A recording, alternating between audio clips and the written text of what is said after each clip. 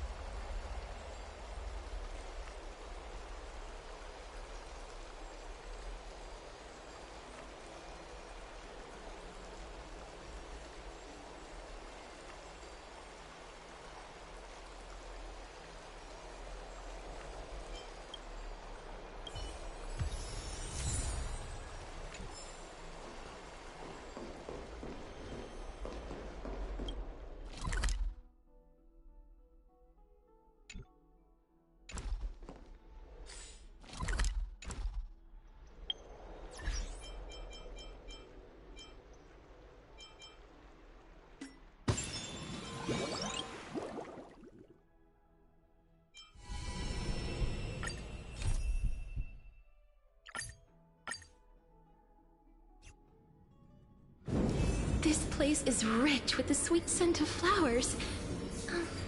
Can we stay here for a while longer?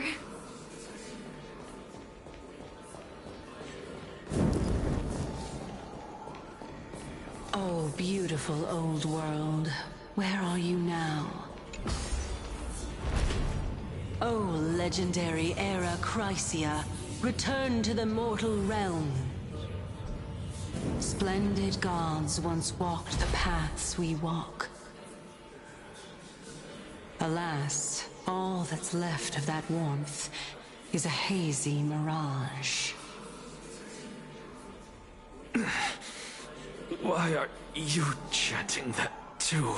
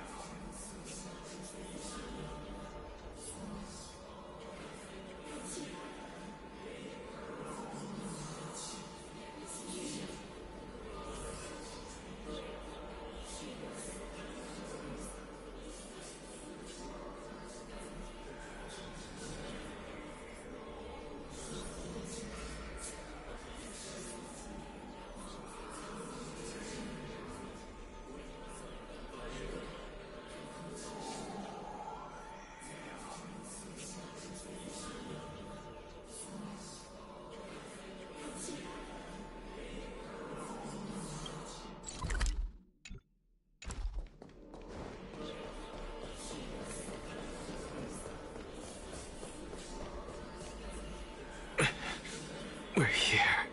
Finally. So, I don't get to ask the Titan my question, but all of you make for a pleasant surprise, nonetheless. Very well then. Let me uncover the truth for myself. Did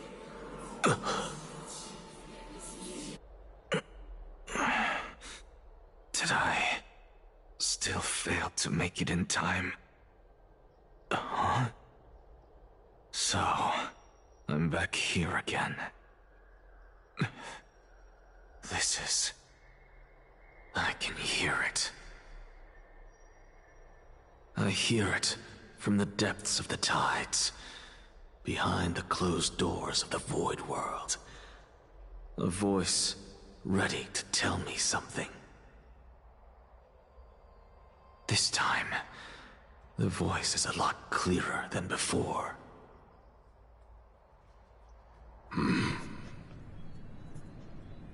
Since we've come this far, let's just wait.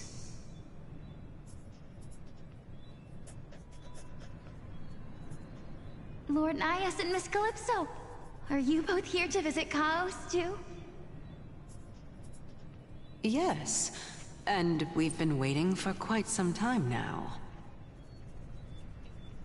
Regrettably, he hasn't answered us.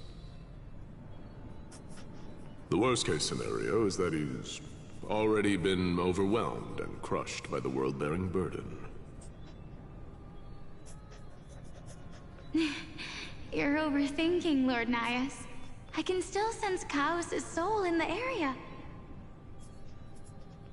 And besides, we both know Chaos' nature. A deliverer like him wouldn't fall so readily, much less give up on all that he holds dear. Isn't that so? Yes. I have faith in him. That reminds me. Why are you making this trip alone, Polixia? Oh, my sister needs more time to make sure the flowers are fine.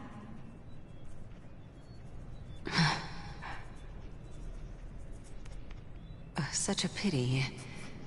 Both of you have hearts kinder than anyone else. Yet you are born only to take over Thanatos' divinity. Everything that I see and hear this time has left me shaken to the core. What may seem like a mundane conversation is in truth a once-in-a-lifetime exchange that has revealed the ultimate answer to Circe's question. The conjecture has taken shape and must now be solidified into a theorem. Next, I only need to seek verification from Kefali. By doing so, I can answer Circe's question and reclaim my body. But no, I will not do that. That isn't important. Because another one of my conjectures, one that I have always dreamed of proving, has been proved right this very instant. Fusing a mortal soul with that of a Titan to replace said Titan is not a ludicrous idea after all.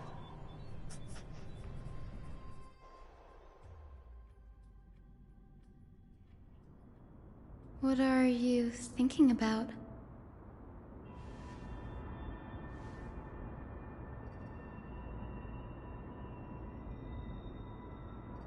Is that so?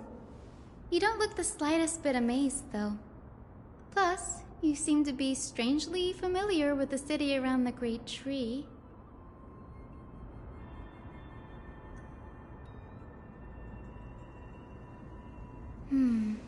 Events of the past, huh? I was also a child when I looked up at Circe's. Their leaves and branches reflected the sparkling stars, and their trunk was like a pillar that supported the sky and ground. I stood at this very spot back then, imagining the day when I could climb to the top of this tree, because I would be the closest I can be to the sky at that spot.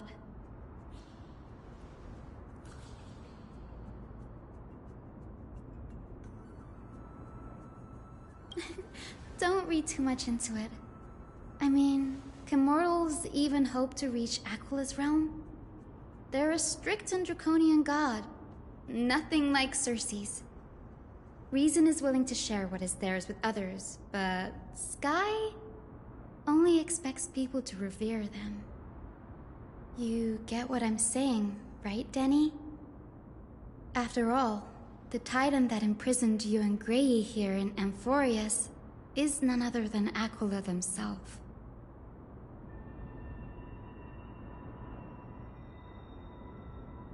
But there will always be people who dream of soaring towards the sky. The Grove has a wealth of research on Aquila, and that is exactly what we are here for. It's just, I never thought Grey would meet with something like that before we set off. As a physician, I should have been there by his side.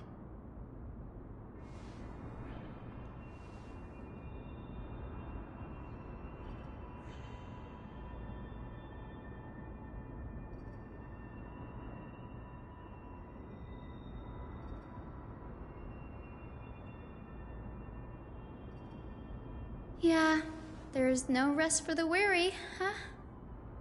In any case, what we're looking for could be anywhere in this enormous grove. Let's split up to cover more ground. Danny, with your skills, I'm sure those monsters born of the Black Tide will pose no threat to you anyway.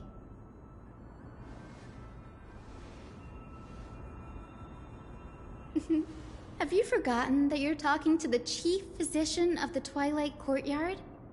Have more faith in me. I'll be just fine.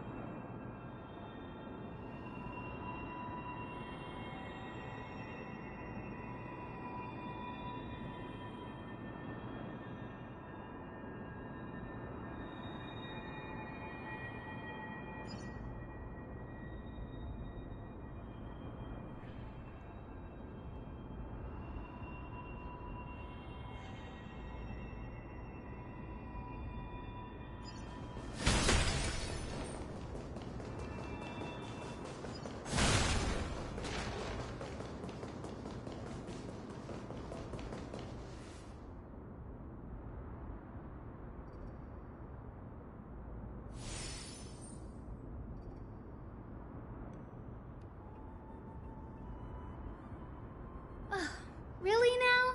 This is way more trouble than I could have asked for. Or you could sit back and watch.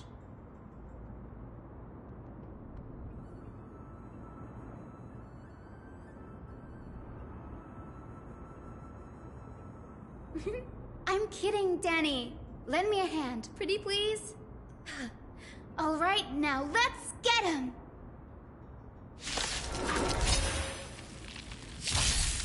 There's more to life. Existence is unity. Root here. My friends? Indulge yourselves! As you wish. all will be swept away by the wind.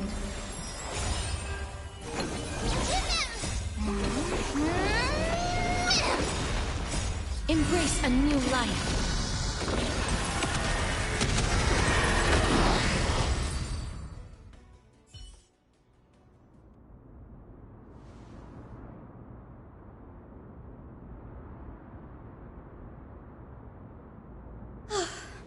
The Black Tide is remarkably quick to detect the light of Amphorius.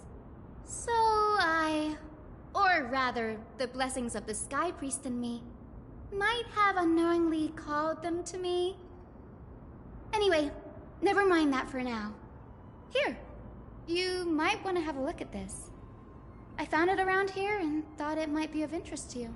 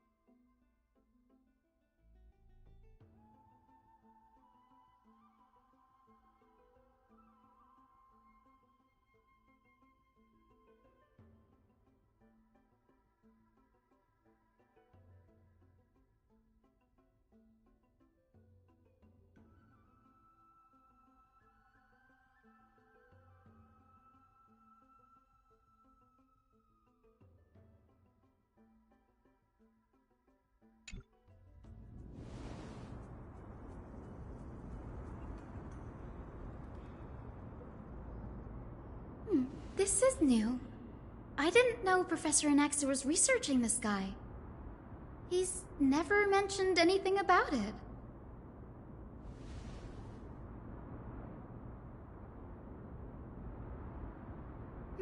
Might is an understatement. Anaxa has never been one to venerate the gods, nor has he ever found it within himself to put any faith in the prophecy. People have come to think of him as a heretic, even in a place as liberal as the Grove. Yet, it is also this very blasphemer that Circe's favors. Fate sure works in mysterious ways.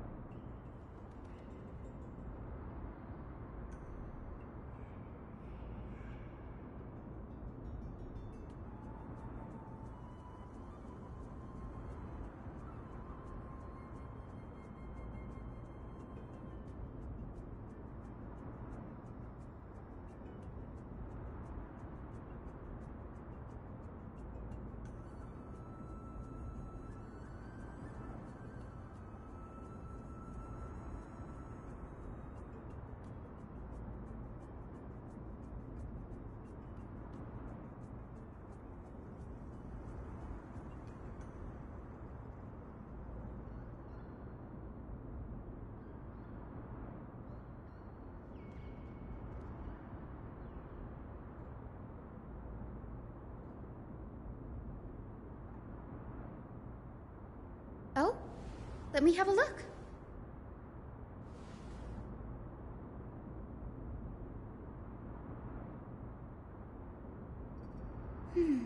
By the looks of them, these scrolls are records of two conversations that took place in the same setting, one after the other.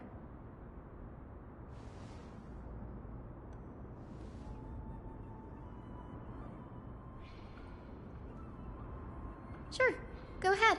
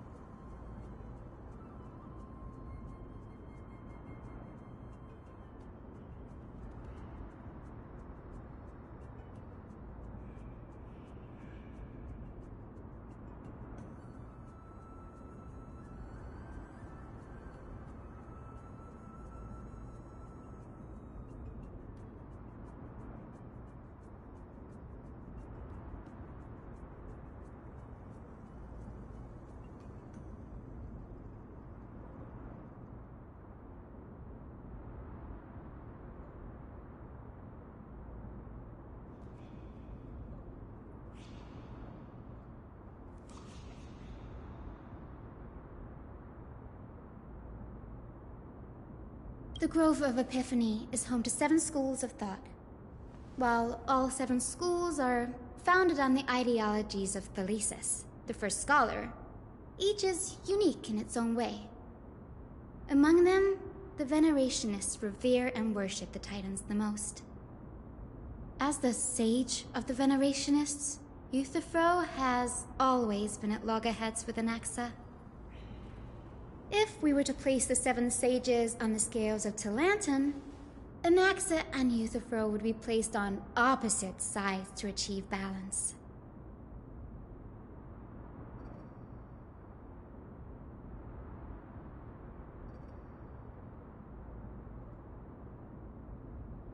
Nearly everyone in Amphorius has heard the story of the skyships by now. Aquila's stature is loftier than the heavens, and their divine retribution is merciless. That's why it's no use building giant skyfaring ships. Oh, but I do wonder if a supercharged mini Treevee cannon could slip past their watch.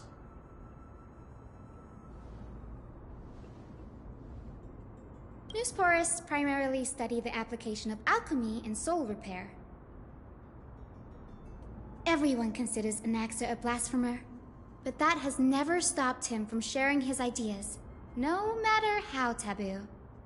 If you must say that he's hiding something, then it's likely what lies beneath his eye patch. Anaxa often says that every failure brings us one step closer to the truth. Perhaps, to him, the crash of the skyship carries a different interpretation. The firmament is not impenetrable. On the contrary, it was precisely because the skyship represented the first step toward breaking free from the shackles of the earth that it provoked the wrath of the Sky Titan and brought divine punishment upon itself. It's a shame that the majority of the Grove's research on Aquila was headed by the Venerationists, with sacrificial rituals making up a predominant part of their findings. Discourse about more esoteric subject matters in relation to Aquila dwindled even further after the skyship incident. So much so that even this scroll is completely new to me.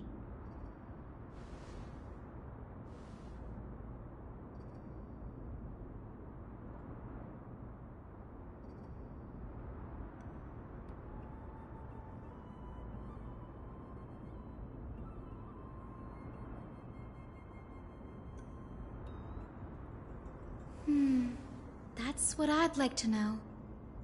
What are these experiments he's involved in?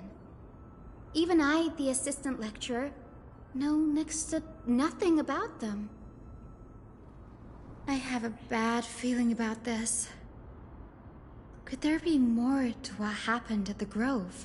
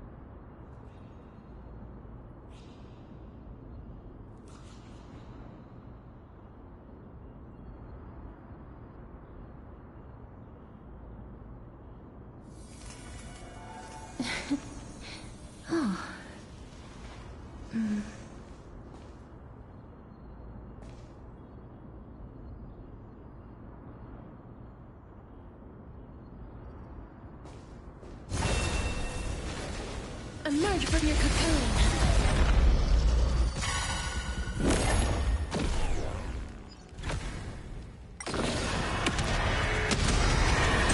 May death protect us! Eternal. As you wish. May wandering souls find their own way out.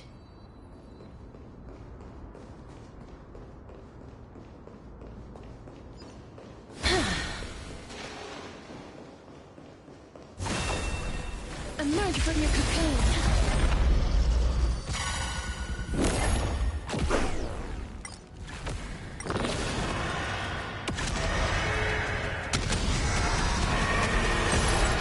I only wish that death may protect us. Eternal melody. Time to mix things up! Root here. As you wish. All will be swept away by the wind.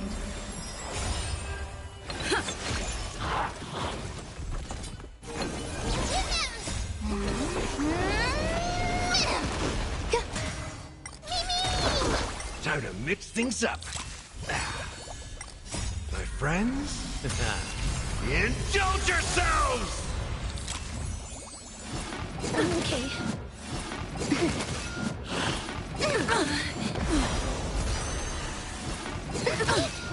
Root here. All will be swept away by the wind. Time to mix things up. Confidence. Okay, as you wish. Embrace a new life.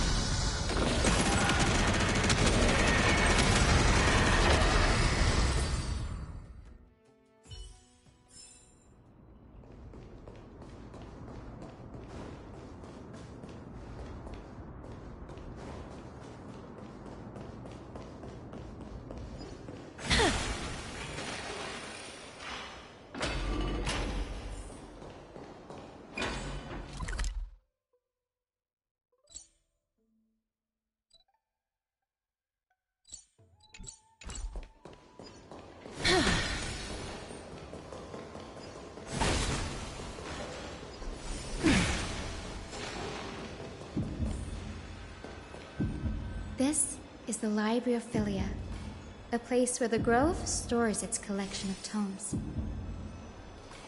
Other than books written by the 7 schools, you can also find philosophical texts, ballads, and religious writings from the Outlands here.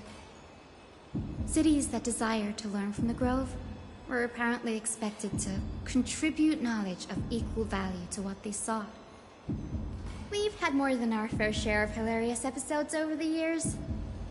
For instance, it's said that the Erythro-Keramists once borrowed a manuscript from a certain author, but ended up returning a copy instead of the original. What's more, the original manuscript was supposedly then hidden here.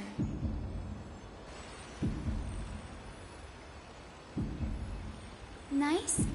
No need to hold yourself back, Danny. You can just tell it like it is. Their behavior was no different from bandits.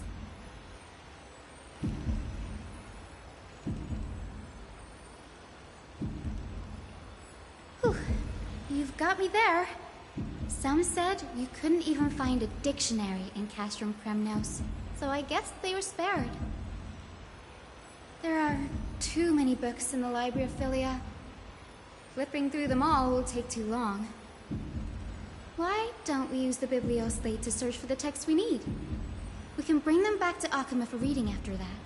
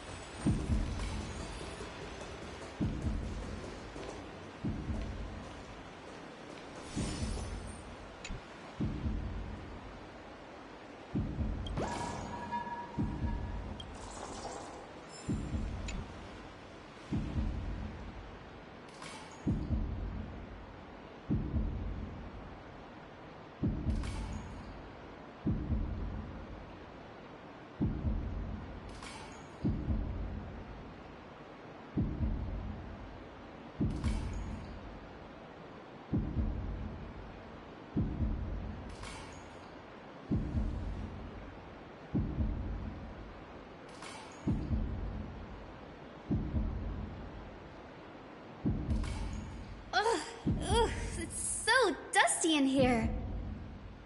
Whoa. Are these all complaints about him? I can already see what they must have written. Anaxa has no respect for the gods. His very existence undermines order in our society. They're probably all things like that.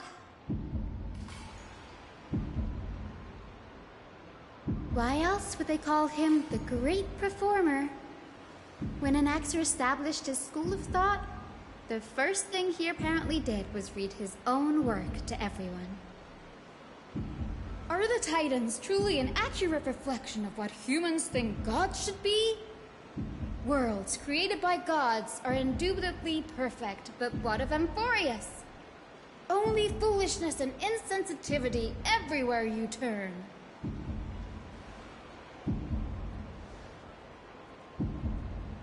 They marched him straight to the seat of judgment before he could finish. Though what he took on in the end was more of a debate than an actual trial. He had to address every one of the scholar's allegations, or face expulsion from the Grove. The first allegation was...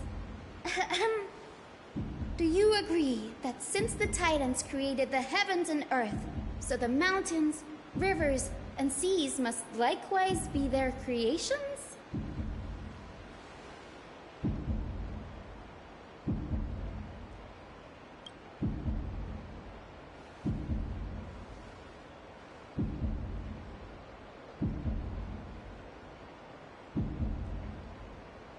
Anaxa would have probably been spared a lot of trouble if he had answered this way. Instead, he quoted past instances of the flame-chased journey, and posited that humans have the potential to take over the divinity of Titans. Needless to say, his critics didn't take kindly to his answer, so they followed up with a second allegation. You claim to be studying souls, yet you are, in fact, defiling them and committing acts condemned by the gods. Do you admit it?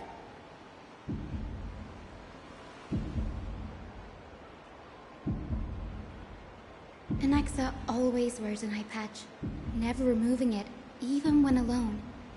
Some say he used one of his eyes as an alchemical ingredient.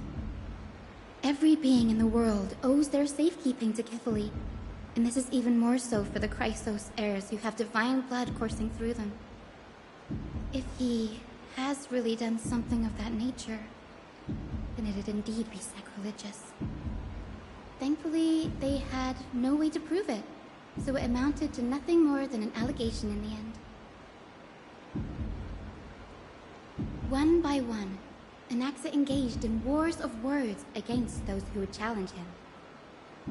Toward the end, a scholar asked him, Anaxagoras, have you any respect for the gods? It was only after a brief silence that he answered, I have never denied that Titans are meant to be noble constructs.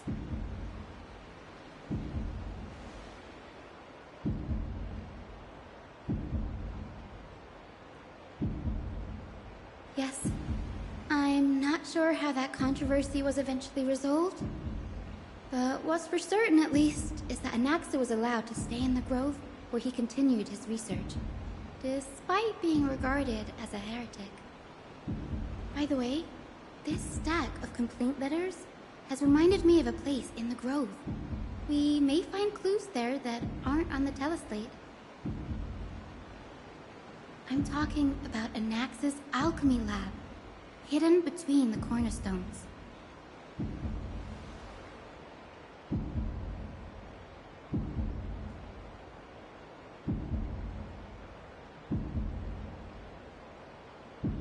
It's a well-kept secret.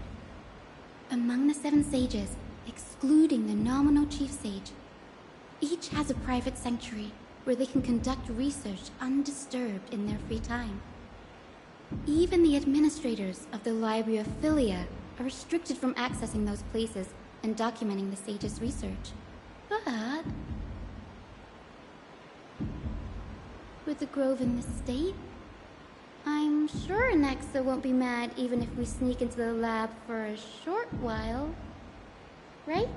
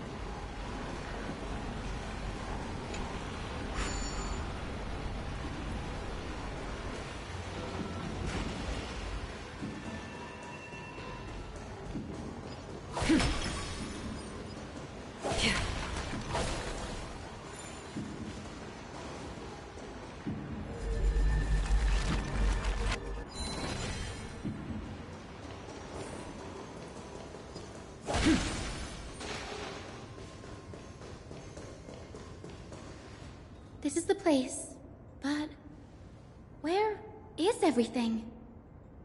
Materials for alchemical experiments, matrix diagrams, and even the seal to the lab. They're all gone. Did the Black Tide destroy it all?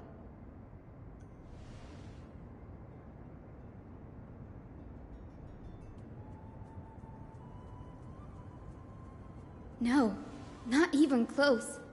Not only are alchemy experiments high-risk activities, but Professor Anaxa also has a penchant for using bizarre materials. Students often saw him walk in looking right as rain, but come out covered in soap with his hair singed. Naturally, no one dared to come near this place. Huh? That bookshelf over there seems to be the only thing still intact.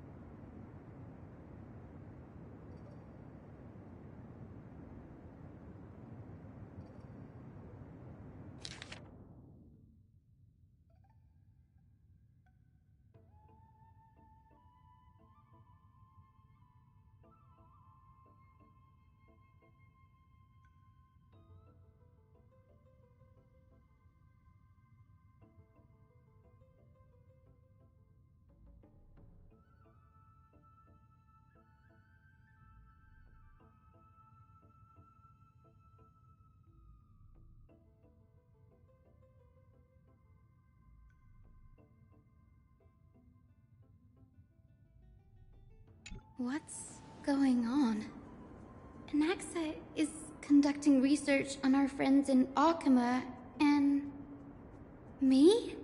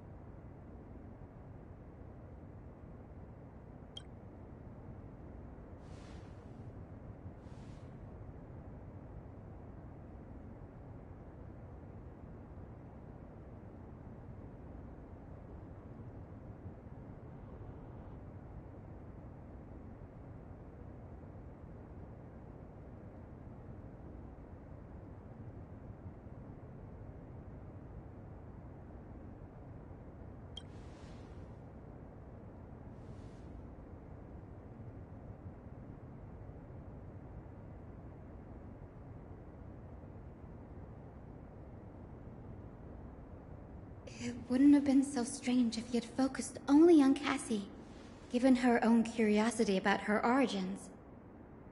Plus, considering that the new Sporists have crafted omnipotent medicines capable of curing diseases, it also makes sense that he would conduct research on immortal Chrysos heirs. But now, it seems Anax's objective was never to create medicine, but to identify the origin of the golden blood and figure out its inner workings.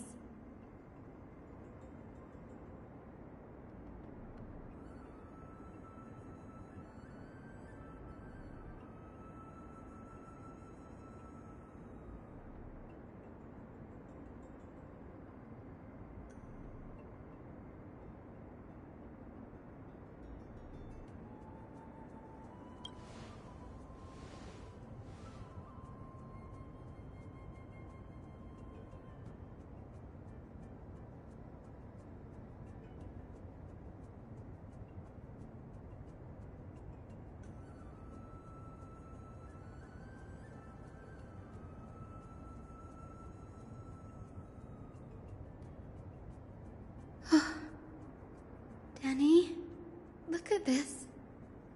I have a bad feeling about this.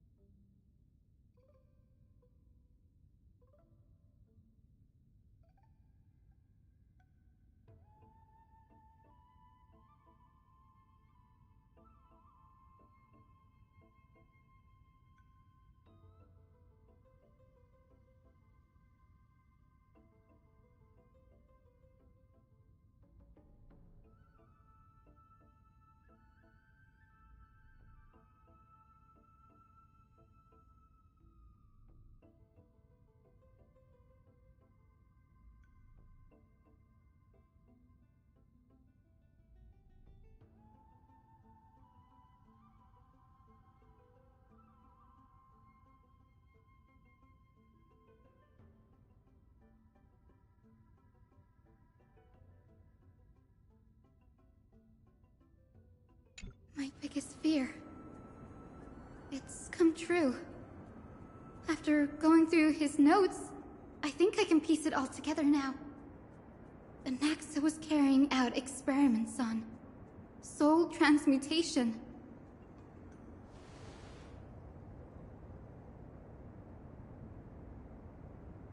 Yes, this is what he was secretly conducting research on. Something he had to keep hidden from others. Compared to his public speeches, this is the real blasphemy.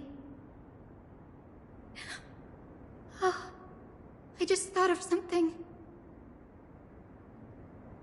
Do you remember when the Black Tide was approaching?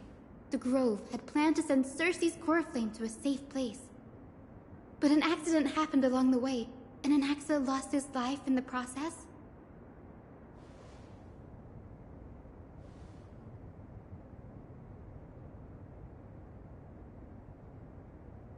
That's right. But what if Professor Anaxa's fusion with the core flame of reason wasn't an accident? Put yourself in his shoes. Knowing that the Black Tide was closing in and your time was running out, what would you have done?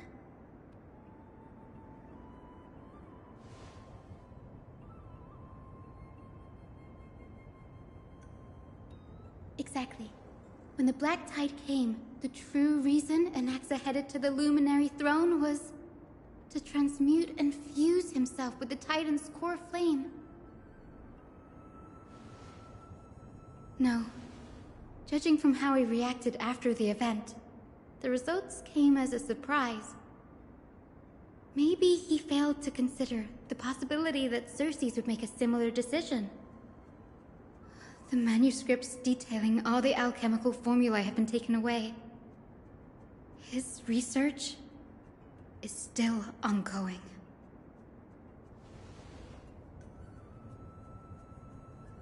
Like what? There's only one Titan left in the world now.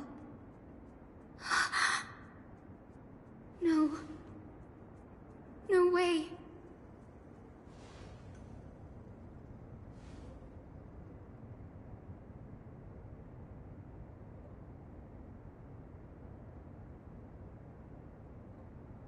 He's after Kefali.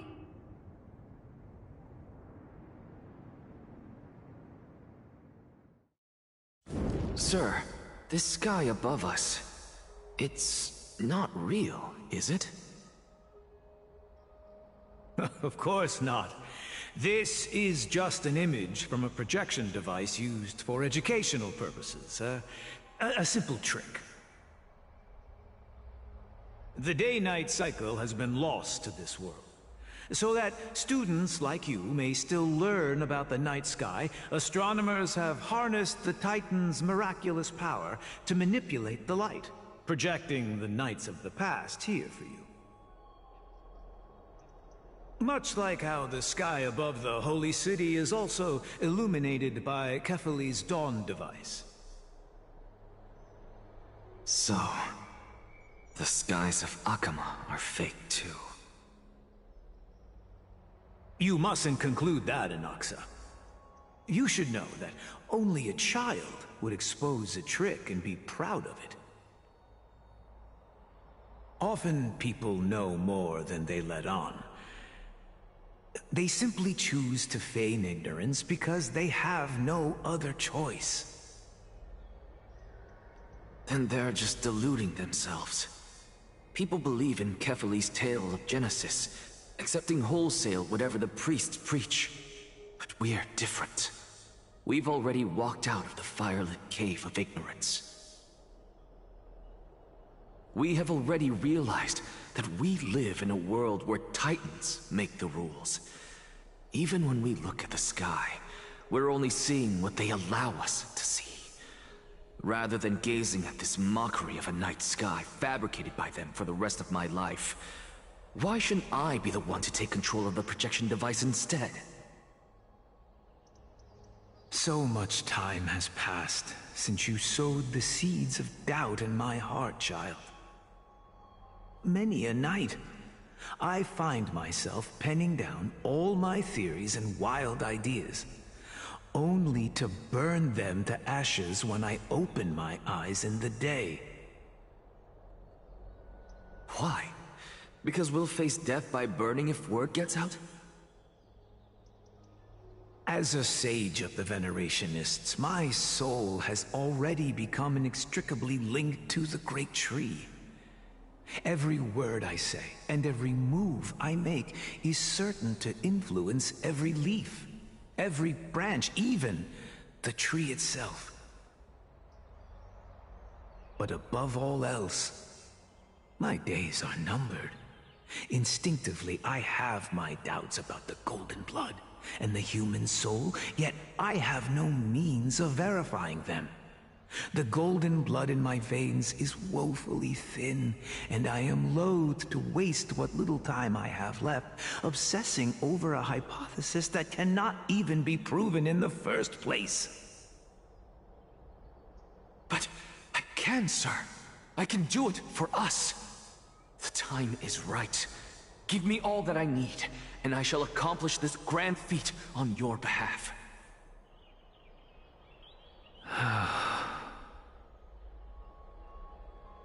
You're right. I shall do just that. In the next meeting of the sages, I will spare no efforts fighting for the rights you deserve. Go. Establish your own school of thought. Find out what we are. Become the one who conquers the ultimate truths of the world. Child of humanity. You didn't go to such lengths for an audience with Kefali. Just ask him a few questions, did you? So, you figured it out. If I were as foolish as a Dromus, perhaps I'd throw myself down and prostrate before their greatness, begging for the gods' prophetic wisdom. Well, sorry to disappoint, but I'm no Dromus. Alas, I am a human, standing tall on 2 feet, possessing both intellect and pride. Before such power, does it make any difference whether you're a human or a Dromus? I'm sure you're familiar with the story of the Styxians. When the raging waves threatened to swallow them, they didn't just give up and become sitting ducks. No. They constructed a dam that kept the roaring tide at bay, chaining down the mad Fagusa. They call me a blasphemer, Circes. But that doesn't mean I deny the existence of gods. It's just... as I see it, Titans are simply a force that mankind has yet to find a way to tame. Oh? If power that rivals the Titans is what you crave, why not conform to the prophecy and brave the trial?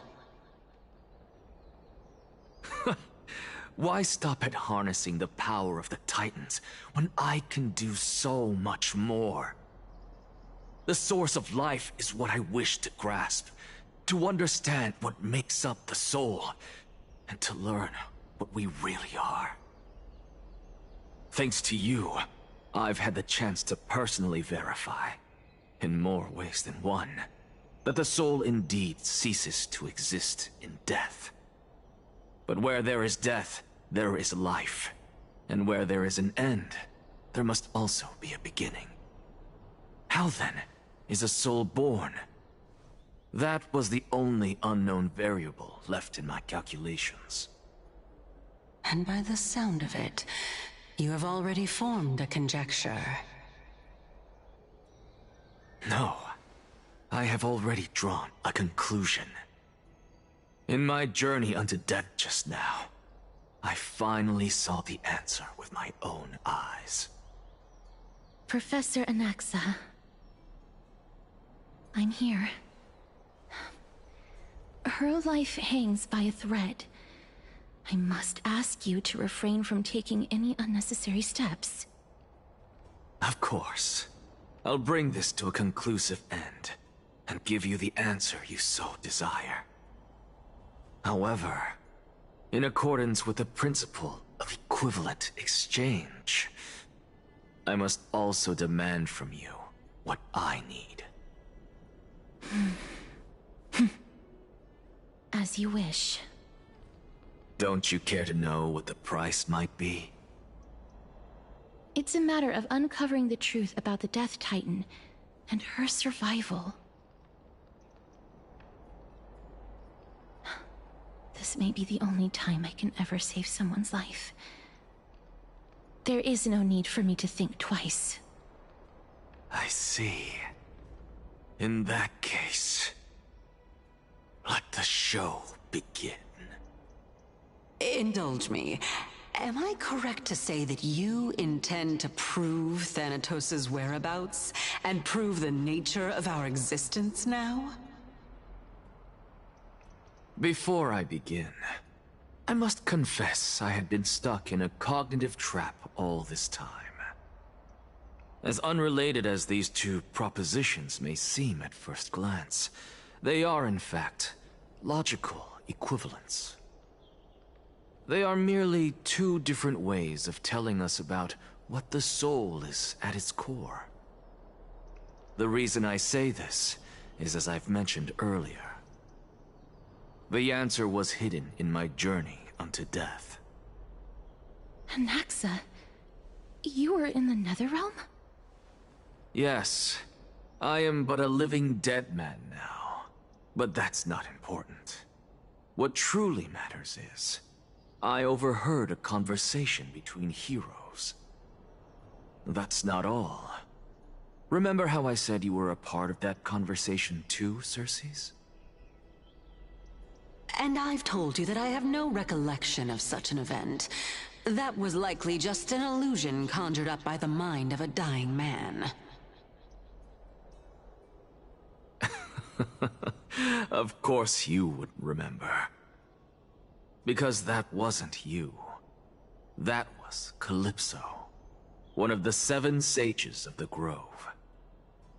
Calypso? Huh? Oh, that's the name I made up on a whim when speaking to this girl. How do you know of it? And surely you jest. Don't you think I, of all people, would know if that were the name of one of the 7 sages under the shade of my tree? Don't you claim to know the Grove's past like the back of your hand? It seems you've lost even the memories seared into your soul. Use your head, Circes. Since all of this took place in the realm of the dead, it stands to reason their likenesses are of souls from the past.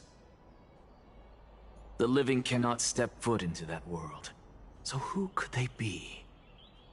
Think about Calypso. Why does she share your likeness, yet you have no idea who she is? The answer is evident, is it not?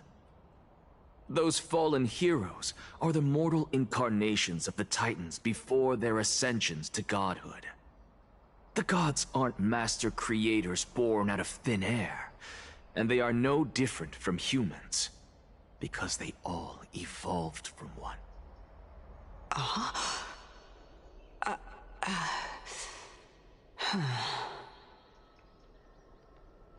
Does this answer disappoint you? Yes, because you've answered nothing. If I truly was once human, as you claim, then where do the children of humanity come from? Even on the off chance that you speak the truth, this brings us no closer to grasping Thanatos' whereabouts. How are we to find them? I knew you would say that. But it matters not. I know what I'm doing. Actually, why don't we have this supreme being standing before us tell us everything? You can revive a Titan? Humans cannot return from the dead. Neither can gods. But all we need to do is look at this from a different perspective, and the problem will resolve itself. The solution is simple. Just like what you did to me. If I'm reborn as Kefali, I can rebuild the world and all within it as they once did. Simple, is it not?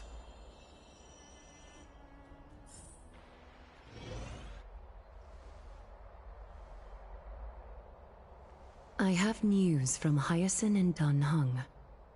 Anaxa might be trying to do something with Kefali's divine body. Kefali? But what could Anaxa want? Is the Council of Elders going to sit around and let such a sacrilegious act unfold? That is not possible. He is indeed the great performer, capable of fooling anyone and everyone with his tricks. I'm sorry. No need for guilt, for this is good news to us. The Council of Elders has found themselves a traitorous ally.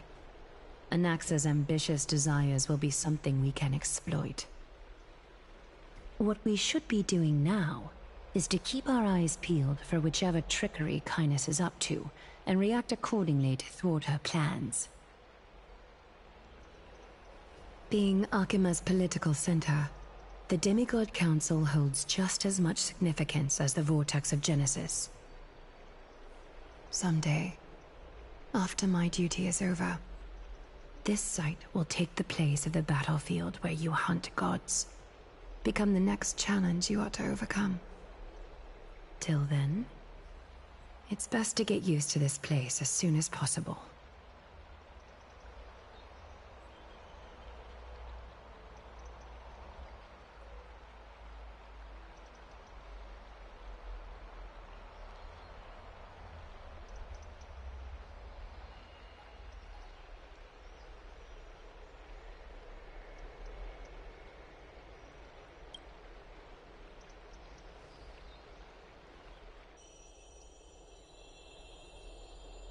Preposterous! The Christos heirs only have their standing because of the Council of Elders! How dare they trample over it!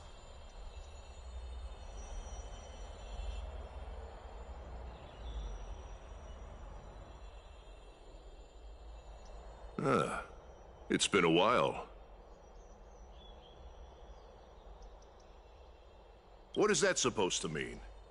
Is this really the sort of person that the young lord praised as a ferocious warrior? It has indeed been some time, Lord Crateros. What brings you here in such haste? Shh, keep it down. Be more vigilant. See those duplicitous dogs over there? They do the dirty work for kindness. I've already ordered my people to hold them back, but we should still lay low. Unless you're itching for a bloody fight to get a workout in. My bad. So, did something happen? Did you hear thunderclaps last night?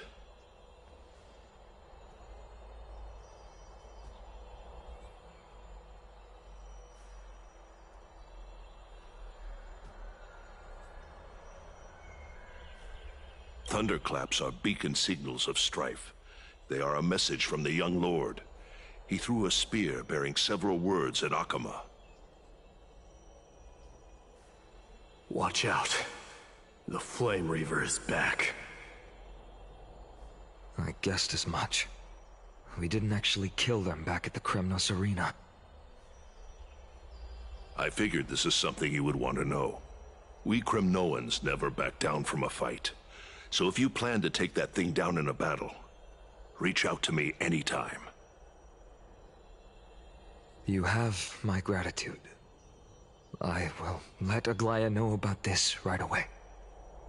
Remind her to be on her toes while you're at it. That vicious kindness has been unusually active lately. Those lackeys she keeps under cover have been going in and out of the city a lot more frequently these days. Some even seem to be getting Kremnoans to defect to the Council. Get off the stairs! Get out! How dare you! Don't place that! That's her. Looks like you can see it for yourself. We should get back. Thank you for the intel, Lord Crateros.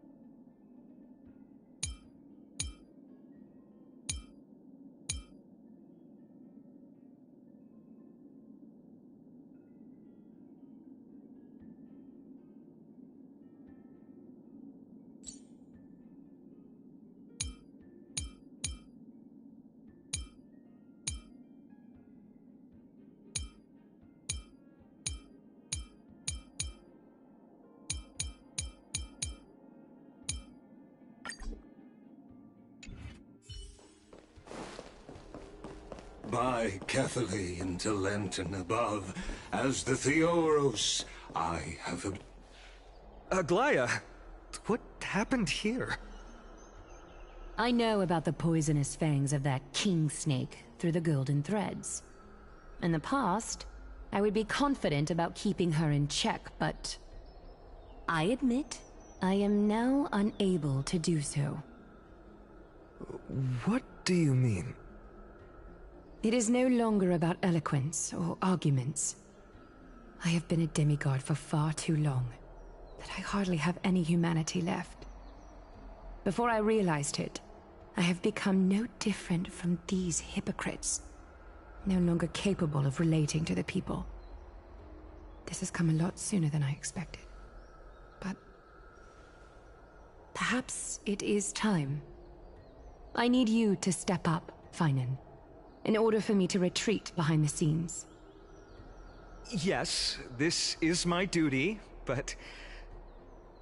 It is far easier for the Council of Elders to fool many than just fool one person. Their so-called more support is no more than a ruse to distribute power using words instead of lances. There is no glory in winning this debate, but that makes having respect for humans so much more priceless. Finan, you are a Chrysos heir without flaw, capable of relating deeply with humans. I appreciate what you've taught me, Aglaya. I hope we'll live up to your expectations and win this debate.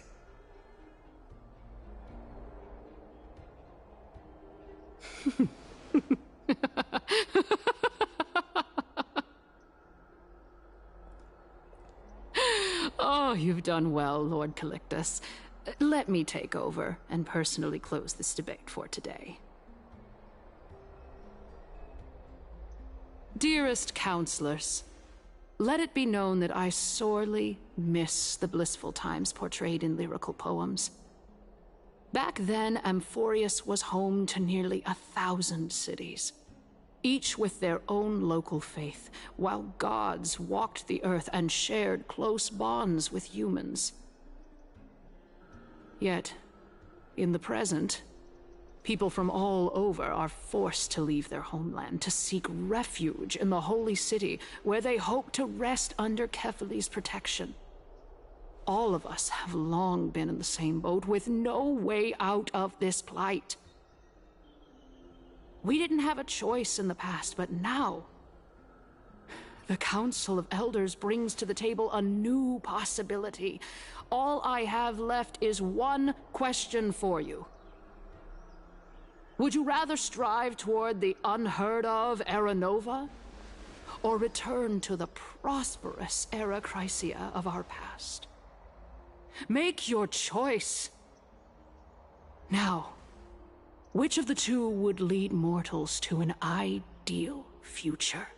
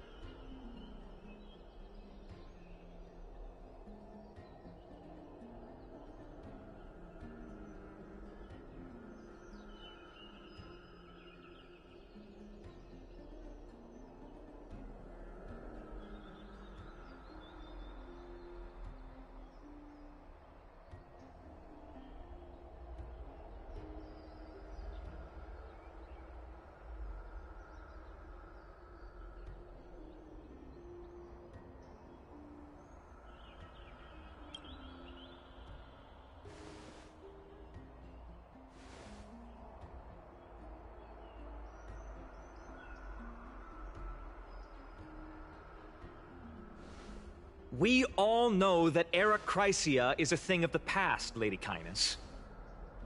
Please, enlighten me. How does the Council of Elders plan to turn back time? Let the 3 Titans of Calamity be born, and Era Chrysia is nevermore. But bring demise to those Titans, and Era Chrysia will descend upon us again.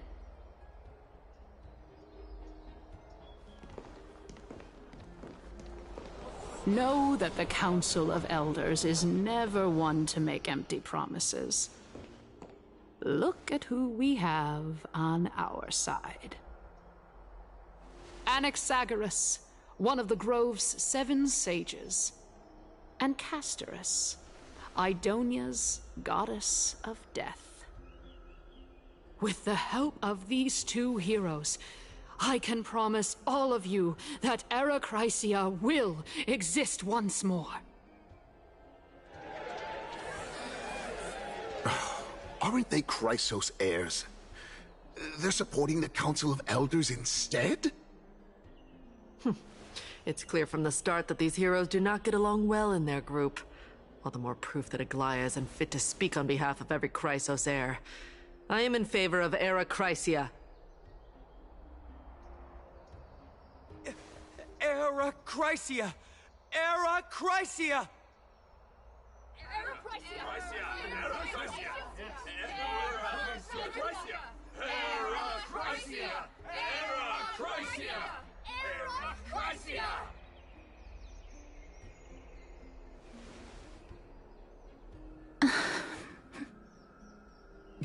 Castorice?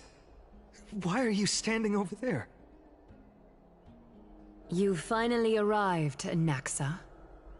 So have you, Cass. Don't worry, Aglaya. Well, I know that you have many queries. Could you continue to converse like how the citizens normally do? Tell me, dear citizens, if we successfully retreat and return Thanatos' core flame without anyone passing the Death Titan's trial, what would happen next? The answer is simple. We will have a chance to rid the world of death and bring Amphorius back to an era when all beings live forever. We'll usher in a new future that will be entirely different from the Flame Chase journey. He's one of the 7 sages. That's impossible. I really don't believe this. Your proposal is much too idealistic. As long as the Black Tide still exists, how can we go back to the old days? Remember what I previously said? Kefali's core flame is guarded by the secret power of the Council of Elders. Plus, Pagusa's water curtain will be able to block out any external perceptions. Tell me, dear citizens, have any of you ever seen even a glimpse of the threat that this person is talking about anywhere within the walls of this majestic holy city?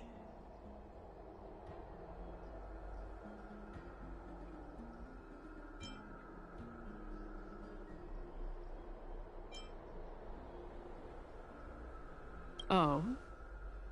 Could it be that you heard that from the Flame Reaver themselves? Citizens, let's loudly sing the blessed hymn. Oh, beautiful old world, where are you now?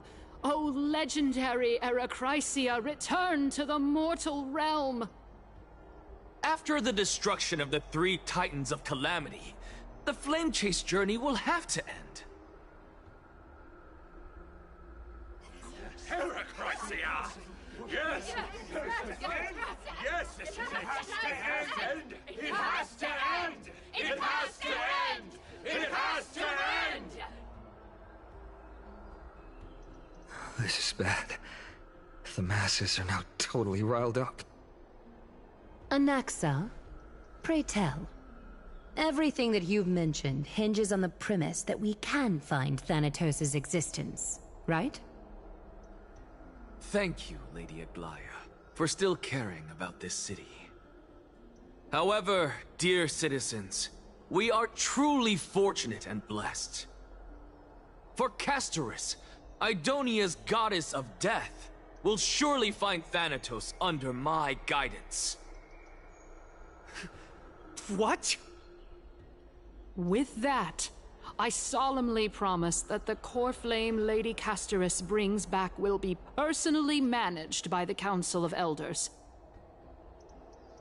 Thereafter, if we are able to garner the support of all of you at the Citizens' Assembly, we shall spare no effort in ensuring that the Erechrysia will return to our world once again.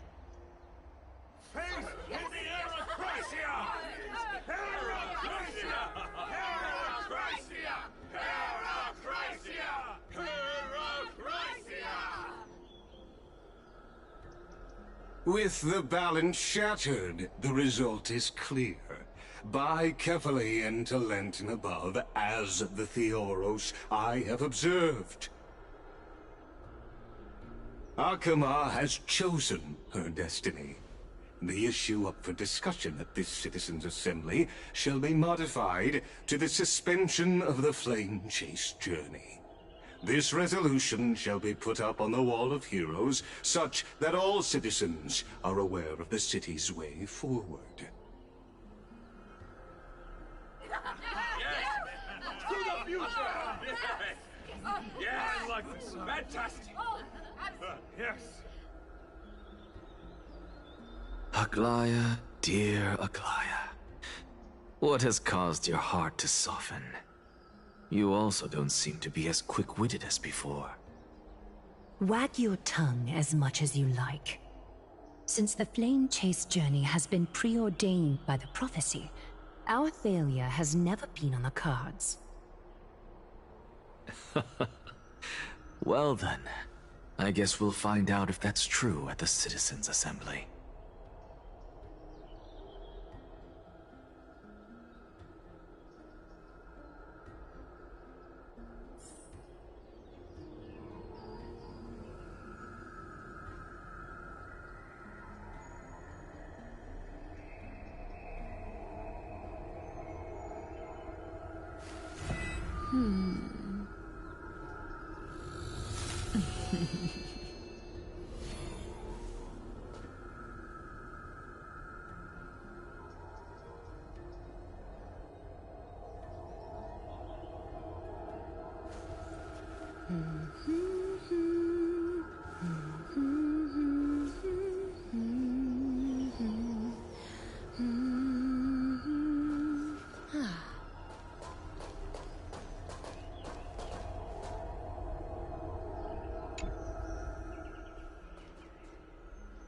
Well, it seems that when I sent you to look for Anaxa, I unintentionally facilitated your partnership with him instead. My apologies, everyone. I know that you have many questions to ask me. I will answer them to the best of my knowledge. In that case, please tell us as much as you can. In actuality, he showed me a past that was both long and heavy. The reason I say this is as I've mentioned earlier. The answer was hidden in my journey unto death. Anaxa, you were in the Netherrealm? Yes, I am but a living dead man now. But that's not important. What truly matters is, I overheard a conversation between heroes.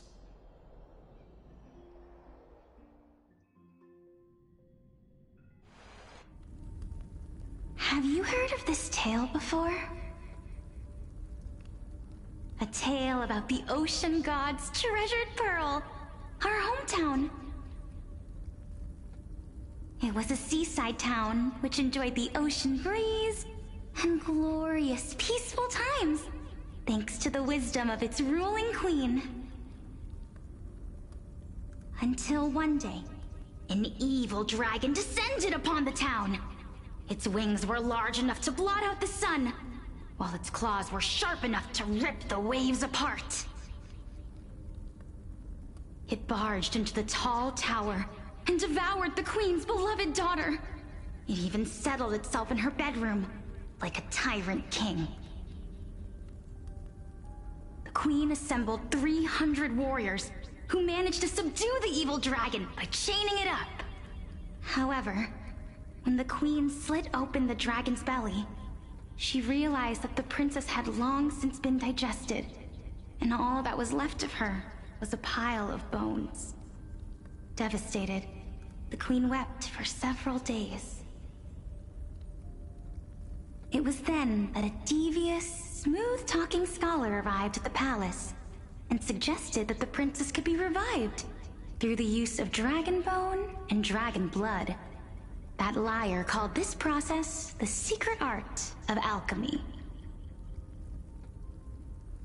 The princess was reborn! The queen was overjoyed, blissfully unaware that the evil dragon's soul still lurked within the princess's body.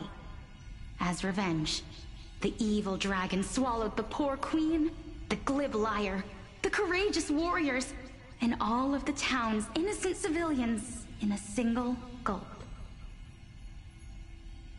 Worse still, the souls of the deceased refused entry to the Netherrealm, because they were filled with regret.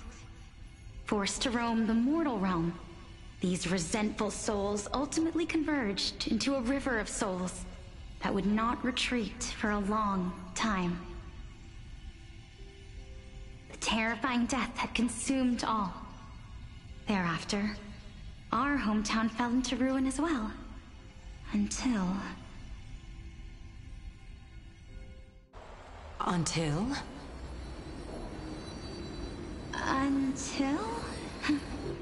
Actually, I don't know what happened next either. Oh, my... It seems that you still like to whet people's appetites even after all this time, Pelixia. So, according to your story, this is how I used to look? It's practically a mirror image. And yet, what exactly is this? A miracle that I created with alchemy. As for what it is and how I was able to accomplish it, I'll keep the answers to myself for now.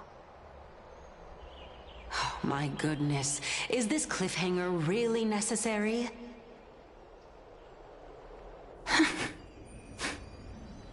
Quiet, Titan. Continue to enjoy this splendid play, and the truth will naturally reveal itself. Dragon, huh? I've heard this legend before. In that case, what do you think of it? I think that this so-called alchemy was a tenuous analogy added to the story by future generations. After all, you've never heard of a tradition of alchemy in your hometown before, have you? Indeed. Before I left home to pursue my education, I never even knew that anybody was looking into this area of study. Therefore, we can just treat this tale as a fable told to young children. A fable, you say? If so, what moral is it trying to impart to the kids? I guess it might be the concept of equivalent exchange? Oh? I thought the moral might be closer to something like honor the dead. Huh. What? At a loss for words? No. I merely realized that we're both thinking of the same principle. If life is priceless, then there is hardly anything else in this world that is of equal weight to it, right? Indeed. As expected of the wisest scholar in the land. You flatter me. Why don't I ask you a question as well, as a form of equivalent exchange? Of course. What is your question? If I imparted my knowledge of the art of alchemy to you, would you use it to resurrect someone you loved? What? What kind of strange question is this? I got it. You're just trying to get me to tell you whether I like anyone, right? Let's just leave it at that. That was rude of me. Yes, I would. Oh? Death is inevitable. In the days to come, I'm certain that someone whom I cherish deeply will leave me for good.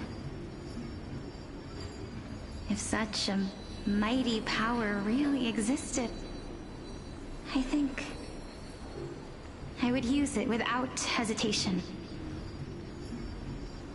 After all, You, me, and the rest will all have to face that fateful moment eventually.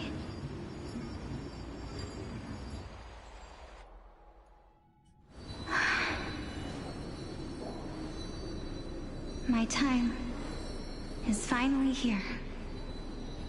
However, perhaps because of my firm belief in the immeasurable value of life,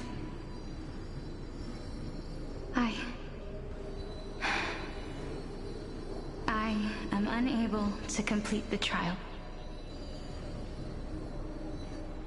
You shall wither, and through that, the dead will sprout again from the remains, and be reborn with the dead flame. It is a pity that fate is such a cruel mistress. Is there no other way of interpreting those words? I'm afraid that the meaning is clear. Between my sister and me, one must pay the price. Our trial can only be completed when the one chosen sacrifices her life.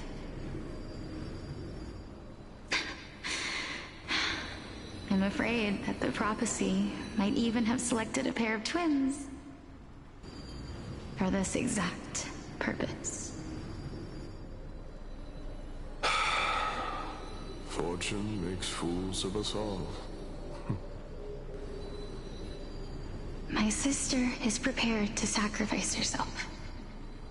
And yet, I can't do the same. How absurd. My time is almost up, but I'm still afraid to welcome death. What should we do? If I'm ultimately not able to make up my mind... Since Chaos is willing to guide all of us and leave this trial to the end, there is still plenty of time for you to ponder. That's right. Don't allow the fog of an uncertain future to cloud your mind. Trial, prophecy, the topics that they're discussing seem familiar. But these three people must not have left their names in the epics. Otherwise, I would have some recollection of this.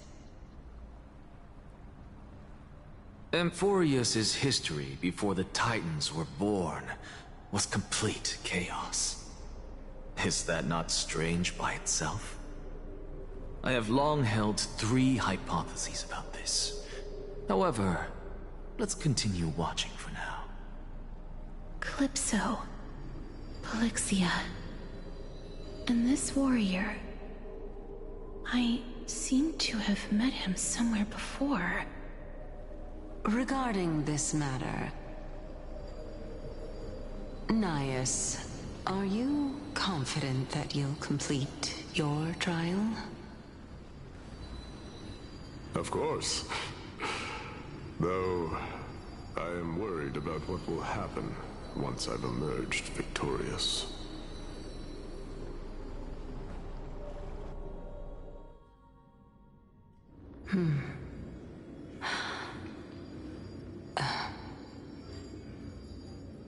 Looks like you have made up your mind.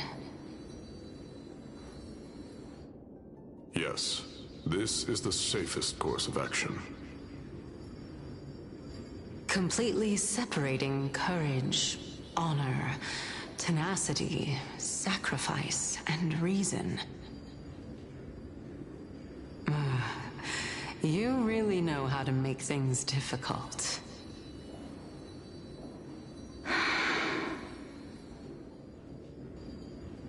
Please, young lady, witness my fall and demise. Lady Calypso, you shall host the soul-rending ceremony.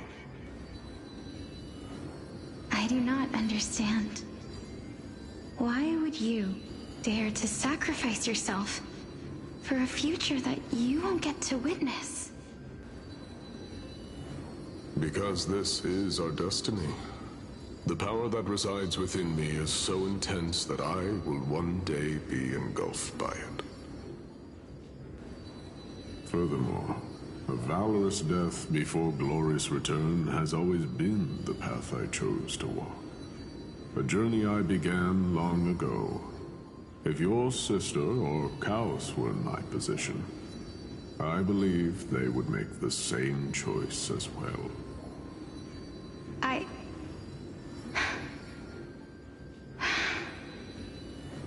I'm not that brave.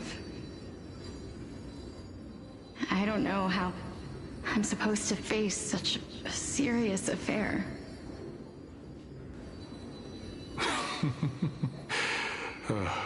Despite being Death's chosen one, it seems you still don't know how to face it. Let's chat, young lady. Perhaps I shouldn't end my journey so hastily. Since there's still time, I'm not worried about letting fate wait a little longer. Of course.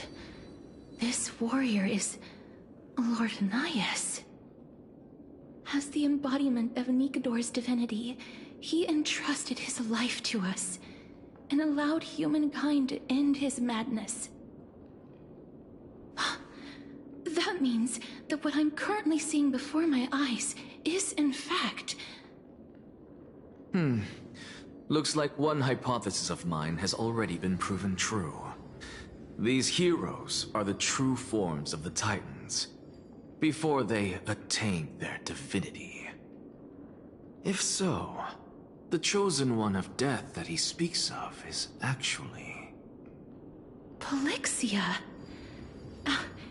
Is the previous form of Thanatos? But her appearance... If this is true, as long as we can find out where she went, we'll naturally be able to figure out the location of the Death Titan.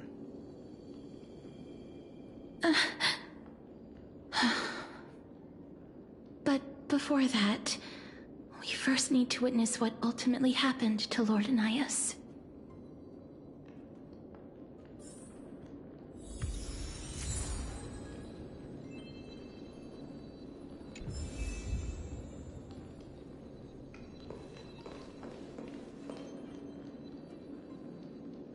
Nikador's courage is a testament that they have never once retreated from a battle.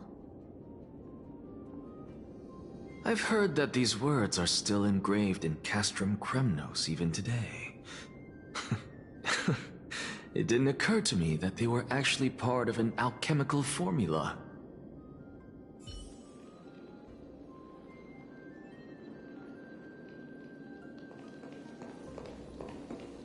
Lord Anias' honor is sealed here.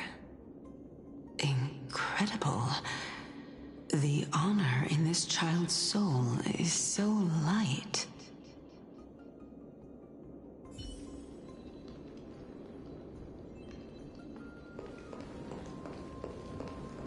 I believe that his tenacity is sealed within this statue.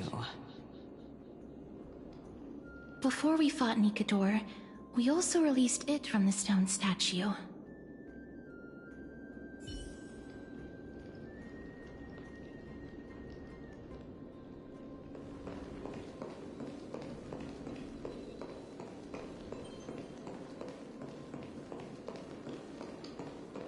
Sealed within this statue is undoubtedly his sacrifice.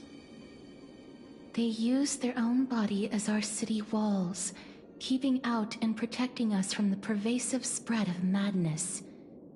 They are acutely aware that if the end times were to arrive, there would be nothing left in this world to conquer.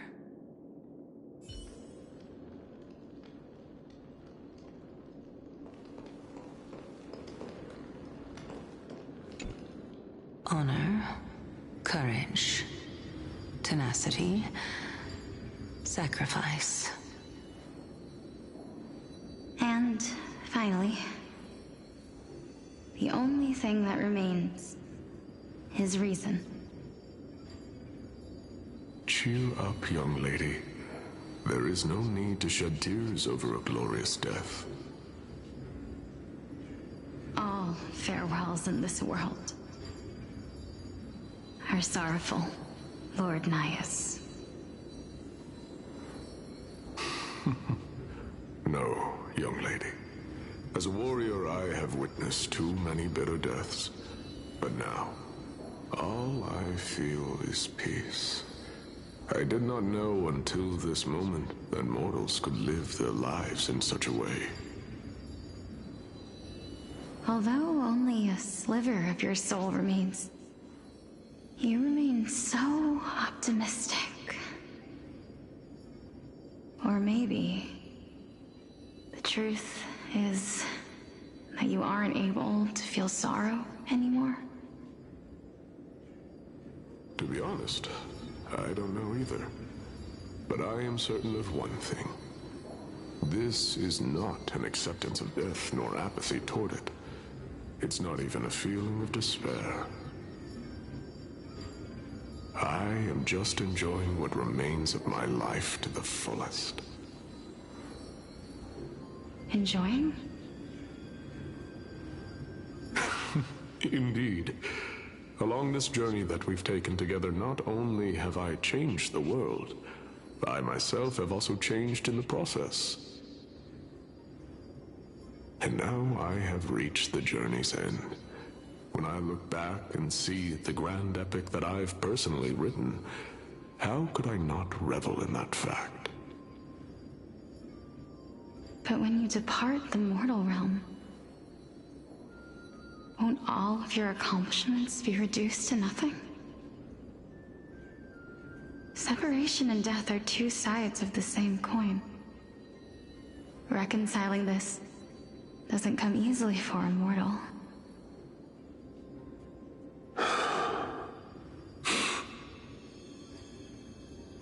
Finally, let me recount to you a story of mine, young lady.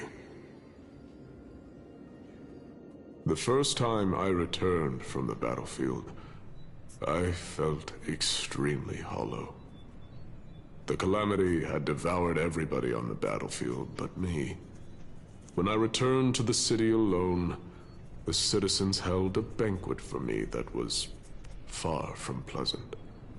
I felt as though I was still on the battlefield, and the person who had returned was nothing but an empty shell. It was late into the night by the time the banquet ended. My head still reeling, I returned alone to the barracks. On the way back, I encountered someone. It was a crazed scholar looking at the night sky and muttering to himself by the side of the road. Although I tripped over him and fell, I wasn't angry in the slightest. And maybe because I saw myself in him, I inexplicably asked him a question. Do you think that it'd be better if we just died on the roadside like a couple of stray dogs? To my surprise, he shrugged his shoulders and sighed. How does someone who is currently experiencing death, dying and living, afford the same amount of bliss? Now please, go away and don't block my starlight. Are you trying to say that there is no difference between living and dying? For they are both journeys that lead toward death? That's exactly what life is, and death is, but a scale to measure how valuable the journey was. Journeys and epics are only glorious and magnificent because all things eventually fade to dust. Therefore, young lady, don't detest your fate. Instead, willingly and respectfully embrace it. The embodiment of strife telling me about the majesty of the world. Indeed. I believe that when the fated moment eventually arrives, you will be able to understand my words. It is time for me to knock on death's door. I will set up a long table at the end of the road and humbly await your arrival. When that moment finally comes, let us drink and be merry then.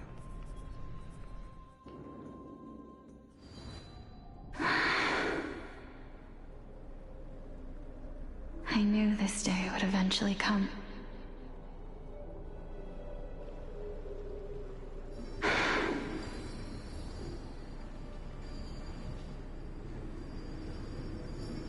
Are the both of you ready? Mm-hmm. Polixia. I'm here.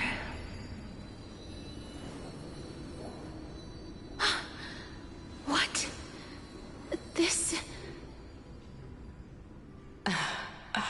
This is quite interesting indeed. Is this... Polixia's sister? Is it... me? Now, it's time for us to fulfill our promises.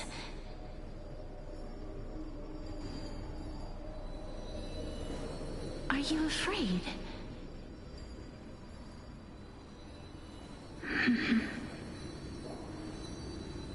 What are you afraid of? That I won't be able to do it.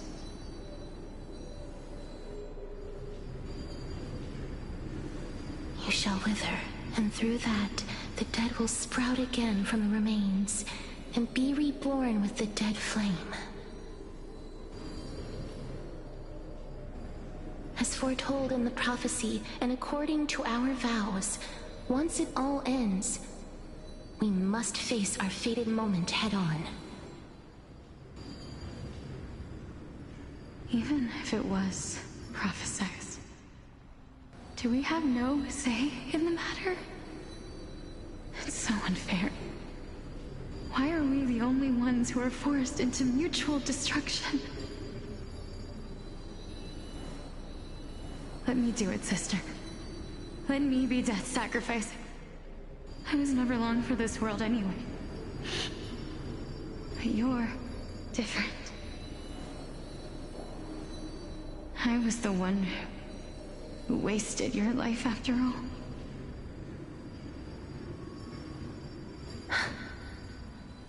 You're wrong, Polixia.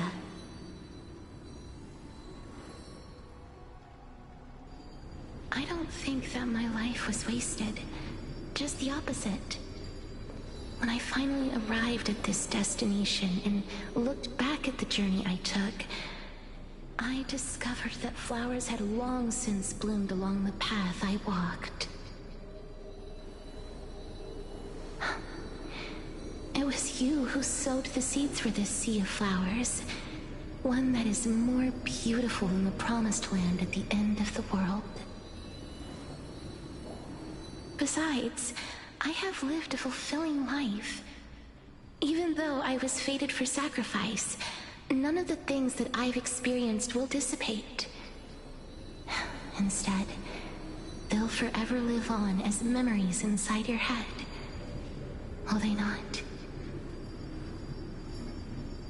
How could my memories of you ever compare to the actual you? Well then, tell me. What exactly are we?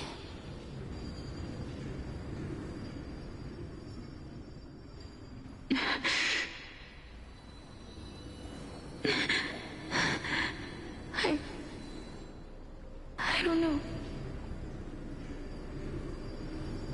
I don't know either. But regardless of what the answer is, regardless of how we're shaped by others, or even by this world, ever since we were born, the fact that we existed was predestined, and nothing could erase it. This is why I will always, always be by your side. We're twins, after after all.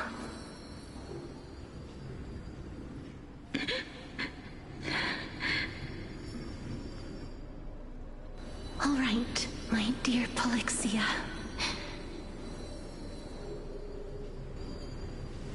It's time to extract my heart and light the flame of death. After that, use it to plant the first bud in the prophesied new world.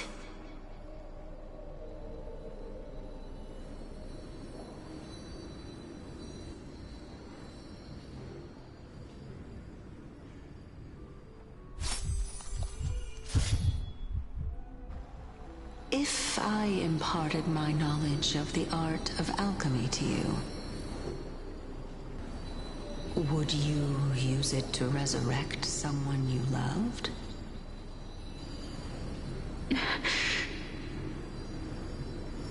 Death is inevitable. In the days to come, I am certain that someone whom I cherish deeply will leave me for good. If such a mighty power really existed, I think I would use it without hesitation. Even now, my answer remains the same. This is why, sister, I promise you, in the prophesied new world, I shall plant the first bud on your behalf. Go now. Return to the Ocean God's treasured pearl, our hometown.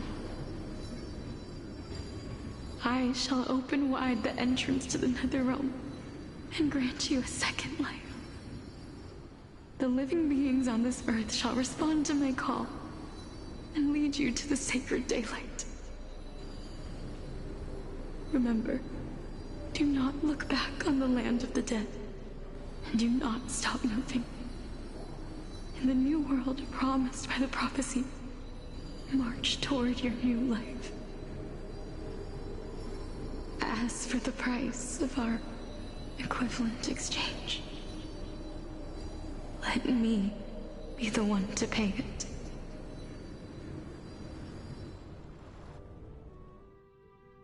Everybody, we've come to the end. Unfortunately, I am not compatible with the Supreme Being, so I was unable to completely fuse their soul into my own body. However, being able to glean all this from them is exciting enough. I'm certain of this now. Before the Titans that we are well acquainted with were born, a group of heroes roamed the land. These heroes followed a prophecy and took possession of divine authorities one by one, until they eventually became the pantheon of the new world. Just like the flame chase journey of today, Amphorius's history is cyclical in nature. Huh. What a startling revelation. This means that the demigods, who bear the core flames, will also become the new Titans at the world's end, thereby shaping a new world? I believe that this is the truth behind the Era Nova, as mentioned in the prophecy. This is utterly unbelievable. Besides, those twins in the past, even if they really are Thanatos, their whereabouts are still unknown even today. Are their whereabouts truly unknown? Didn't Polixia mention that seaside town, the birthplace of alchemy in the tale of the dragon? In our world, there exists a city which perfectly matches that description. Styxia. But the people there worship Vagusa and bear no relation to Thanatos. I have also never been to that place, as in the time of Idonia, it had long turned into underwater ruins. Take this. This is... The new Sporist masterpiece. The Philosopher's Stone. It was made by transmuting all of the sages' wisdom into a single entity, with their flesh and blood as its foundation. Remember? I've mentioned before that the art of alchemy is all about conversion, tempering, and ascension. This process also applies to the pursuit of truth. Regardless of how unbelievable this sounds, the truths of the world have been refined from the impurities. Think about the story of the dragon. This stone will lead you to your real hometown, allowing you to reform the door to the Netherrealm and discover Thanatos' fate. You still look as confident in your victory as ever. But what if your conjecture is wrong? Simple. I shall merely admit to the entire world that my experiment was a failure. However, my line of thinking will not fail because I have already planted the seeds of doubt into the hearts of the masses. Actions speak louder than words, Castorice. With the assembly about to begin, don't forget the promise you've made. I've already searched for so long. I'm willing to try one more time. While we converse, her life is also slowly slipping away. But before I leave, I have another question. What exactly did we witness just now? That was the world imprinted in Kefali's soul. If we are to prove its existence, you must take the final step. Go. Do not disappoint me. I understand. Hey, child of humanity. Don't get antsy. I still remember the question you posed to me. As a scholar, I do not wish to offer up ambiguous conclusions. Let's discuss this topic again when she manages to find the evidence. I merely wanted to ask, was that stone transmuted from your heart? If so, rebirth is no longer an option for you. Why not? When I was a child, I lost someone dear to me. When I was a teenager, I lost my faith. A while back, although you saved my life, I also lost my soul in the process. Now I'm merely forsaking my body. What's the big deal? Why are you always finding ways to die? Isn't it good to be alive? This is but a necessary sacrifice on my path to transform into the purest of them all. Can someone who's dead even claim to be the purest of them all? Furthermore, if your hypothesis is proven correct, does it not just confirm that the myths are true, and thereby invalidate all your theories? No, it's just the opposite. If my hypothesis is correct, it means that I can actually ascend to godhood and reshape this absurd world that you all have created.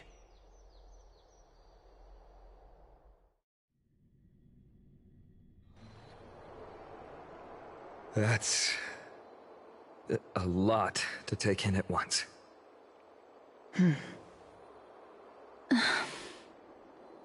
Lady Aglaia, please, let me explain.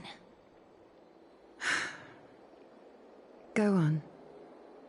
You know that the core flame of death has always been the greatest unknown regarding the Era Nova.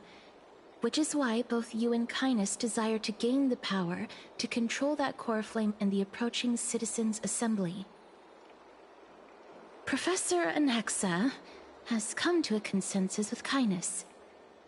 They want to suspend the trial once Thanatos' core flame is reclaimed, hoping thus to eradicate death from this world. If they're successful, then the flame chase journey will cease, and Akama can enjoy everlasting peace. But I know this runs counter to your wishes. So long as we do not usher in Era Nova, the Black Tide will never be eradicated. Even with Lord Mighty on the front line, and the Black Tide not posing an immediate risk, the danger nevertheless remains. Honestly, it's difficult for me to assess the pros and cons in this decision. But someone must bring the core flame before we can begin negotiations over it. The Titan could be very near. I cannot let this chance slip by. Besides, someone has to make this trip to bring back Mrs. Soul. Well said. You already had every reason to seek an audience with Thanatos. It's that great performer who has weaponized your wishes and placed us in this difficult situation. A world without death. Do you desire that too? If fate dictates that my path must oppose yours, I will do all I can to resist it and protect what I aspire to achieve. Lord Mighty showed me that without taking the first step, all talk of what follows.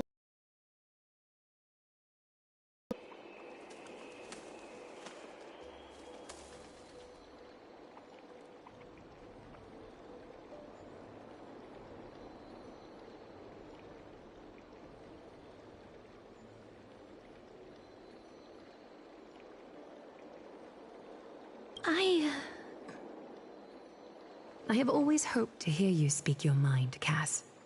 And I am glad to have heard your true thoughts. Styxia. I visited that place in the past. Though it is now an island surrounded by the river of Soul's torrents, it's not hard to see its former splendor. Go. I will not stand in your way. As for you, you are someone who has cheated death. I believe you have more than enough reason to make the trip with Castorice and meet the god of death himself. Castorice, I too look forward to your journey. I wonder what kinds of new interpretations your completed story will bring to the Flame Chase journey. Thank you, Lady Eclia.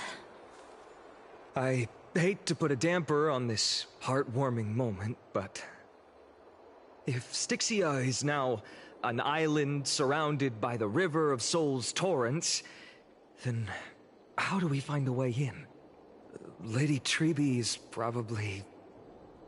The answer is quite simple. In the myths, Zagreus once made the domain of the dead their treasure vault. That is to say, they could enter and leave the Netherrealm as they pleased. And if they could do that, then it follows that the demigod who inherited their divinity must be capable of the same. I'll see you at Marmorial Palace at Action Hour tomorrow. Cypher shall be your guide to finding that ancient city.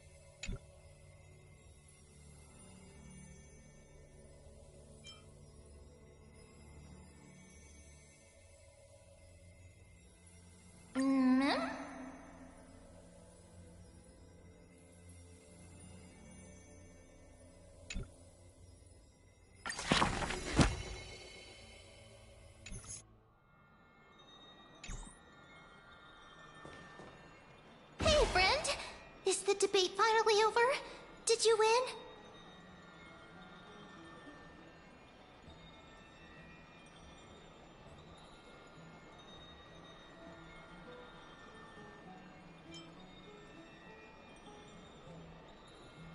Oh, that means victory is around the corner. Well, moving on. I was hard at work even while you were at the debate. I borrowed a mountain of books from Cass to see if I could find a way to solve your problem. Let's see. I still have only 32 books to go. Really? Oh, that's fantastic news. I knew it. Hard work always pays off. Especially if you're as diligent as Ma'am. I feel like a huge burden has finally been lifted off my shoulders. Why are my eyelids so heavy all of a sudden?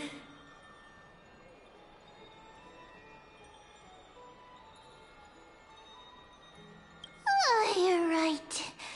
Then I'll go back to...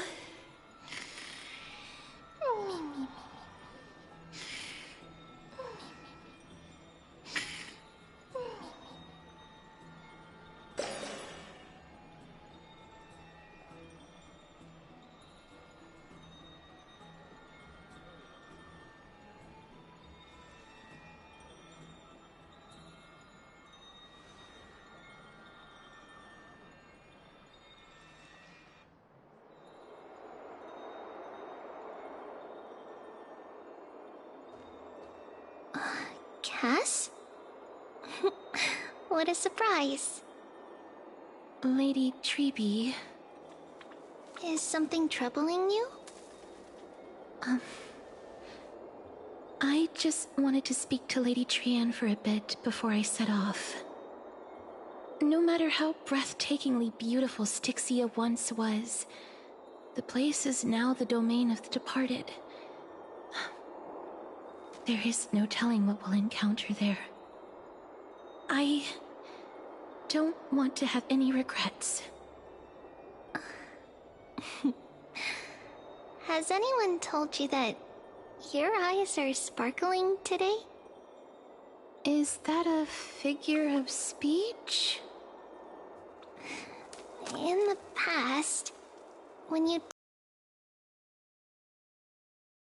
could see that your heart remained troubled, even as you smiled. Lady Treby, you know perfectly well that see you tomorrow is nothing but a white lie. I hope your toughness is not a mask hiding a lonely heart. Cass, you hardly ever talked of your past. None of us knows what you went through, apart from Maggie. But we know it must have been filled with pain and hardships, as it is the fate every Chrysosaur is destined to live out. We are just happy for you that the core flame you're meant to inherit has finally surfaced. Isn't it a little too soon to say that? But you already know where tomorrow is, don't you? There's no need to rely on anyone else. Just give it your all and leave no regrets. We have always believed that your embrace is just as warm as everyone else's. Because we embrace others to comfort them. And Cass, you're the kindest Chrysosaur we know. Thank you, Lady Treby. This feeling... it's hard to put into words. I suddenly found myself with so many wishes. So much I want to accomplish before setting off. Then go do it, Cass.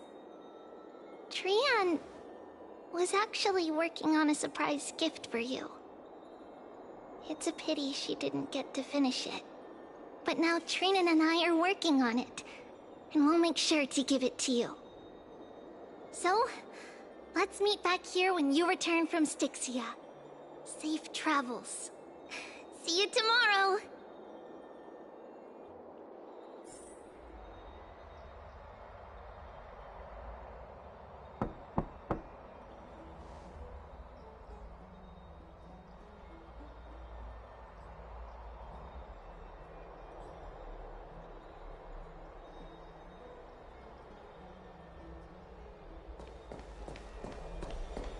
It's me.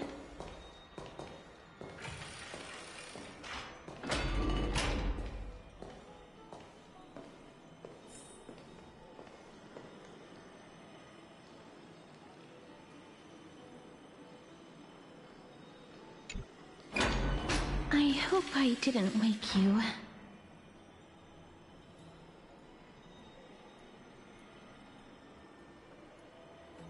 Huh? No. No. I'm here because of private matters, actually. If it isn't too much to ask, I'd really like it if you could come along with me to retrieve something.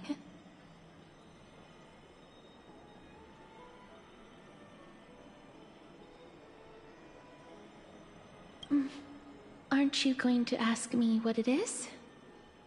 It isn't a long way from here. Shall we?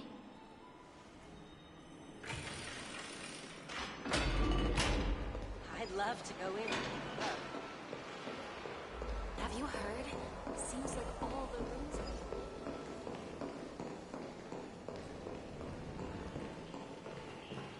Faith can dispel the black tide. The streets are packed.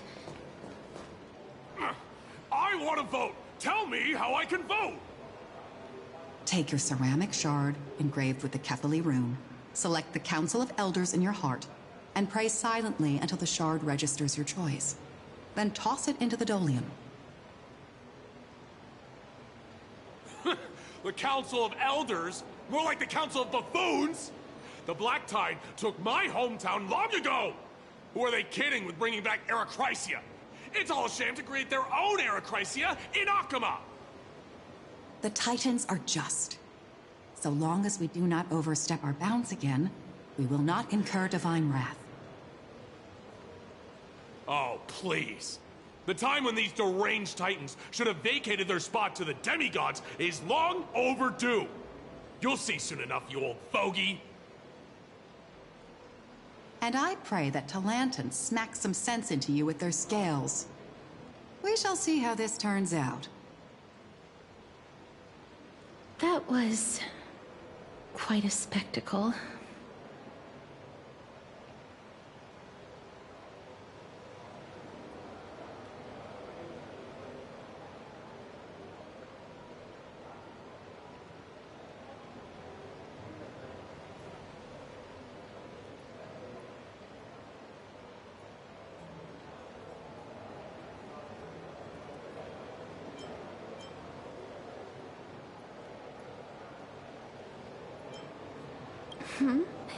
You're interested in that? Well, you'll feel right at home in Akama then. To this day, I still find it almost unreal that Akama is the only place illuminated by light amidst the crumbling ruins of Amphorius. And its people are even holding votes to reconcile differing opinions. This peaceful sight is making me forget that this is the end times.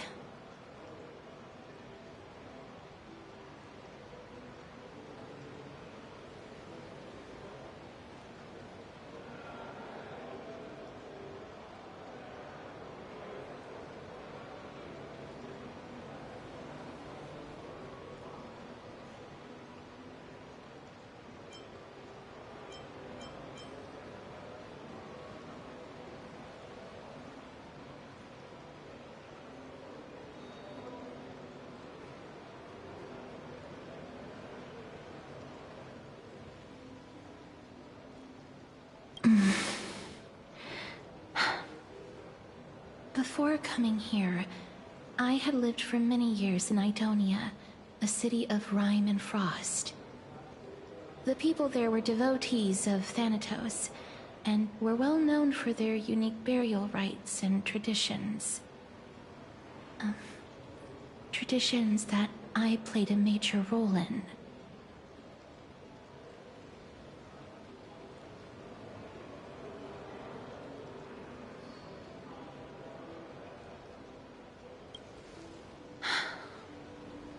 Yes. You now know me as the Mortician of Hakama. But back in those days, I was Idonia's Maiden of War. I was trudging across the frosty plains on my own when the Idonians found me. They saw the curse in me as a blessing from Thanatos, and believed that my hands could correct the Arachrysia's mistake and lead them to meet the great god of death. They provided me shelter, but in return, I was expected to grant merciful deaths to war captives, prisoners bound for execution, and heroes alike.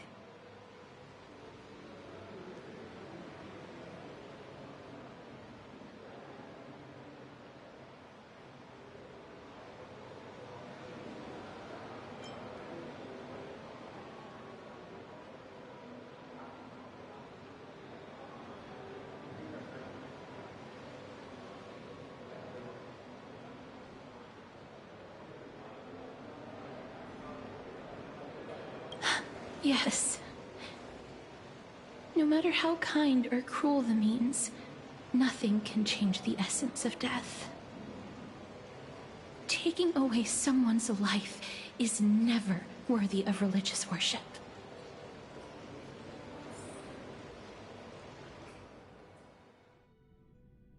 I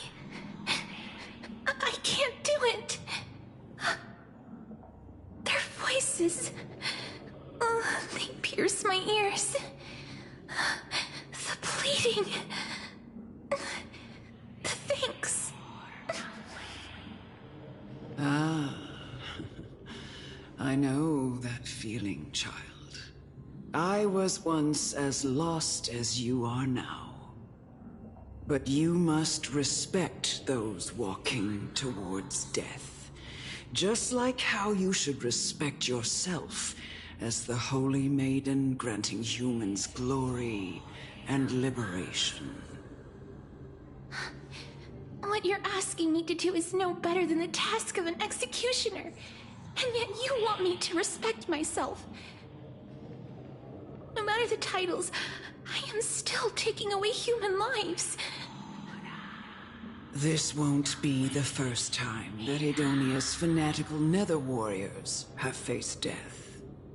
On the contrary, recruits new to the battlefield often run away from their first fight. Death is the mightiest and gravest power in this world. The fact that you can wield it means you are deserving of respect. That's such a twisted reason. Then let me tell you a story. In Idonia, the great swords commonly used by executioners are called Draconian, in memory of Drakon, an elderly executioner. The sword has 3 air holes along its body. If the sword is swung down swiftly and accurately, the holes would make no sound, and the executed would also depart this world quickly and painlessly. But should the executioner have any hesitation, the holes would produce a piercing whistle. On that cue, the screams of the executed are sure to follow. Every executioner after Drakon is to hone their sword skills every day in preparation of future executions. Every swing of their blade must be more resolute than the last, for failing to do so will bring pain. Pain for the dying, as well as pain for themselves. No. I never get used to this. You misunderstand, child. I am not telling you to get used to it. I'm asking you to consider the source of the dead's suffering, and use that knowledge to fortify your future touches with more and more determination. Go, walk with the dead, and love them as you love life. Then you'll no longer hear those noises.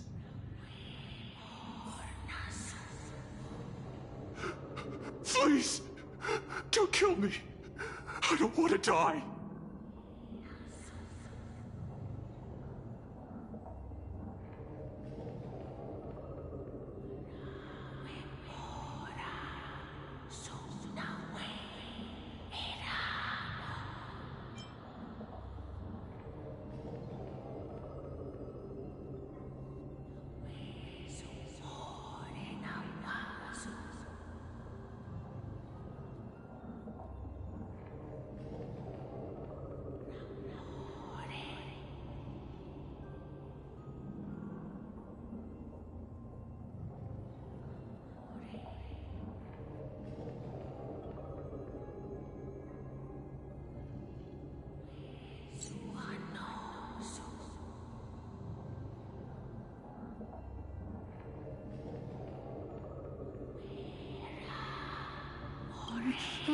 No!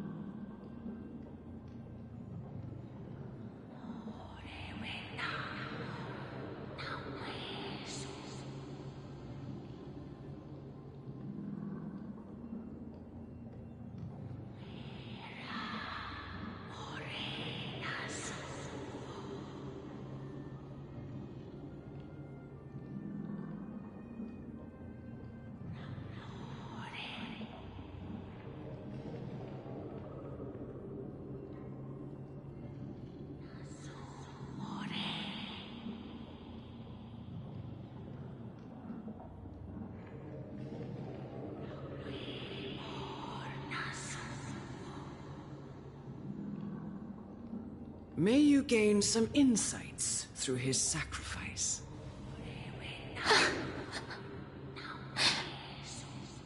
Is this all? No. Come with me. This is just the beginning of your life as the Maiden of War. You executioner!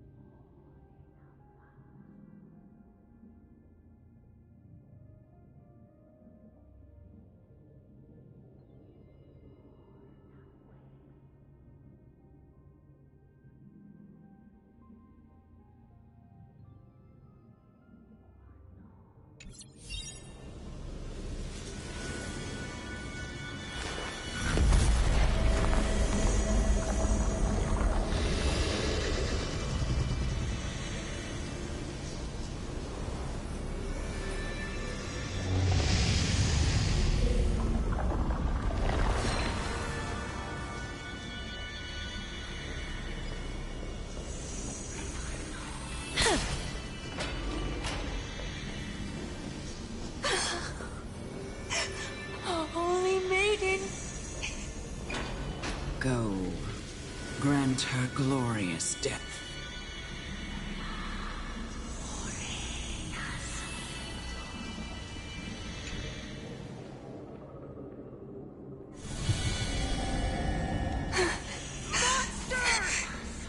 Thank you.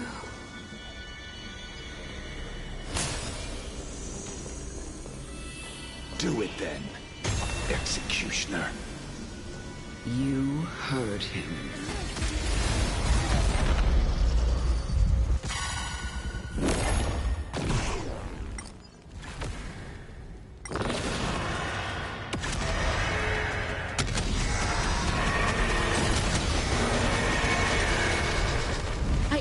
wish that death may protect us.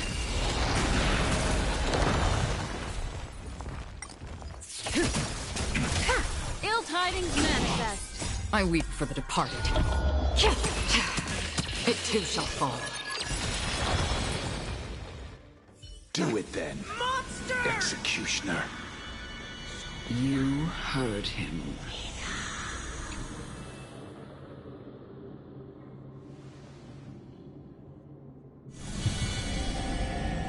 I curse you. Why? To live in eternal pain.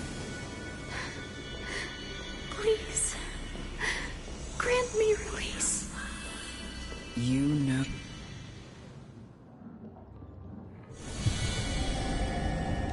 When will this ever end?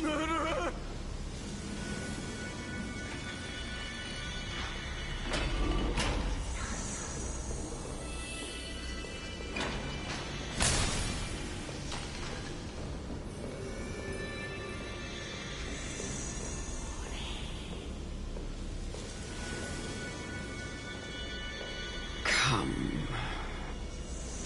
Fulfill your duty. What are you trying to do with me? I have aged.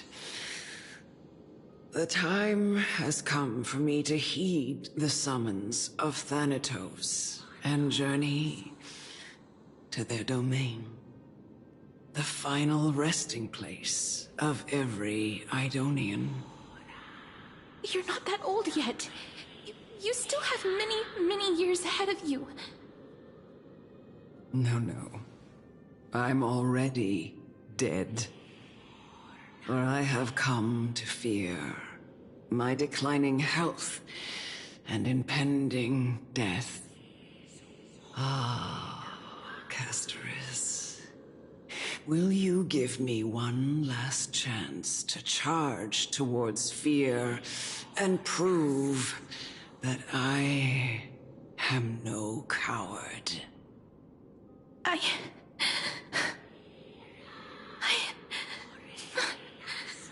can't take this anymore! Child, it was I who brought you here, from the frosty plains, and set your farcical fate in motion. It was also I, Chief Executioner of Idonia, who forced the heavy duty of executing others onto you. I've always known that you have doubts, and even anger about my faith, and about me. I never had a choice. Indeed. We essentially abducted you. Yet you can end any sinful life with just a touch of your fingers. Shouldn't it be easy for you to escape from here? I'll never do that. It doesn't matter how lightly the Idonians take death, or how readily they accept it. I simply can't do it.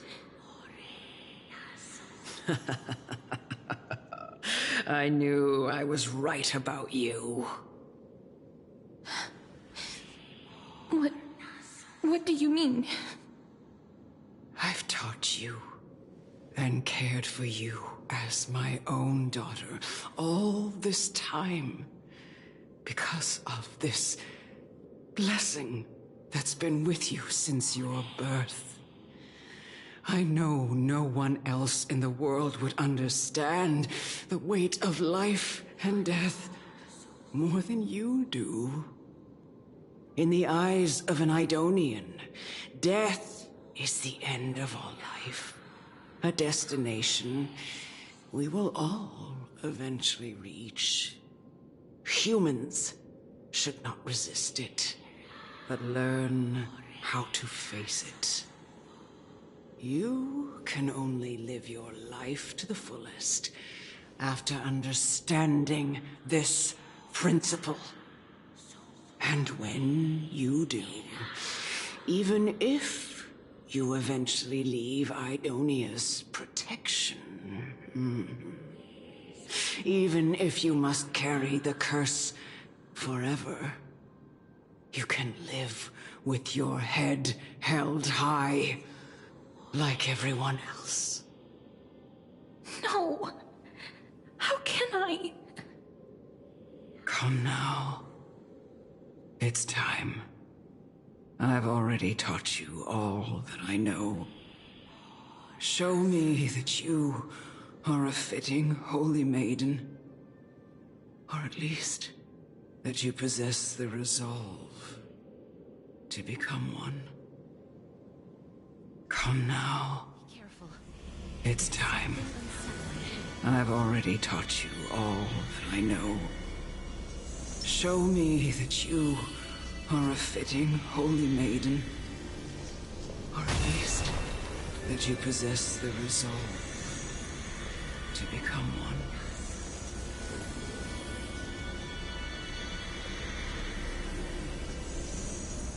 Emerge from your cocoon.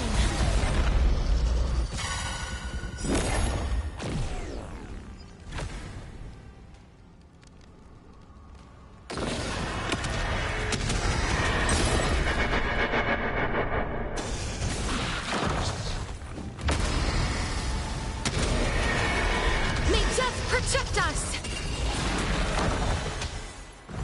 No retribution will fall. Beneath the waters lies an endless abyss! Time to say bye. Boom. I weep for the departed. It too shall fall.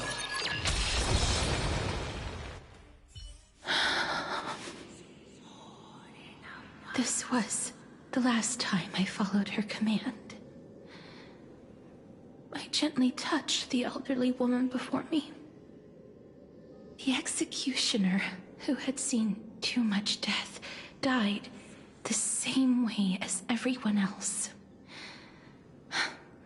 A gasp for air, a wistful look in her eyes, and a barely perceptible tremor in her fingertips. Elder Amunet, the person who tried to teach me about death, ultimately vanished like dew in the morning mist. She spent her life embodying the beliefs of the Idonians, and when death finally came, she embraced it exactly as their doctrine had taught. I have nothing but respect for her. I erected a cenotaph in her honor in the marshes outside Idonia's city walls with the others I had laid to rest. Then, I set out once more in search of Thanatos.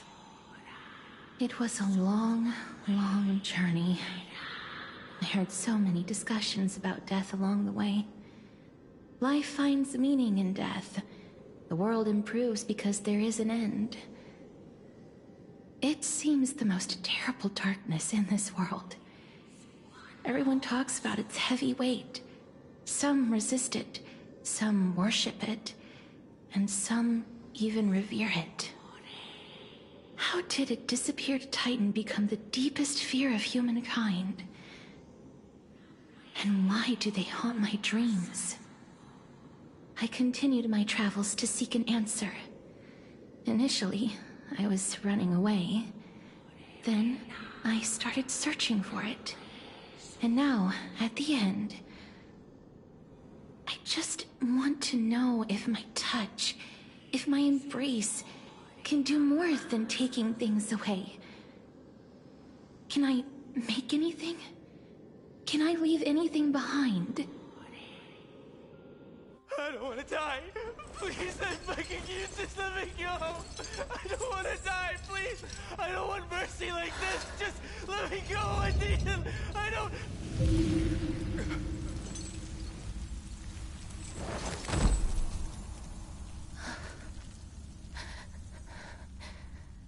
I hate these icy hands.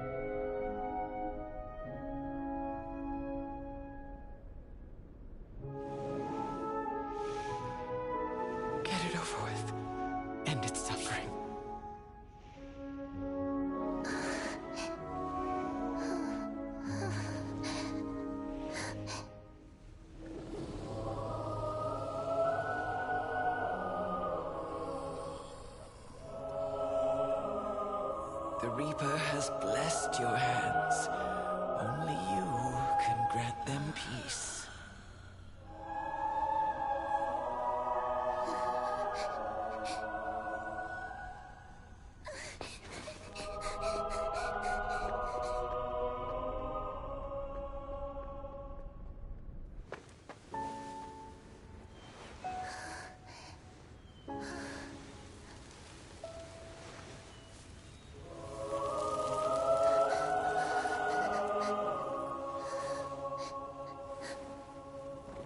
Embrace death. Walk alongside it.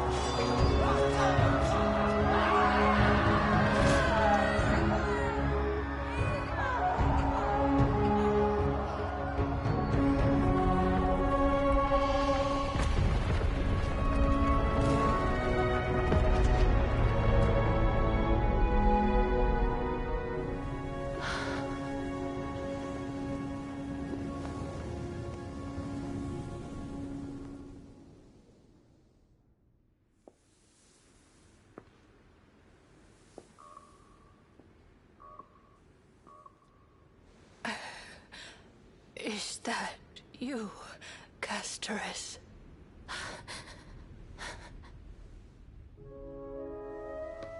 All of them have gone, heeding death's summon, crossing into their domain.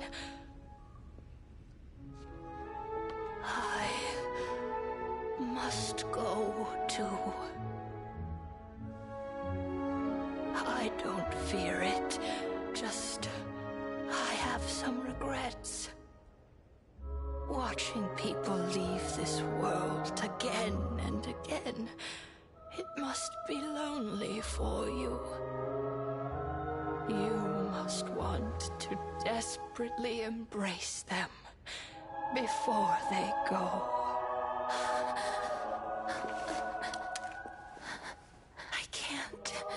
These hands, they're too cold.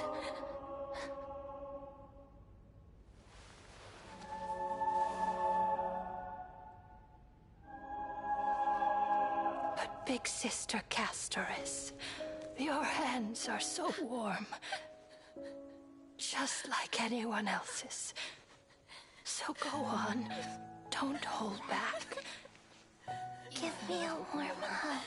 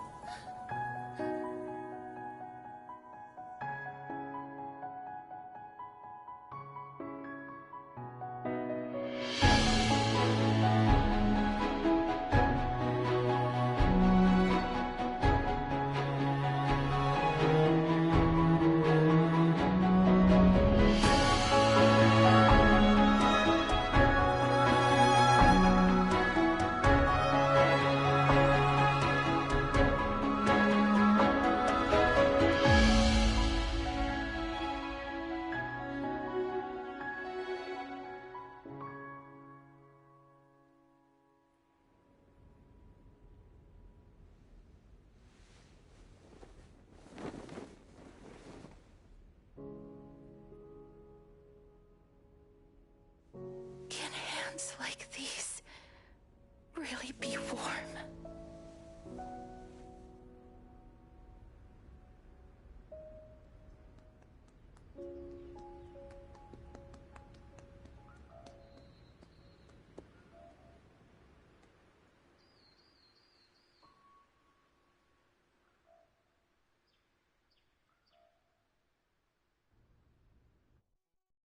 On the day that Ornyx's trial ended, you must have had many questions.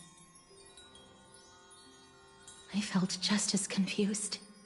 Why, as someone from beyond the sky, were you so cruelly dragged into Amphorius's fate?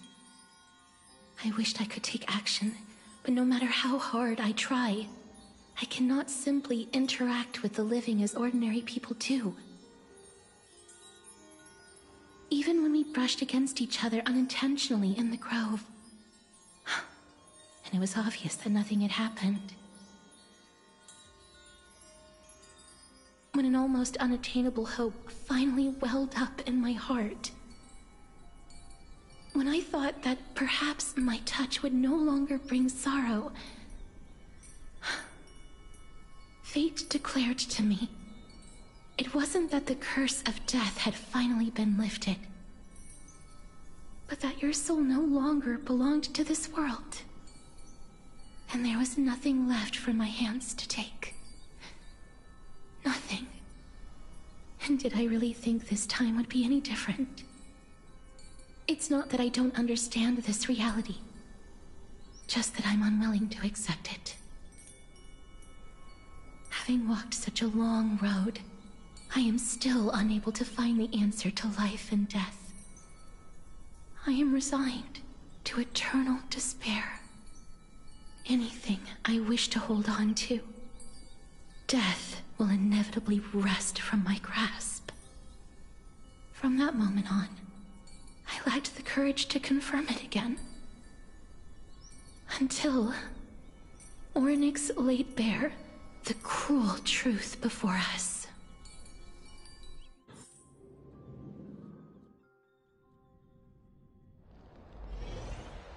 But now, perhaps I might have one last chance.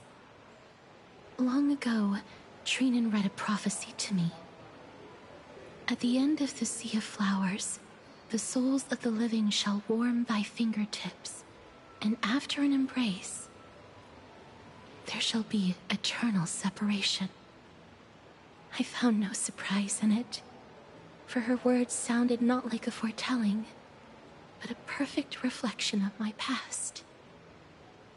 Embraces in this world are born of reunions, yet my touch speaks only of farewells. In that moment, I had no doubt that this destiny would weave itself through the entirety of my life. And yet, things have taken a turn for the better. Now that I can finally have an audience with Thanatos, perhaps I can rewrite the meaning of that fated prophecy. I have no reason not to give it my all. For your sake, and for my own.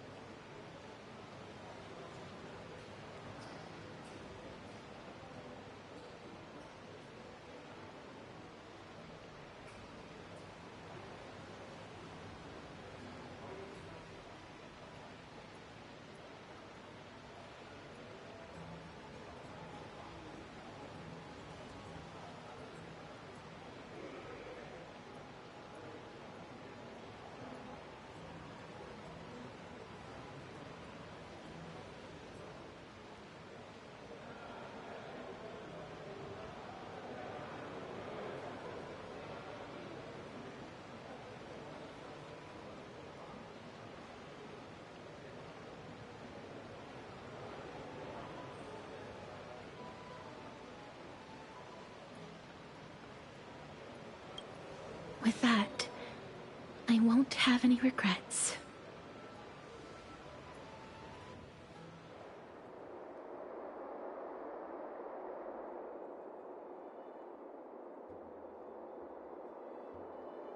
Let's put that aside for the moment. We've arrived. I want to retrieve a small gift I specially prepared for you. I made it myself, like the trinket I gave Lady Trianne. I want to leave something for everyone, if possible. The journey to seek an audience with the Death Titan cannot be an easy one. I want to make full use of every moment I have before we depart, so that I don't have any regrets.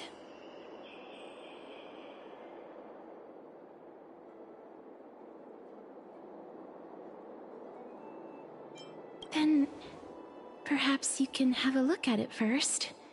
You don't have to take it if you don't like it. Look, it's right there. Huh? Where did it go? What's going on?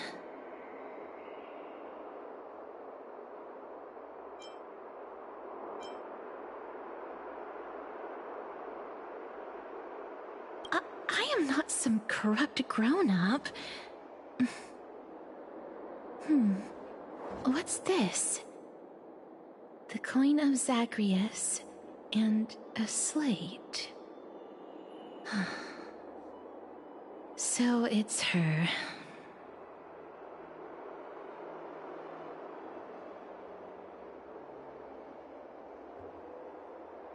No doubt about it.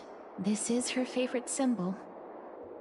It's a lady's cipher, the demigod of Zagreus whom Lady Aglaia had spoken of. She's a master thief who's left legendary tales all over Amphorius. So many years have passed, yet she's still announcing herself in such a crass manner. Let's just do as the slate says and look for Lady Cipher.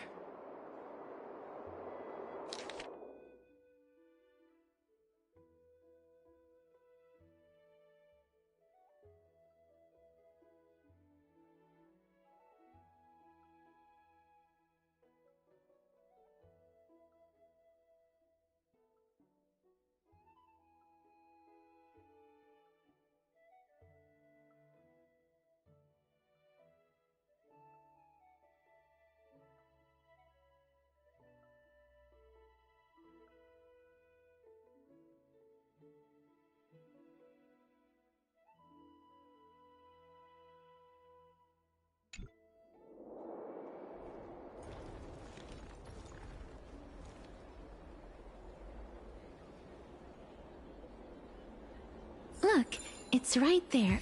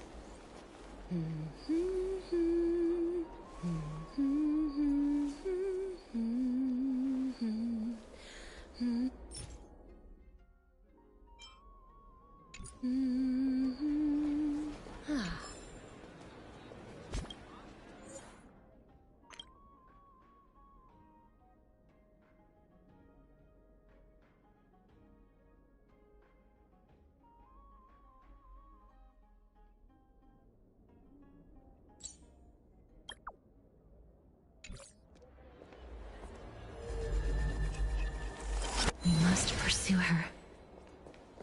There seems to be a new show at the bats today.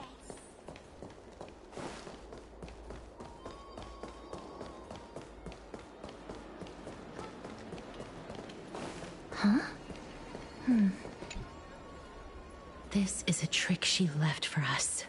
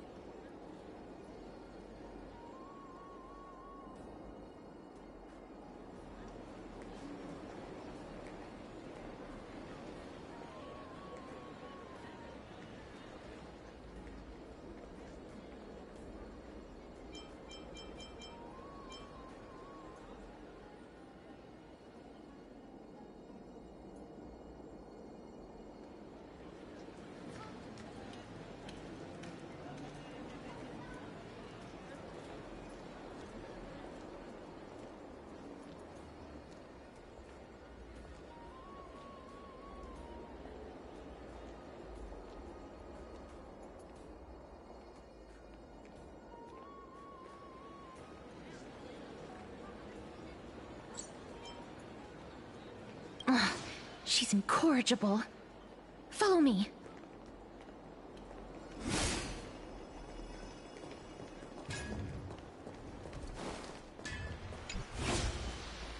Never save for tomorrow what you can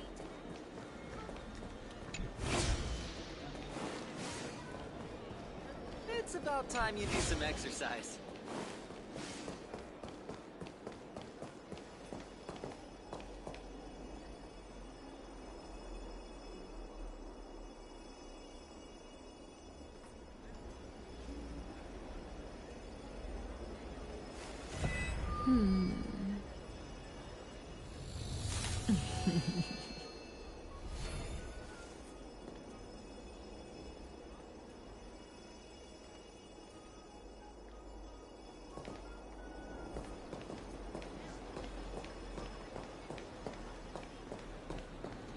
Drink 10 vats of water every day.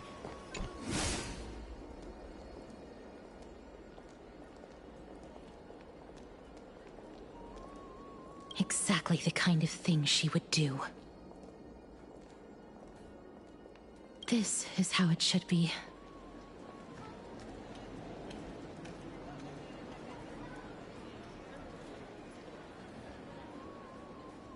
We must pursue her.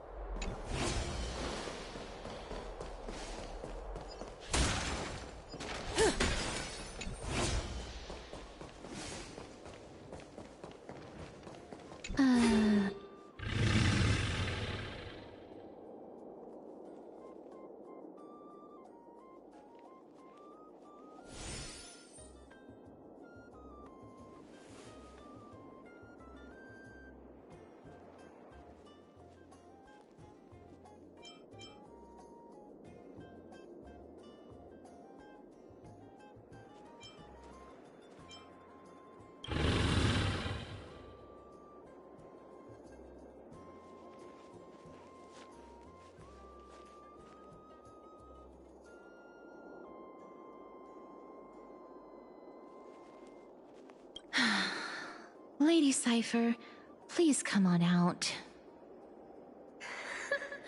You're still careless as ever. Shouldn't you keep such a precious gift near your bosom?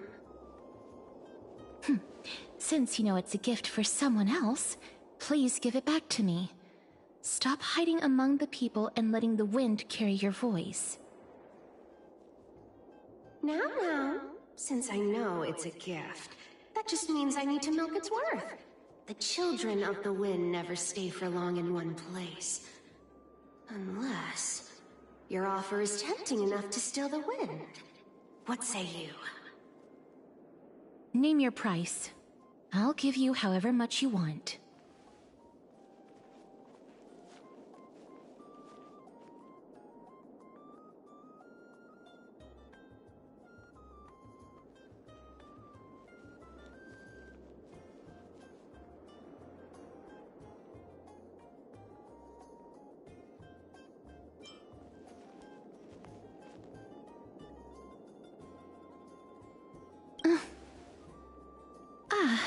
I'm sorry.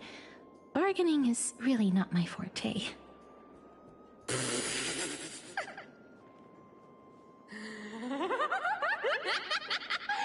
wonder they call you Princess Homebody.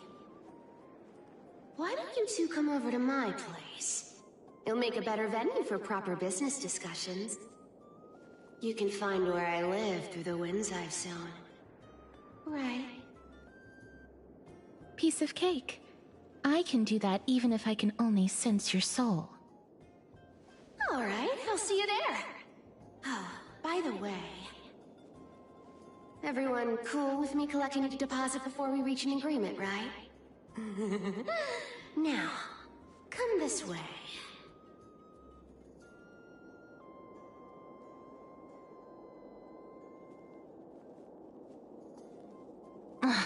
She's incorrigible. Follow me.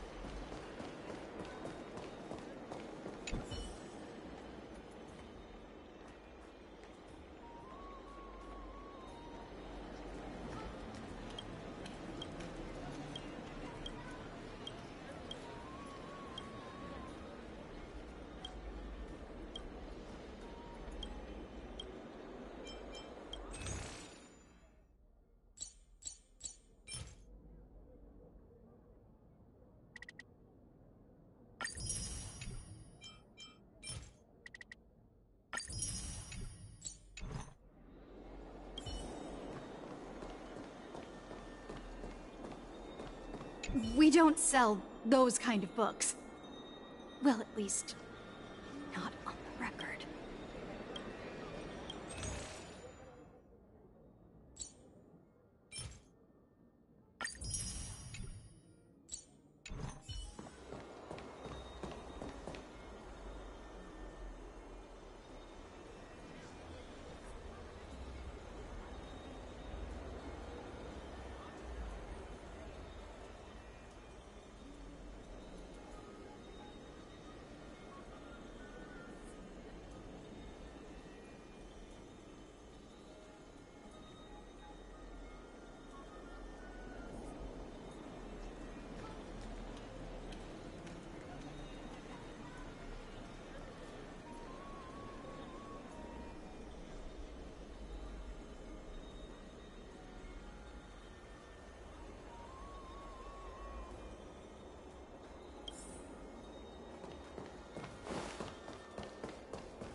It's about time you do some exercise.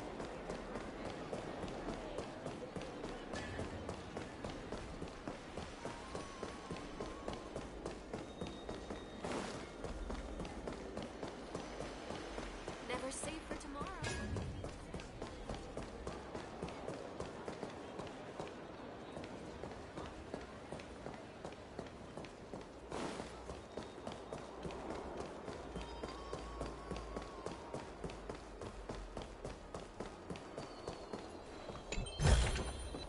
No surprise there. Does it really work?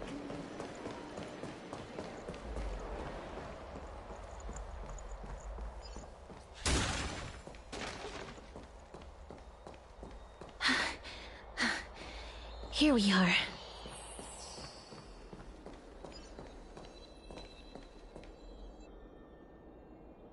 Over here! Over here! No, not that way! This way! Come on. If I really wanted to hide, you'd never find me. So relax, you two. No need to get your hackles up. I'm not that scary, am I?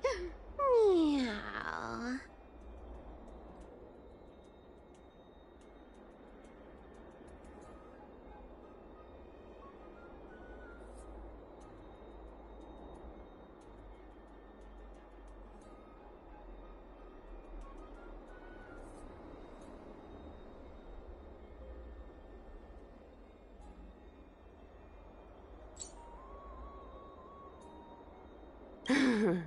No way. Some people might have been into that a millennium ago, but it's long since gone out of style. Loosen up, buddy. Shall we get down to business? Give me the jewelry piece first, or everything's off the table.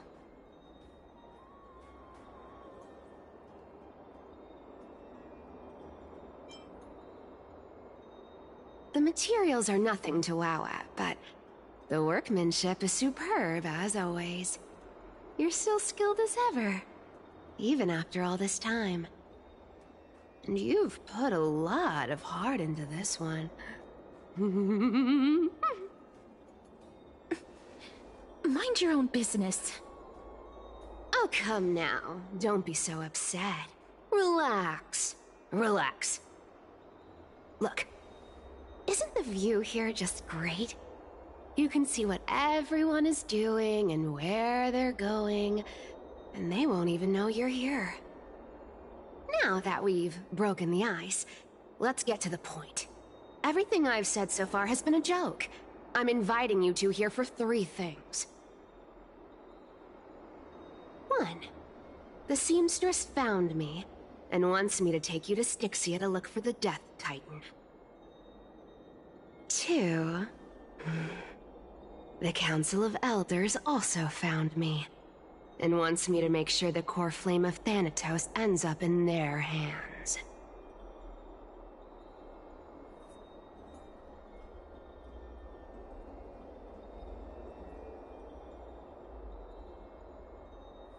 And last, but not least, I'm telling you that I'm not interested in doing either of those things. Don't go look for the Death Titan. The end.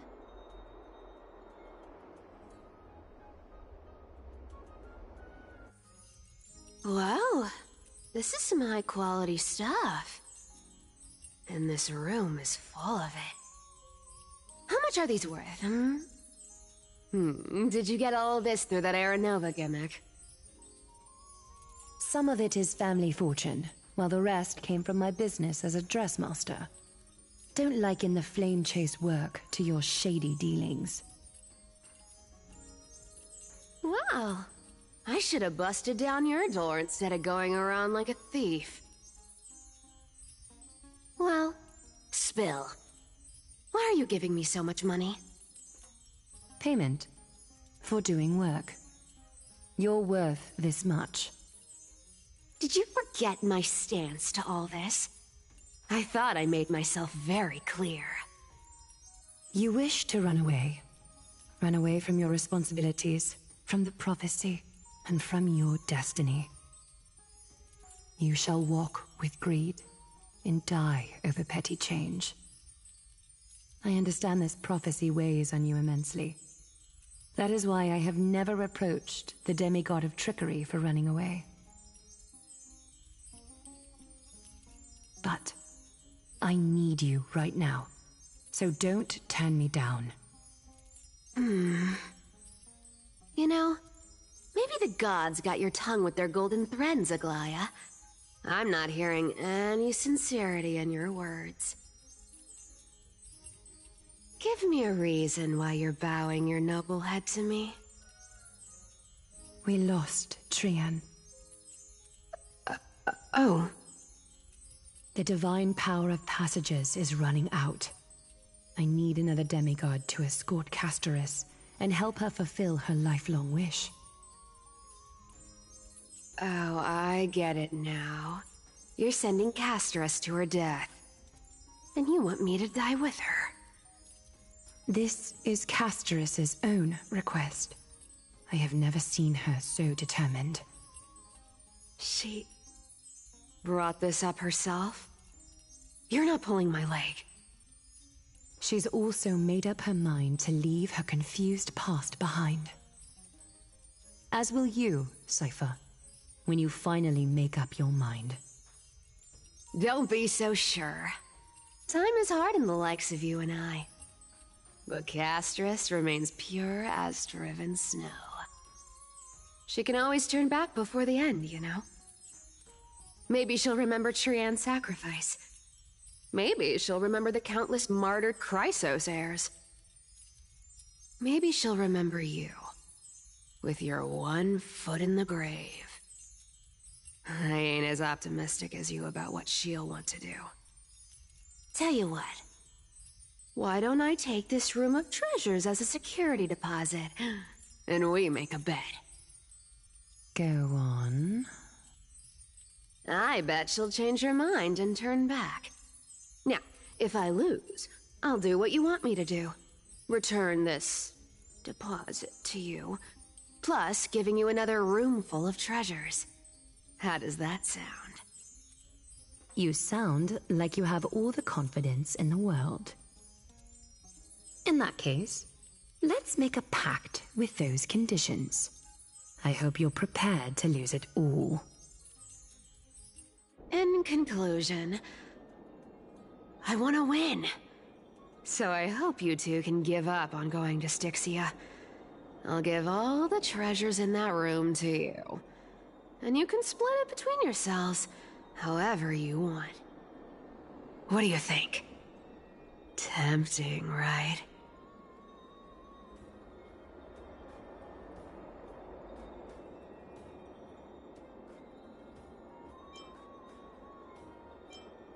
I decline.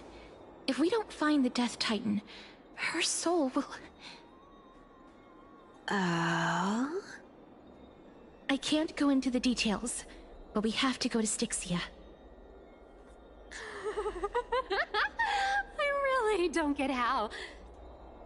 Princess, homebuddy, you keep talking about needing to find Thanatos, about getting rid of your curse, and you don't care about anything else. But did you ever live for your own pleasure? Even for just one day? What are you trying to say? I'm saying, contrary to your beliefs, Aglaia didn't take you in just so you can die for her Aranova. The flame chase journey walks hand in hand with sacrifices. Isn't that why you're always running away from Lady Aglaia? Fine. Never mind. We all have our own problems. I ain't gonna say anything anymore. It's not like I was gonna honor that bet anyway. But listen to me. Styxia is no tourist destination. Sure, the treasures buried in there are 10, no, 50 times richer than Aglaia's vault. Yet, I've never been there. And I never plan to. Because even a demigod can't be sure they can walk out of that place alive. And now I'm supposed to escort you to Styxia. Sure. Pay up.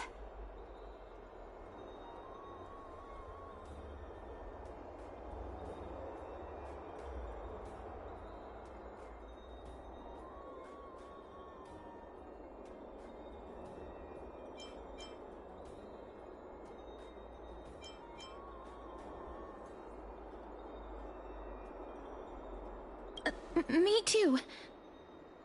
I have lived a longer life than most people. Though I'm not as good at doing business as Lady Aglaia, I still have some savings.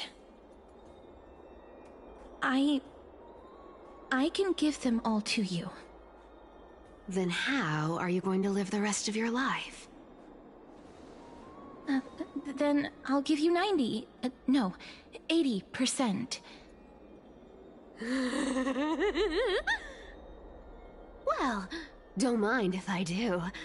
80% of Castorice's savings and a bottle of dew of divine blood. Not a bad trade.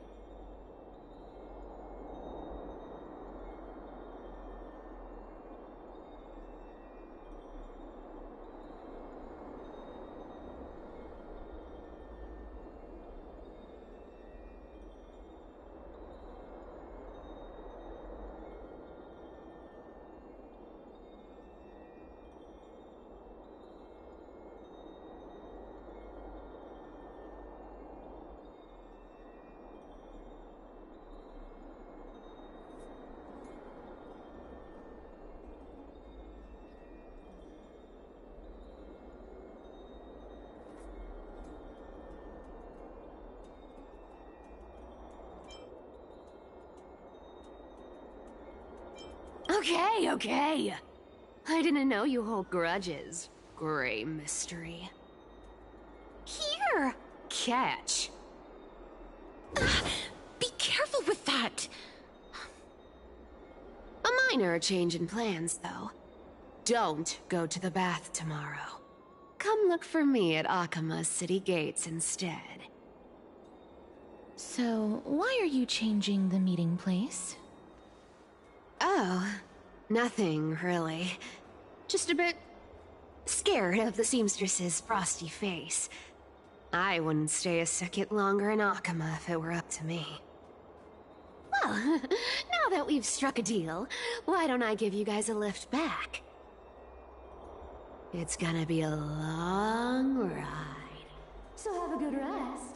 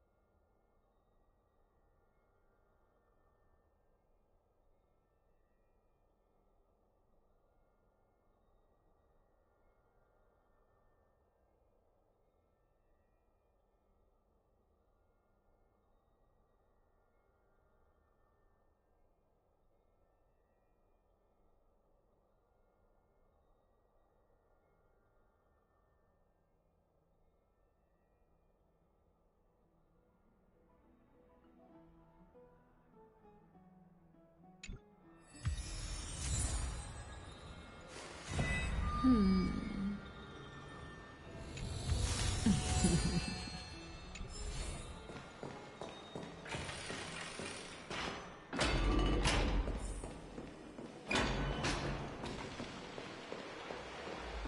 you heard? Seems like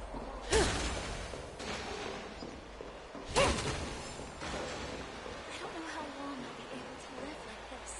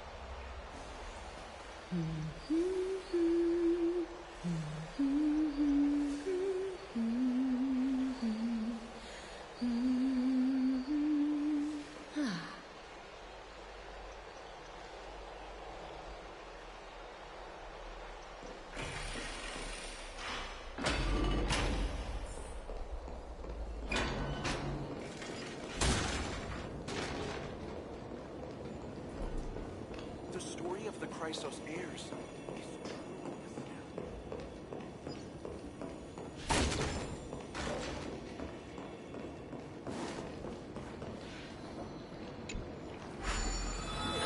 true.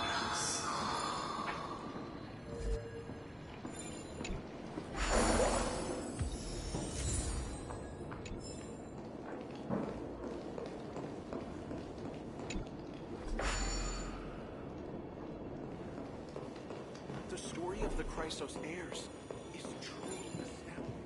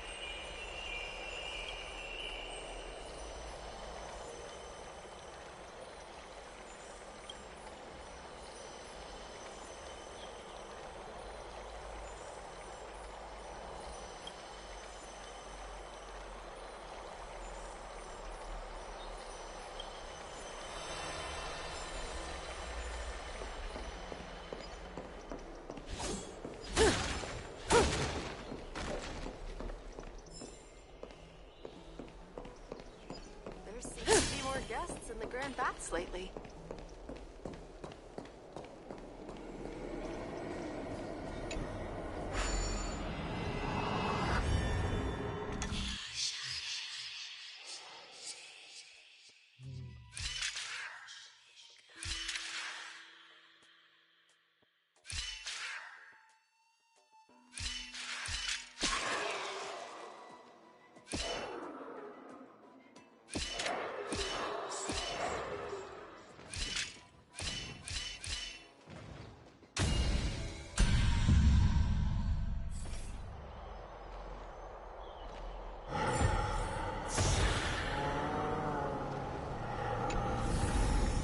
No surprise there.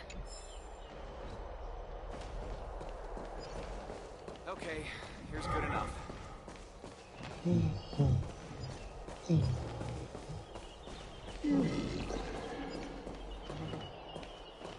essence of the calendar is metaphysics.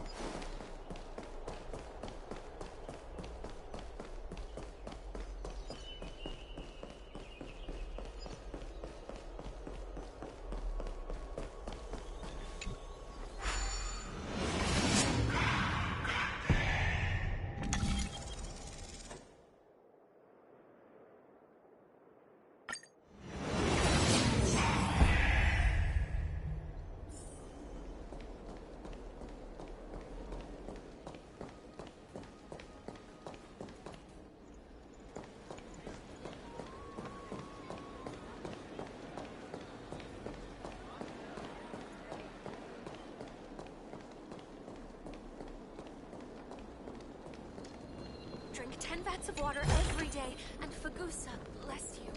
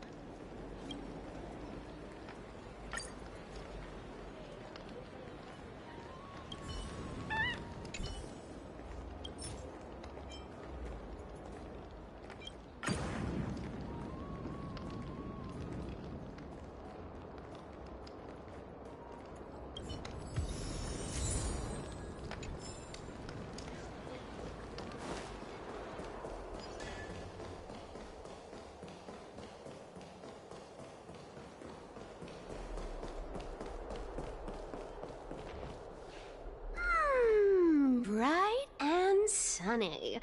Just the weather for farewells. You're here?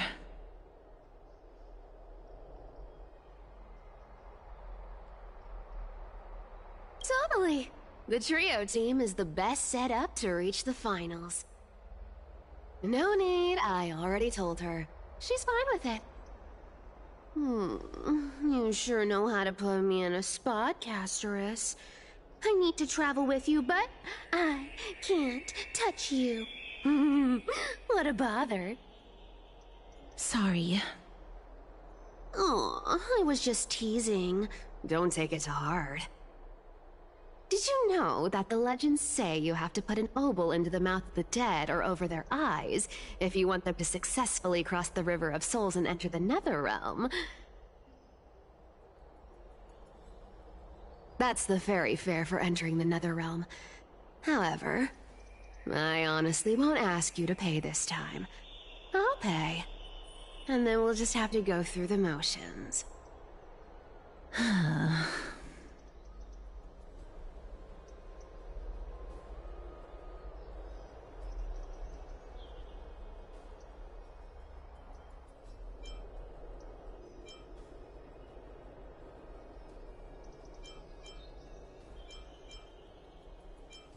Hey! I'm just trying to make this journey feel more special, okay? Don't read too much into it. Alright, pass me the coin. It's time to get the gods' powers going. A fleet-footed trip to the Netherrealm, here we come! Oh, one last thing before we go. I gotta give you this piece of advice. Especially to you, Princess Homebody. You can't catch the wind by waiting. You only live once. So make the most of every moment you have. Get ready. Be steady. Hi, your turn. Don't be nervous. After all, it'll be gone in the blink of an eye.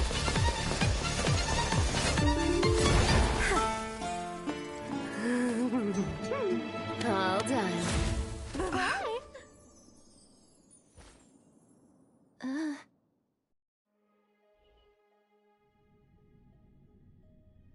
Are you feeling all right?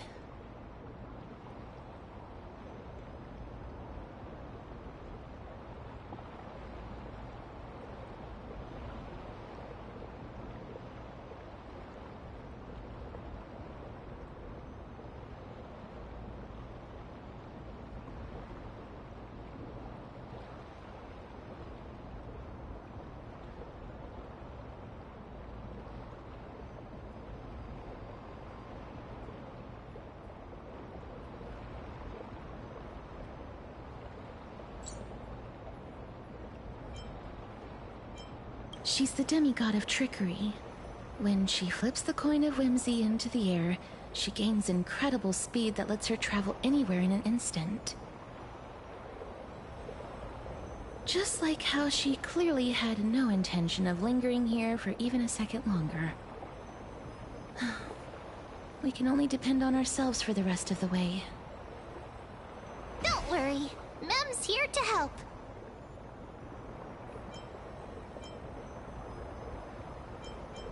Being cute isn't my only forte. I'm strong, too.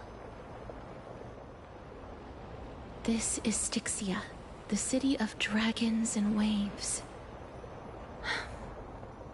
Anaxa hypothesizes that the missing Thanatos is somewhere in these ruins. This is the land of their birth. Or perhaps of their death.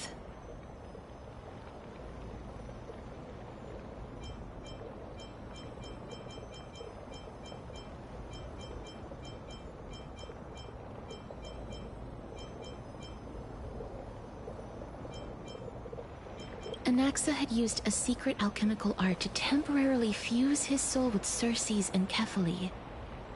And when he was on the verge of death, he was pulled by Thanatos, and caught a glimpse of the flowing river of souls. This alchemy, considered a sacrilegious act, might actually make the souls of mortals and titans attract each other.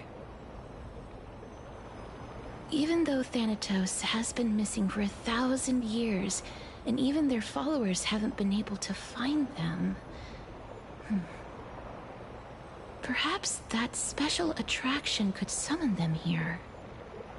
Oh, so are we going to use that Philosopher's Stone to conjure the Titan? I guess that's the only way. The only leads we have now are the name of this city and the fairy tale about the dragon. Thanatos is even more mysterious than I am. Indeed. Even one as erudite as Anaxa could only point us to this place, and no further. We will be entering the unknown as soon as we take our first steps. But that won't be the first time in my long journeys. I believe that, rather than standing still, taking action is by far the better option. Perhaps fate might take pity on us today and show some compassion.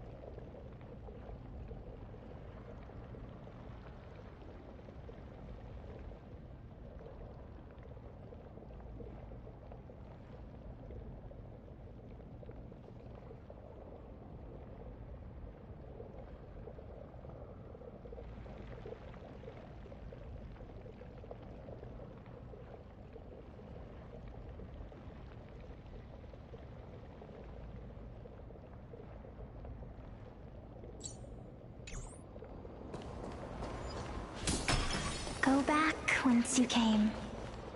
Go back. Ahead lies the realm of the dead.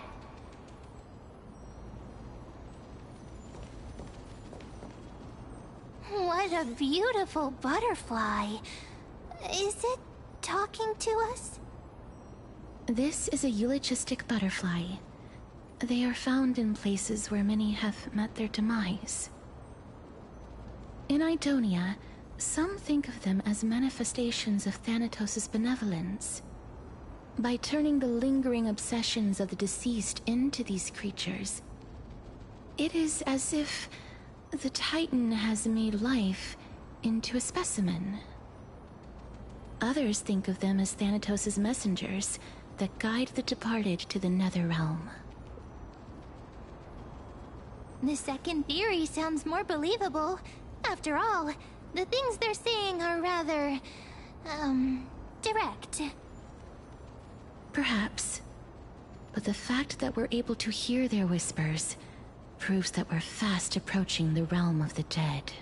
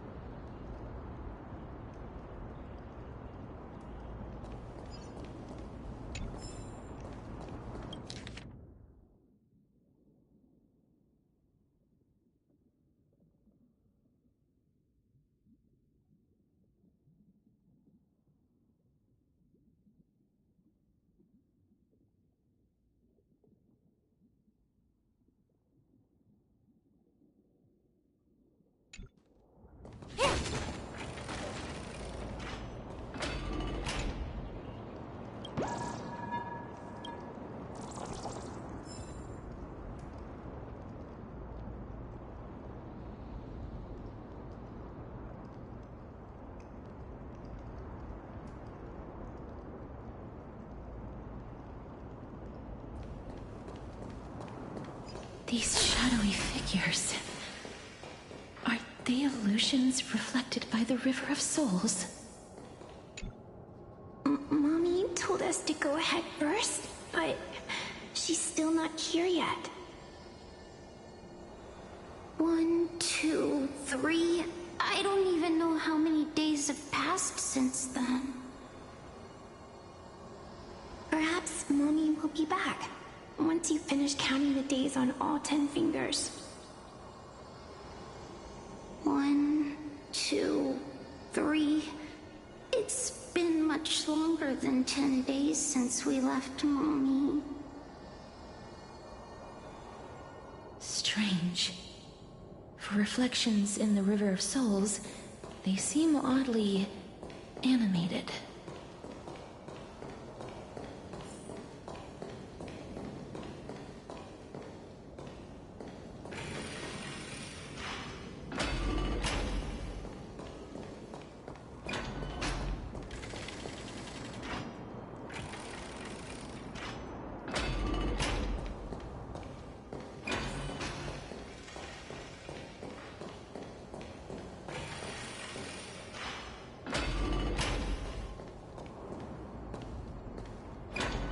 Do you want to buy any fish? Huh? He can see us? Wait. More living people. I'm not selling my fish to living people. You lot are too shameless. Buying fish without paying. If I ever see her again, I will... Could it be that... you're all dead souls that never achieved rest?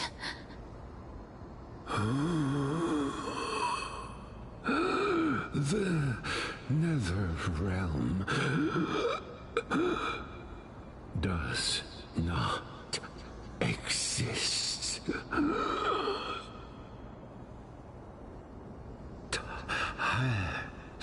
Titan rejects you. Me.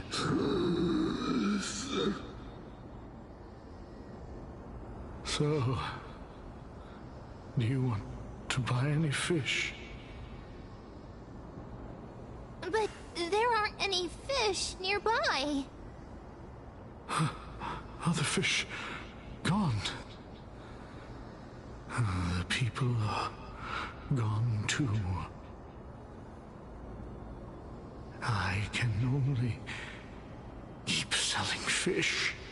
So, do you want to buy any fish?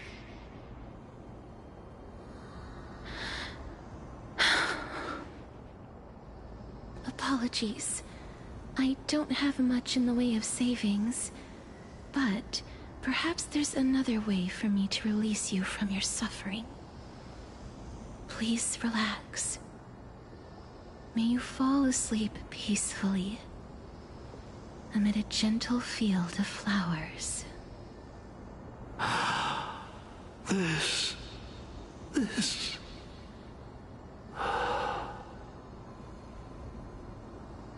I knew it. These people aren't illusions. They're the souls of the deceased. They're supposed to reach the end of the West Wind by floating down the River of Souls. Yet, they have floundered upon the shoals of the stream, unable to move forward. Did Thanatos reject them? Or perhaps they didn't really die at all?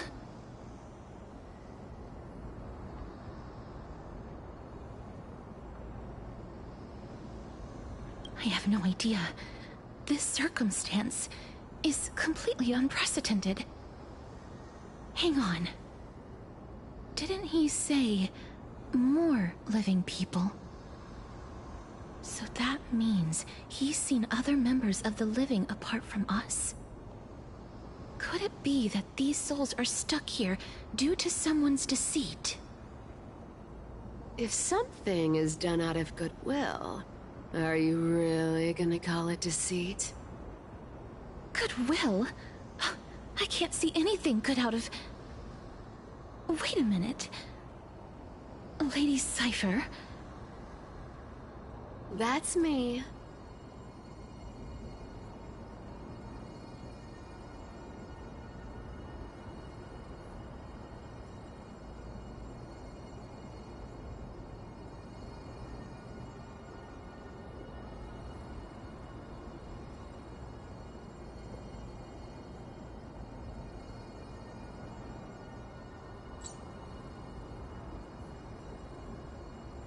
Could it be that you are the living being that those souls met?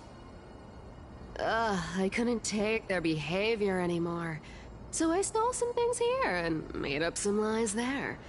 Just trying to give them something to look forward to, you know? It's because of vile living creatures like you that we're being misunderstood by all of them. What else am I supposed to do? You can see the mess this place is in. These poor souls are denied by the Netherrealm. So now they're stuck in a few brief moments of their life. Unable to move forward or back. Did you see those two blacksmiths on the way? They've been here for as long as the sun's been around, wailing over and over about casting a shield. Styxia is so freaky. Then why have you come back, Lady Cypher? Hey, I'm not here to aid your adventure. I hate water more than anything else in this world. Especially that stinky River of Souls. But, I just discovered some stuff before I left. And I reckon you should know about it. It's about that boy who defied death. I found traces of him here. Lord Mighty? Oh, right! That's his name. Well, now you know. As for whether that info is actually useful, that's for you lot to figure out. So long, Princess Homebody. So long, Grey Mystery. Huh? She disappeared just like that?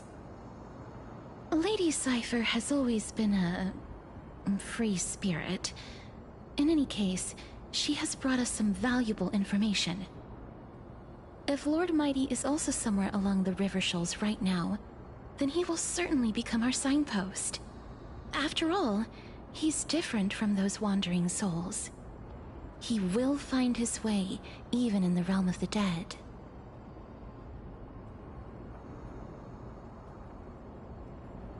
Don't worry, it's time for me to shine. Ornyx's Rune of Recollection is nearby. Use prayers to return the river to before it got flooded.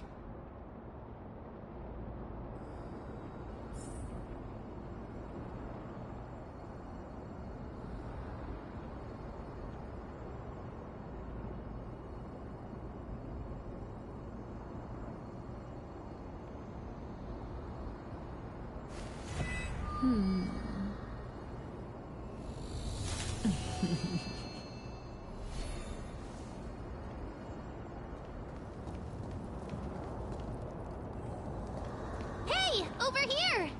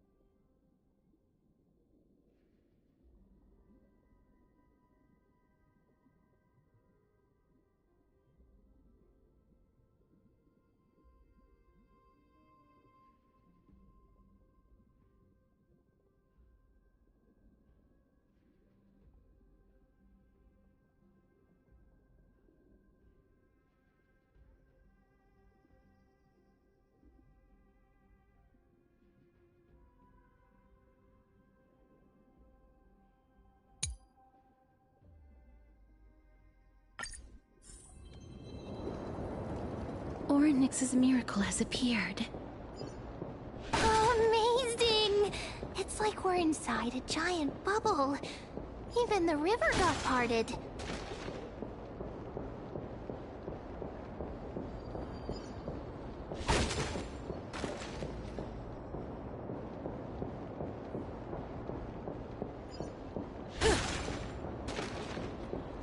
Huh. So this path actually didn't exist back then?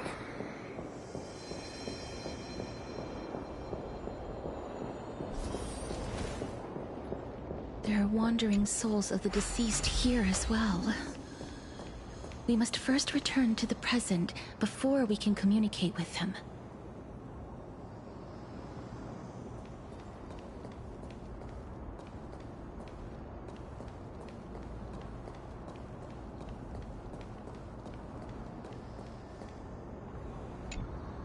Ah, by the looks of it, you must be the foreign warriors that the Queen had mentioned, right? Since the current campaign requires the utmost care, I wasn't able to make time to welcome all of you. Please, forgive me. Foreign warriors? A priestess, a warrior, and a divine beast. You look identical to the blessed saviors that the Queen described.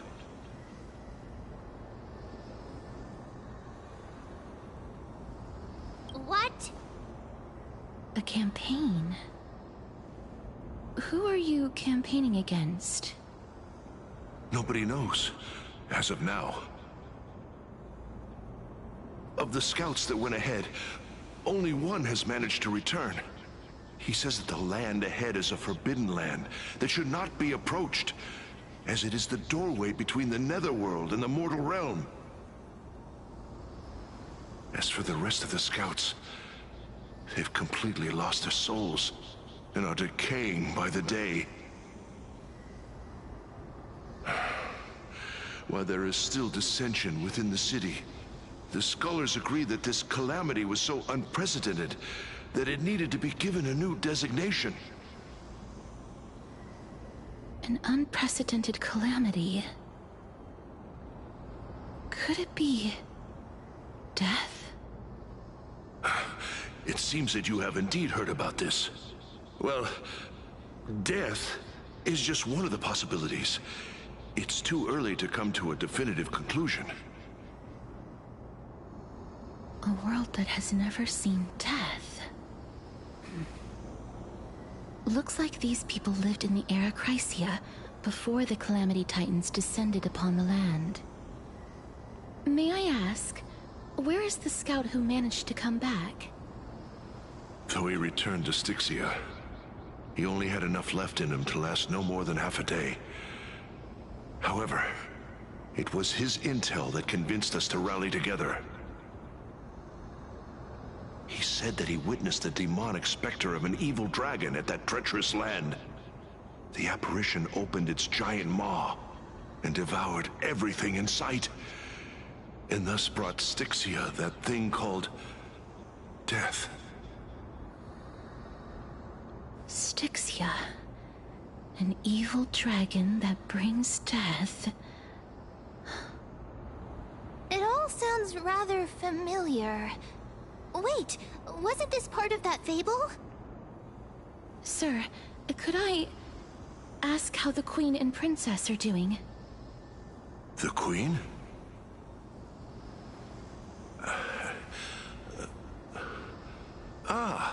By the looks of it, you must be the foreign warriors that the Queen had mentioned, right?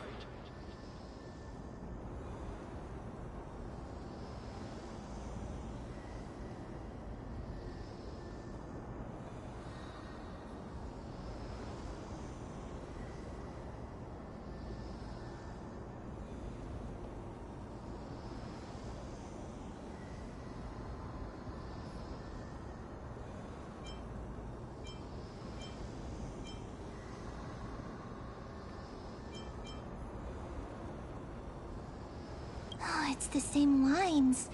Looks like he's still trapped in the moments before his death. Leave it to me. Sir, the war ended long ago. Styxia... no longer exists. Styxia is no more? This cannot stand! Newcomers! Hurry up and go take your positions! Oh, looks like it's difficult for this gentleman to accept reality.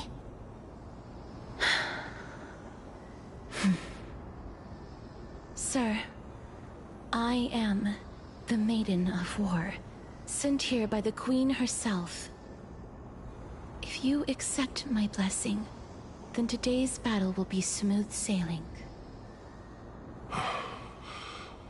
Maiden of War? I've never heard of this. There's little time to waste. Please don't take too long. Don't worry. I'm typically unwilling to prolong such a moment.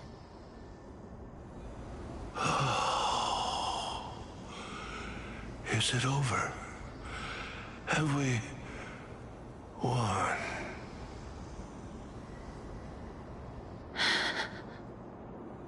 Cass! Oh, are you alright?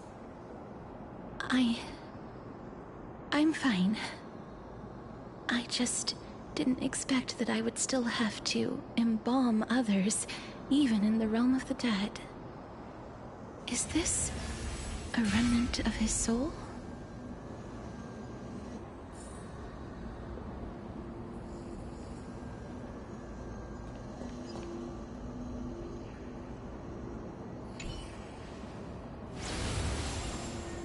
Well then, why should I place my trust in you? Holy maiden from afar.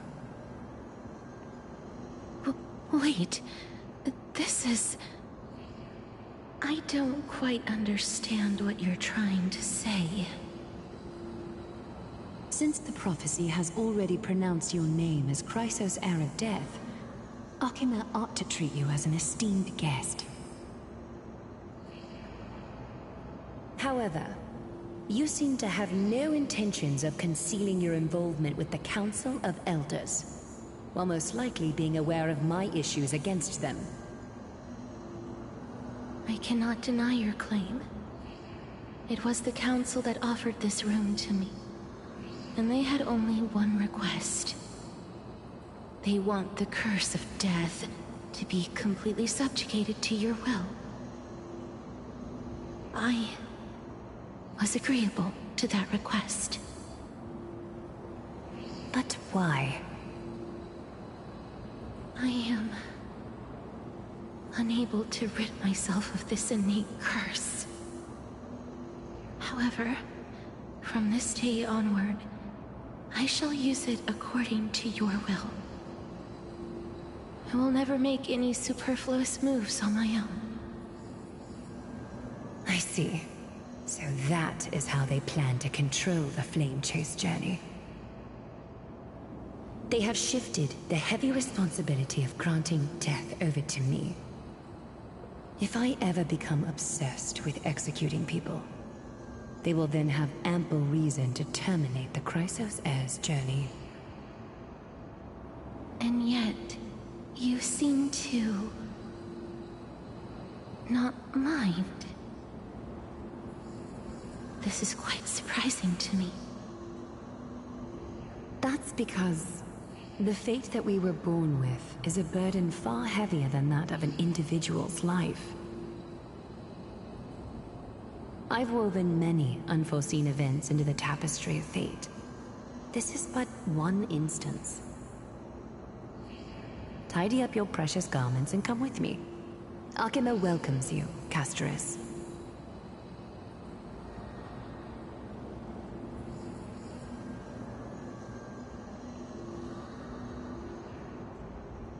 I didn't think we'd find vestiges of memory here.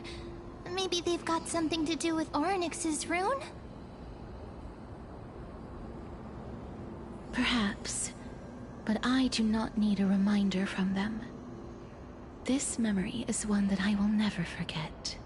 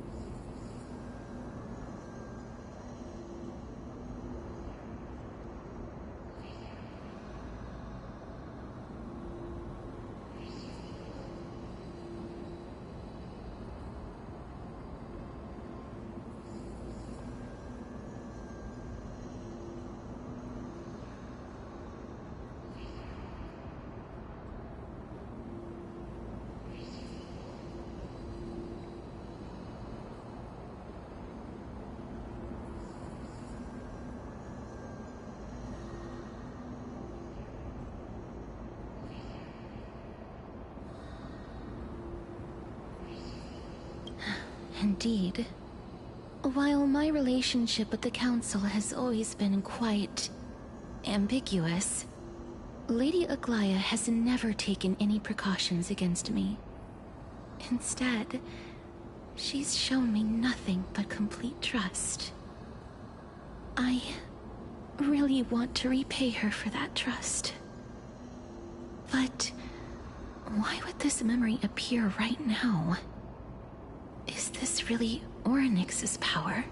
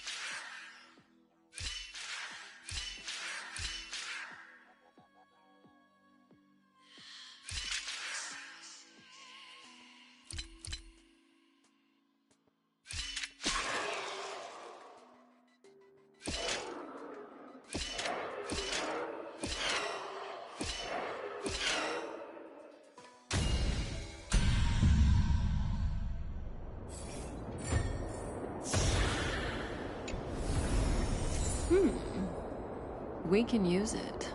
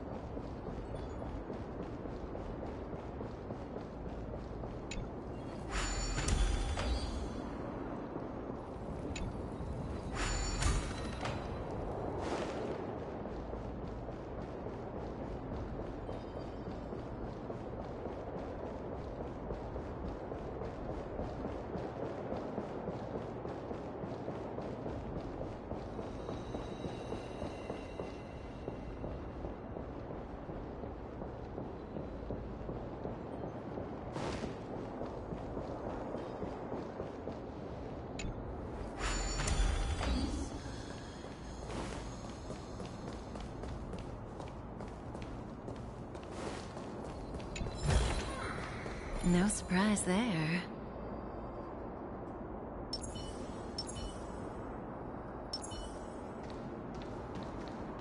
Feeling lucky.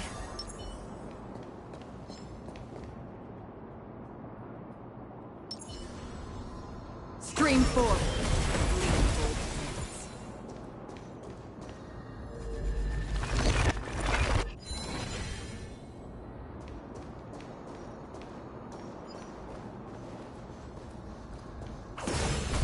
Stream forth the gleam of old blades.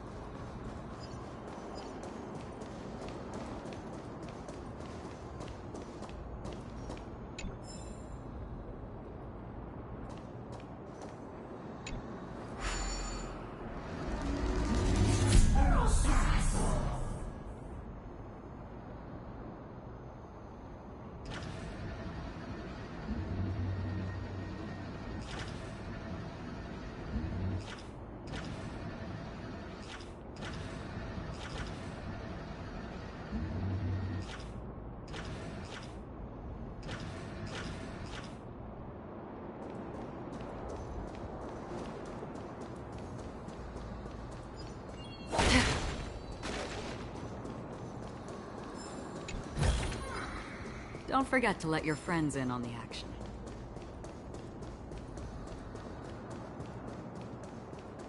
Could these dead monsters actually be...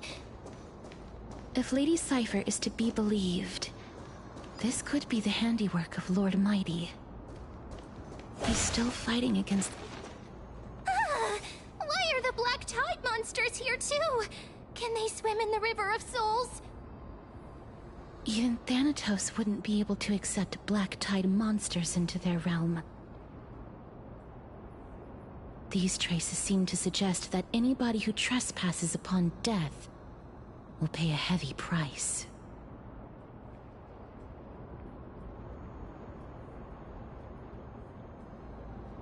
Since the realm of the dead must remain peaceful, it's imperative that we rid the place of such discordant noise. Please stay back. Let me deal with these enemies.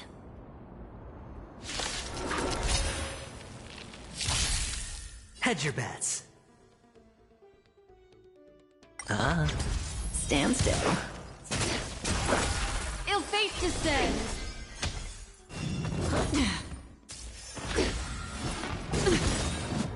I weep for the departed. It too shall fall.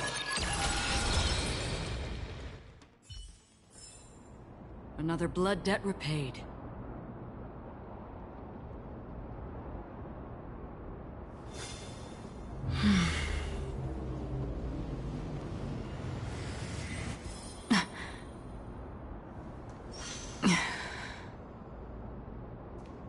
path ahead is blocked by the River of Souls again.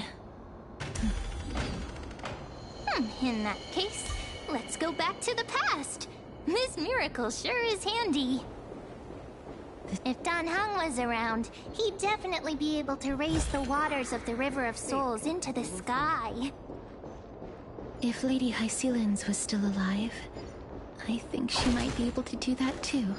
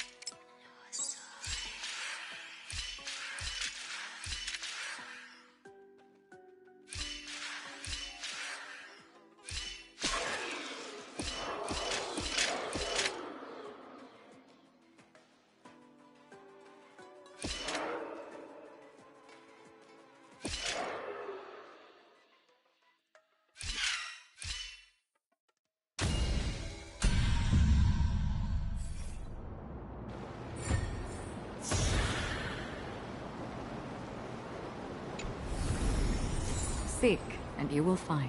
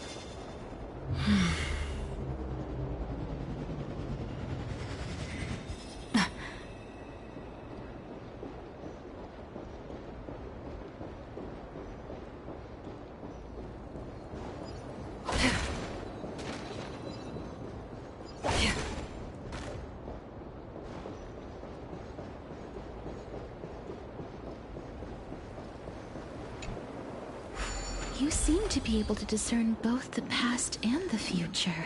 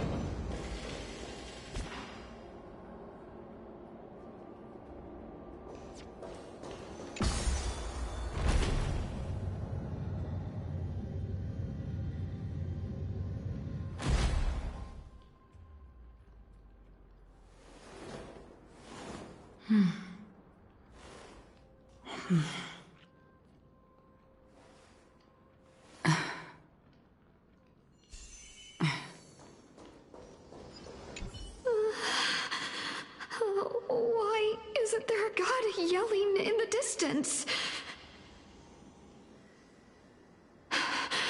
Indeed, my downtrodden fellow, your sorrow and joy are but means for me to amuse myself.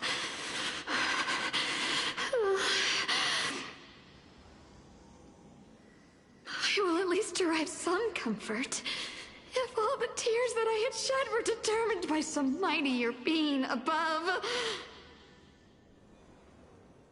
It's you people.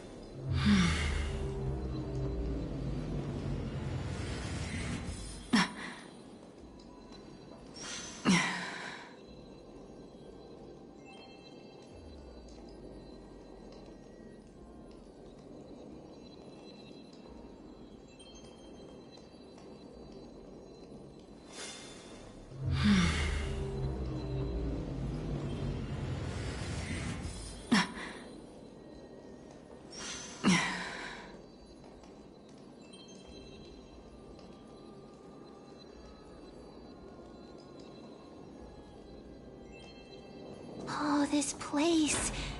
Must have been a beautiful courtyard in the past.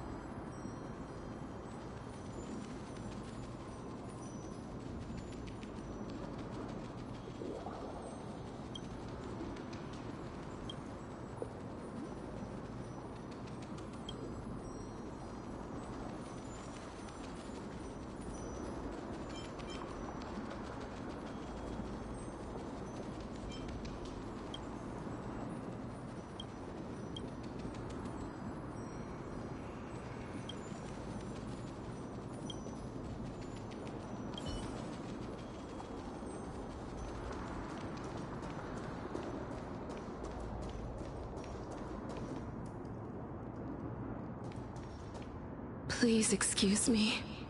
I am but a scholar from a distant land who had the misfortune of falling into the River of Souls and turned into a member of the dead. Huh? This one seems to know that she's already dead.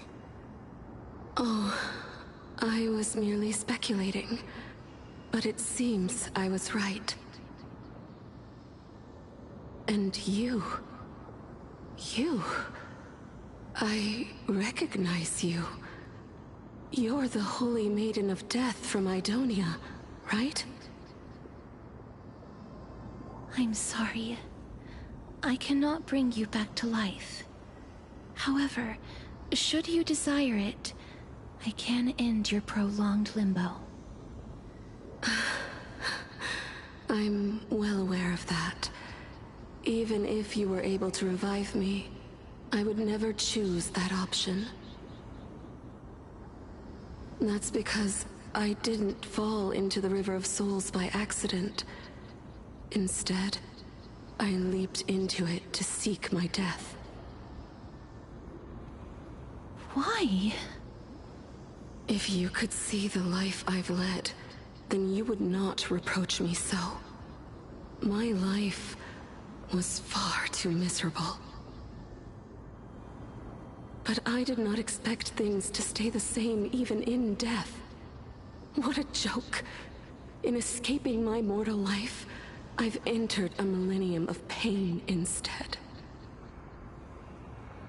Circes above, what cowards humans are, for we fear both life and death simultaneously. I'm sorry. I am also powerless to answer that question.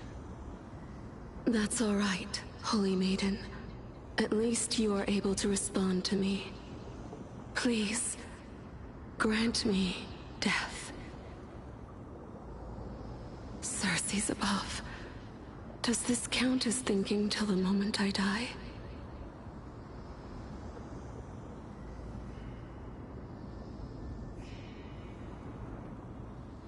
I have seen too many farewells. Her distress is quite commonplace. There are those who will end their lives over what seems to be the smallest of worries. For some people, this power that I possess is a blessing rather than a curse. But I never managed to convince myself of that. Cass, are you still trying to create a world without death? Yes, because when placed under time's vast scales, there is no worry in this world that cannot be solved.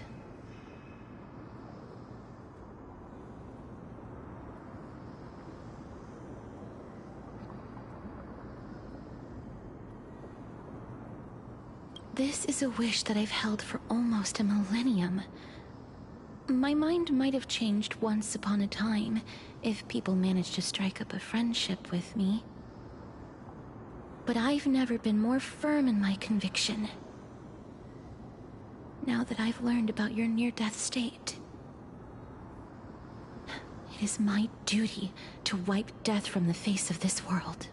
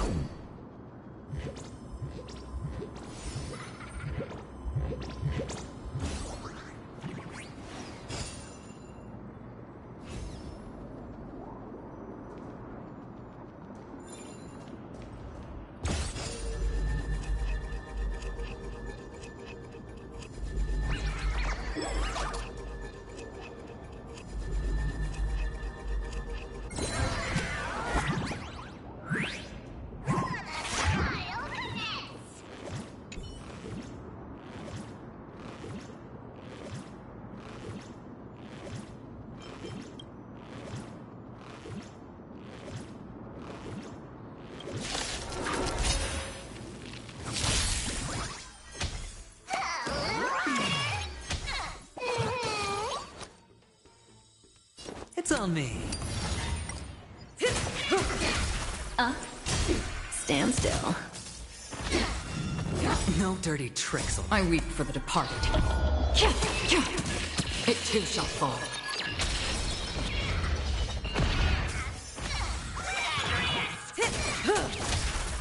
Time to say bye. Boom.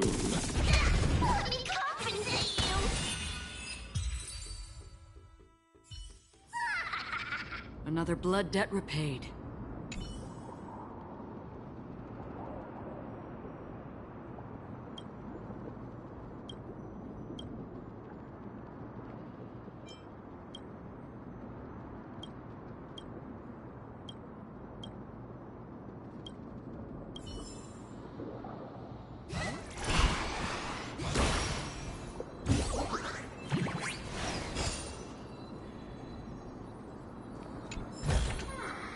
Don't forget to let your friends in on the action.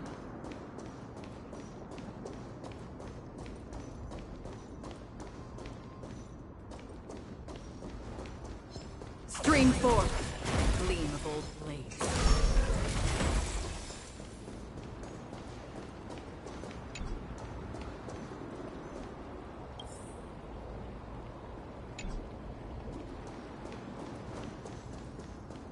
Stream forth. Seek, and you will find.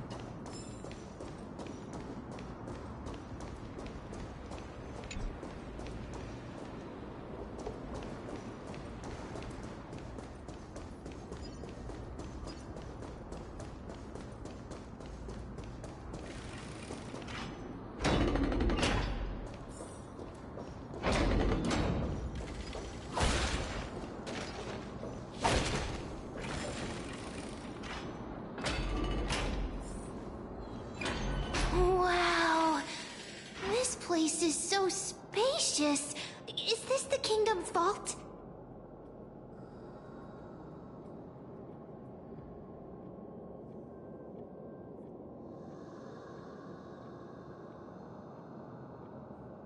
That's fine and all, but we need to lay down some rules. We're not gonna return to the past to steal things. Do we need to enter that doorway to climb even higher? There seems to be a person. Oh, more like a soul guarding it. But how should we get up there?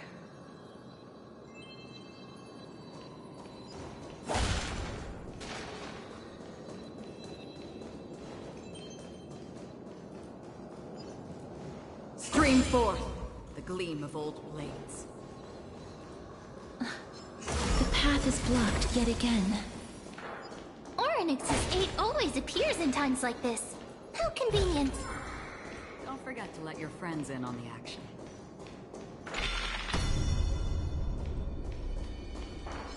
Stream forth, the gleam of old blades.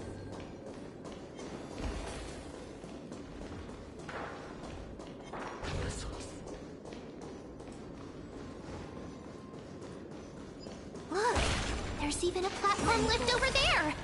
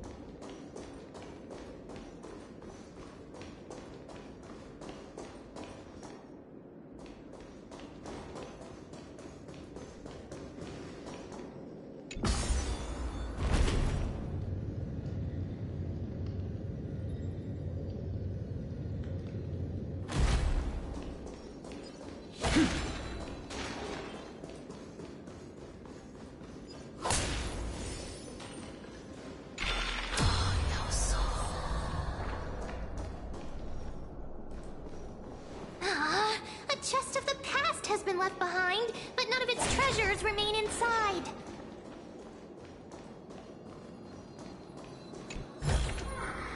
Seek, and you will find.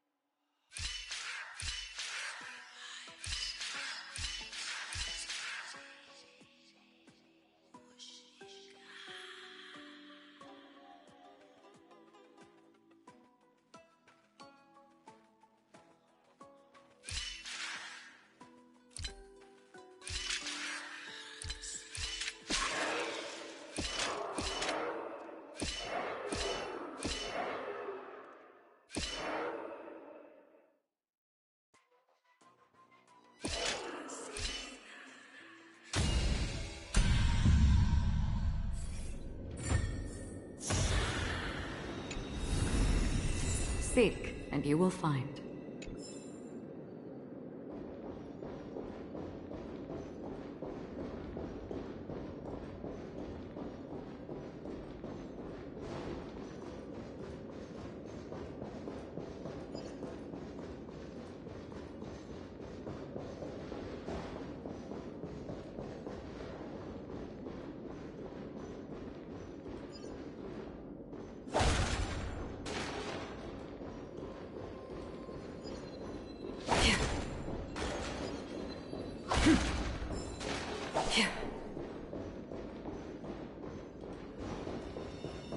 Stream forth the gleam of old blades.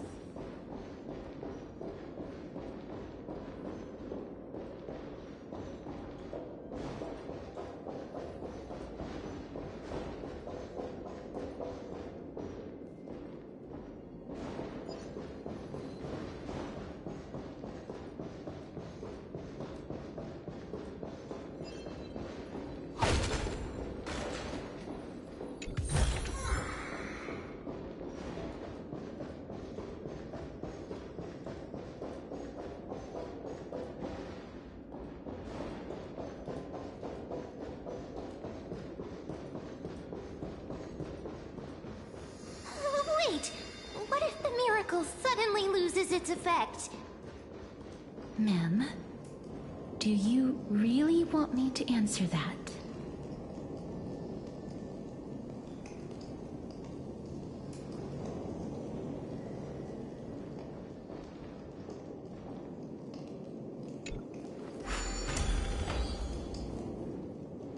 Stay back. Don't come any closer. Don't come near me. Huh? Why does he look so panicked? Did the black tide monsters frighten him? Or is he actually scared of his own extraordinary power? There's no need to be alarmed. We're just passing by the area. See? None of us look threatening.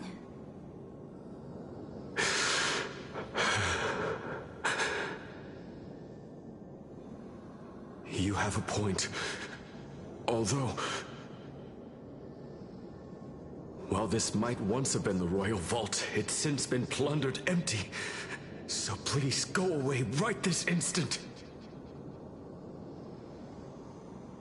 You've misunderstood us. We simply heard your shouts as we were passing by, then decided to come over to find out what happened. My goodness. Did I really yell out loud? How rude of me. I'm sorry to have bothered you. I merely saw a warrior.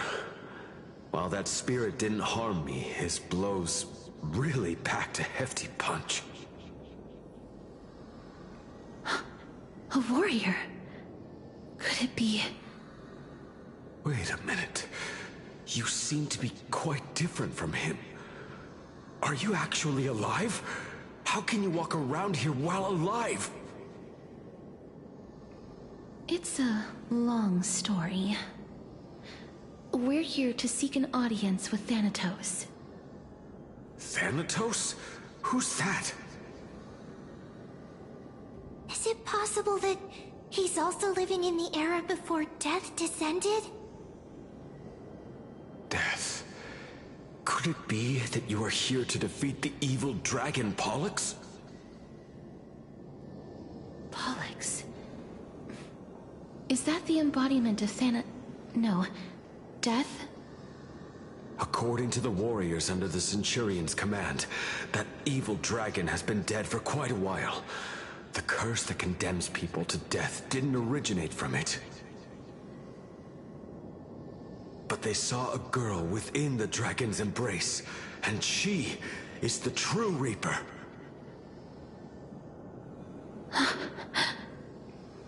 Pray tell, where is that girl right now? I've heard that the Queen spared no effort in bringing her back to the castle. Her Majesty intends to control all of Amphorius with this unprecedented power. As for whether this rumor is true, well, no one knows. You have my thanks for the invaluable insight that you've given us. Please, treat this touch as a token of my gratitude. You... Are you...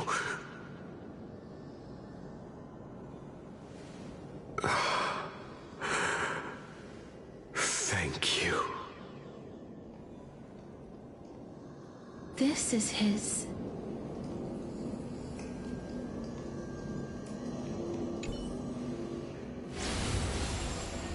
Then you granted him death? That isn't like you. You would have refused even if I commanded you to do so. I... don't know. I did it out of sympathy, believing that I wouldn't be racked with agony, but... I am still in a state of turmoil. Sympathy? Sympathy for that youth who triumphed in every battle? That young man was favored by Talantin, who taught him a move that will defeat any mortal enemy with a single blow and emerge victorious every time. He could rely on that move to always achieve victory during Era Chrysia. However, now that death has descended upon the mortal realm, that divine swordplay also means he can send others to death at will. In other words... You feel that he's similar to you? Yes. Since he can never be inferior to others in martial combat, death would be the inevitable outcome every time he strikes. That's why he approached me and pleaded. Pleaded for me to put an end to all of this.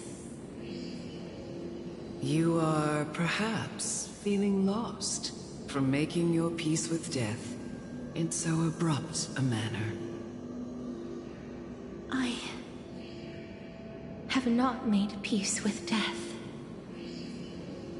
I've seen the people of Idonia stand tall and proud in the face of death.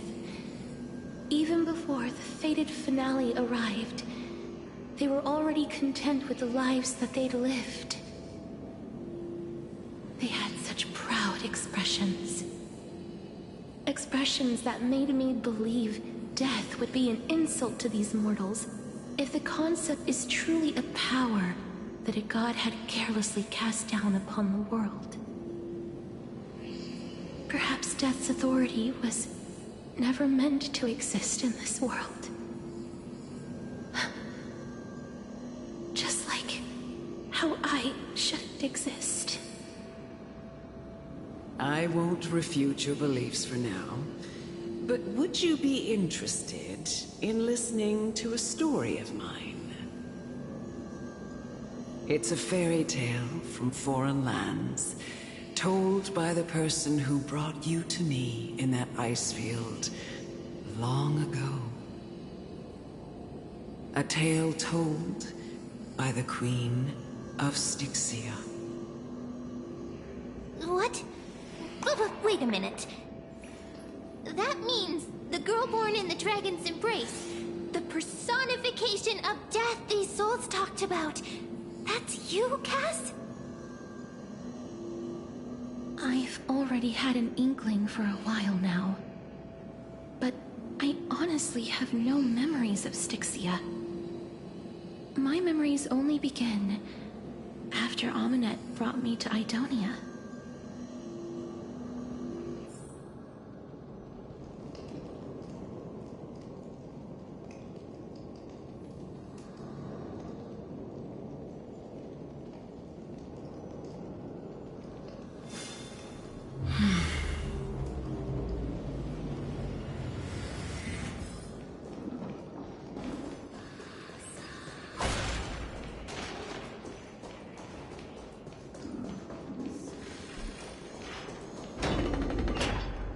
Don't look back.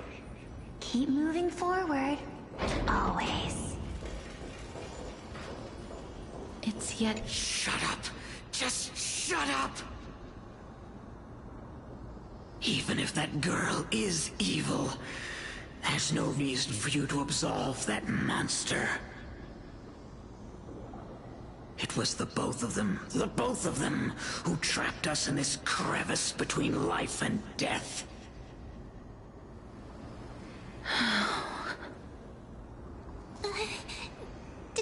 Don't be scared. They haven't noticed us at all.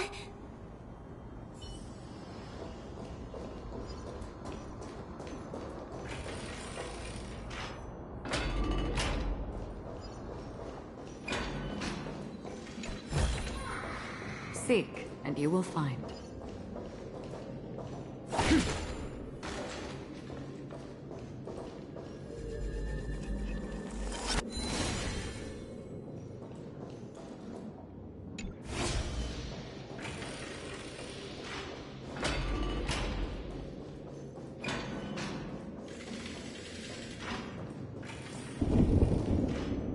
Oh, this is...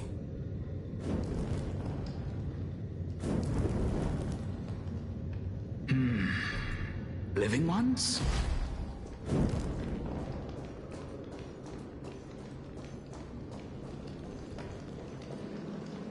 Oh, could you be the scions of Styxia? Did you hear about the great work that I'm doing here? and have thus arrived to give me the last material that I need for transmutation. Great work? Have you heard of the great name of Pollux, perchance?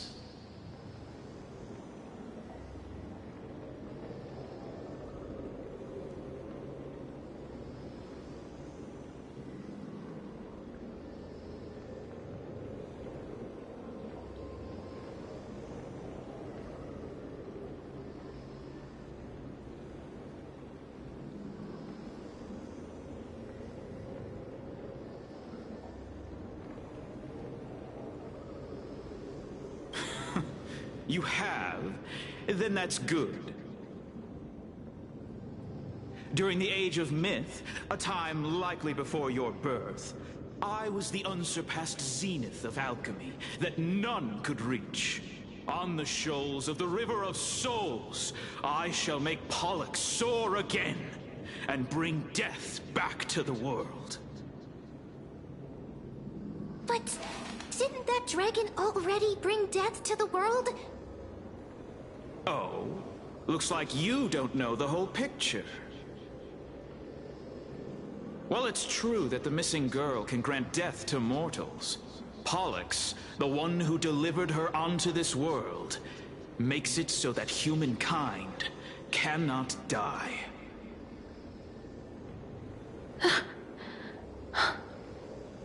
So, it's just as I feared.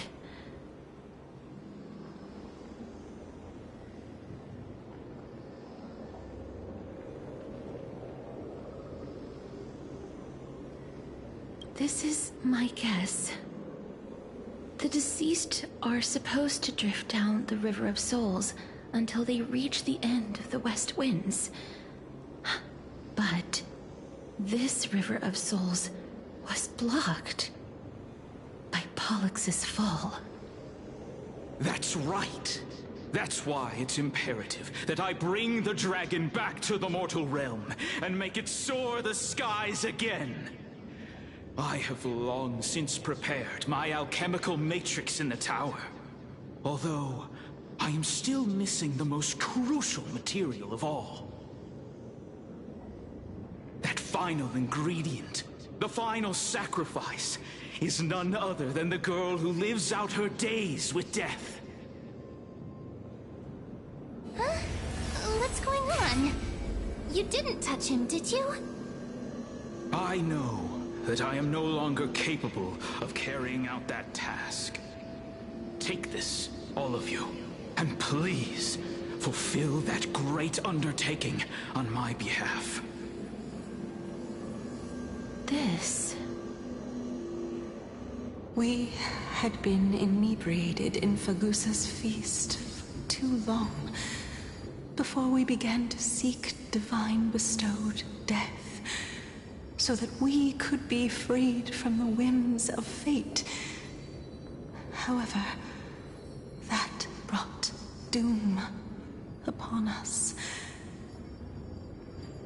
Instead of summoning a supreme god, we encountered a monster that cut off the River of Souls. That detestable dragon Pollux denied all the dead from the gates of the Nether Realm. Unable to rest in peace, these departed spirits engulfed Styxia like a roaring tide. As a result, my city and its people no longer exist. That child is the only person whom I managed to save. Born within the evil dragon's abdomen, she has possessed the talent of death since her birth. She must have been granted to us by the gods as a chance for us to atone for our sins. Please, you must nurture her to adulthood and prevent her from experiencing all of the suffering that we went through.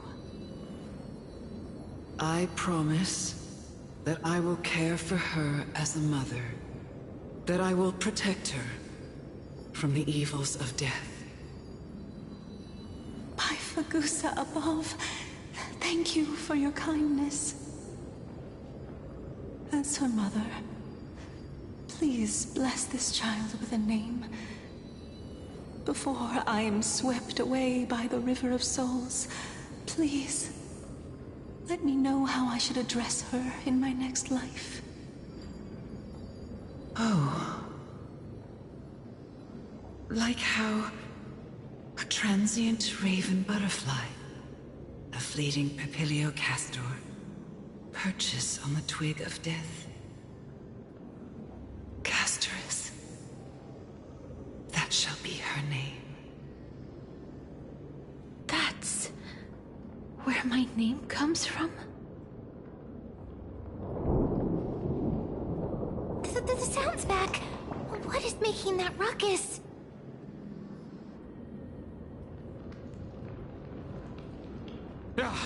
Living ones, don't waste your time bickering. The Netherrealm's wrath is falling upon you. Black Tide Creations. When did they... Miss, please fight them with caution. Be careful not to suffer the same fate as those Black Tide creatures!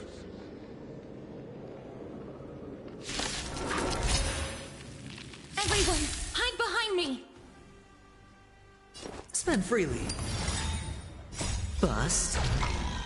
Or maybe I'll take it all in. Stand still. I weep for the departed. It too shall fall. Oh, there's so many of them. How are we holding up? Time to say bye. Boom. Ill fate descends. Beneath the waters lies an endless abyss. Again? Watch your head. On the still waters of oblivion.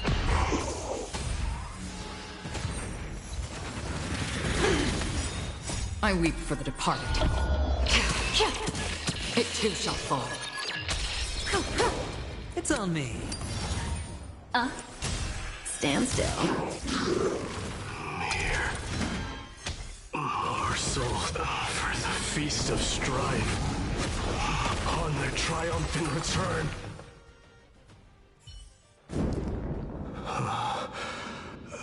You? Lord Mighty?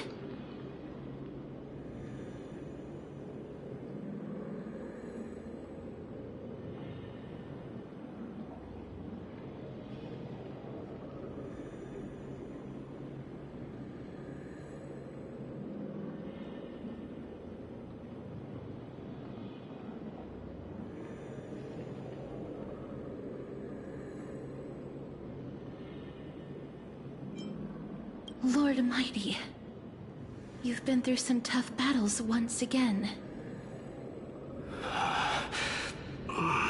That black tide is endless. My death is only temporary. I will find my path of return and go back to the world of the living and continue my protection. Lord Mighty, I have always wanted to...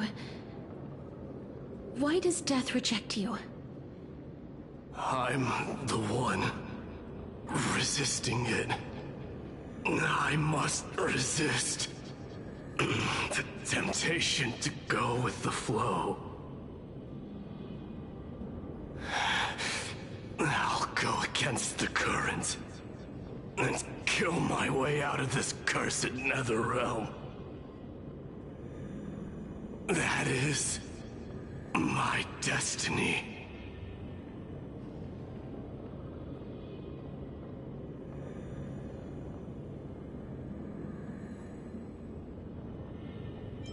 It seems like he's completely focused on resisting the temptation of the dead's whispers. He's working hard every minute to deny death. It seems his battlefield is not limited to the world of the living. Lord Mighty, are you willing to travel with us? We're headed for the Matrix inside that tower, to summon Thanatos from their prolonged concealment.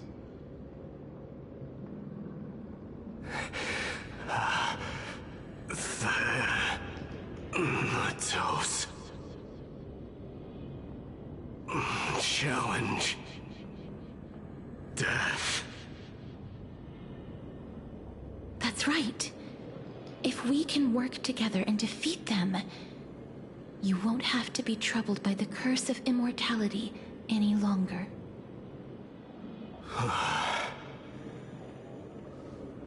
Let's go together, Castorice.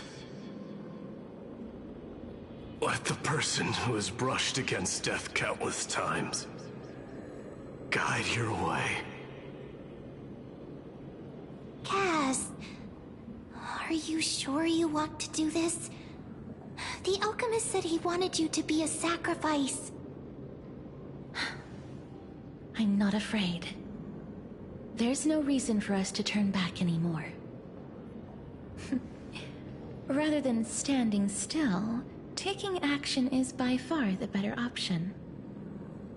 Perhaps fate might take pity on us today and show some compassion.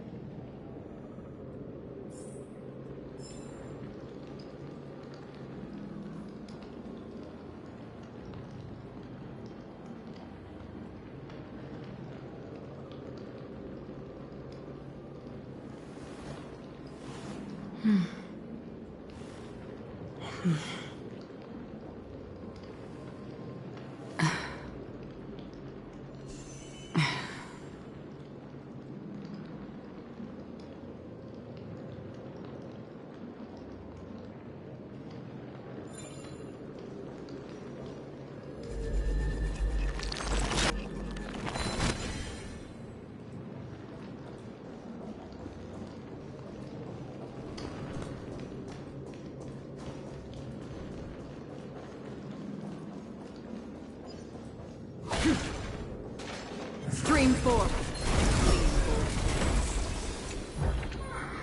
Seek, and you will find.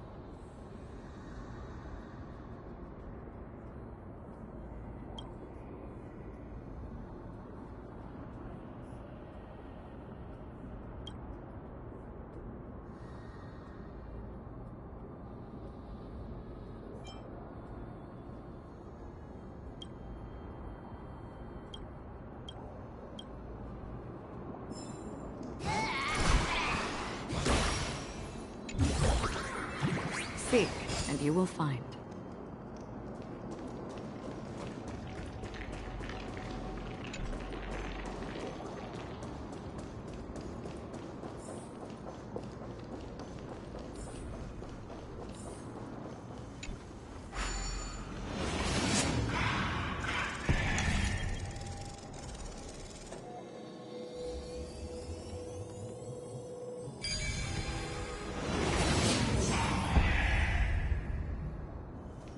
Life is a puzzle in and of itself.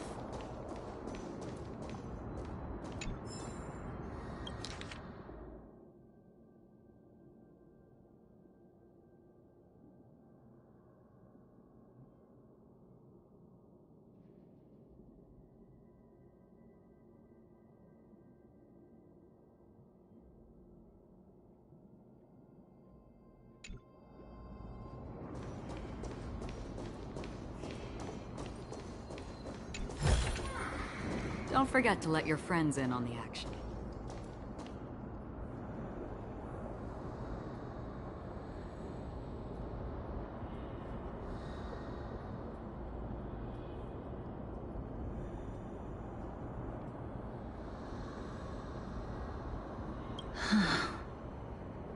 This is going to be difficult.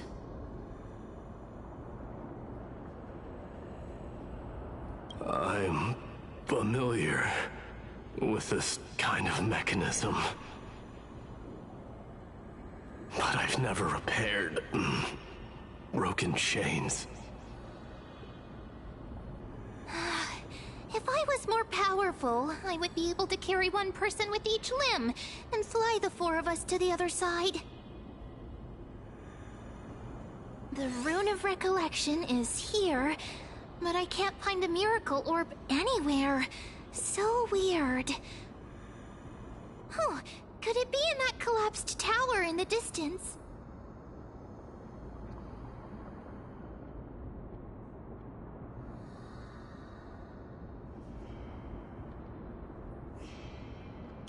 It's still up to me to step up in a crisis. Wait here. I'll go check things out.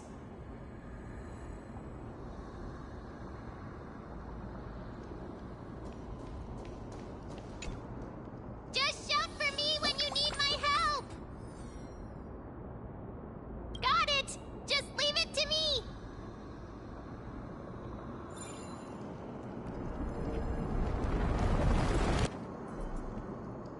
Mem did it. The pink squirrel is very smart. The miracle's range is limited. Please come a little closer.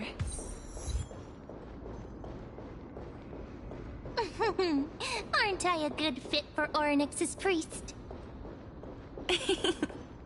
Of course. You're the most competent priest ever.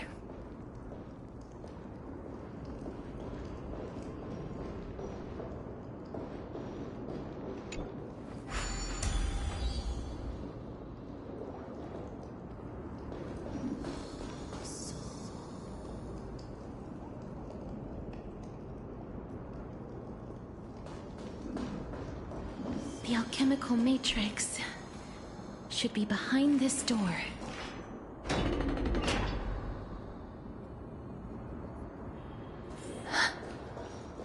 Is that...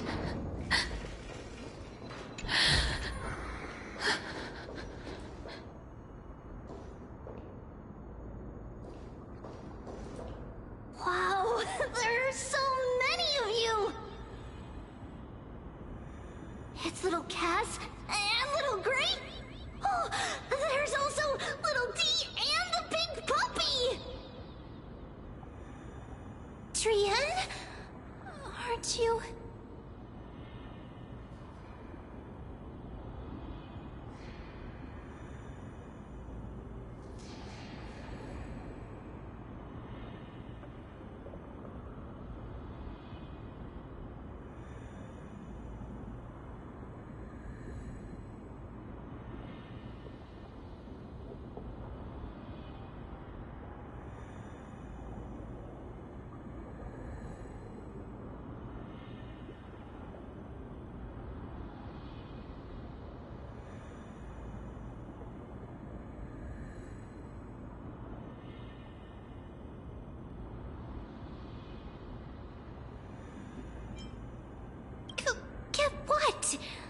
getting even more confused.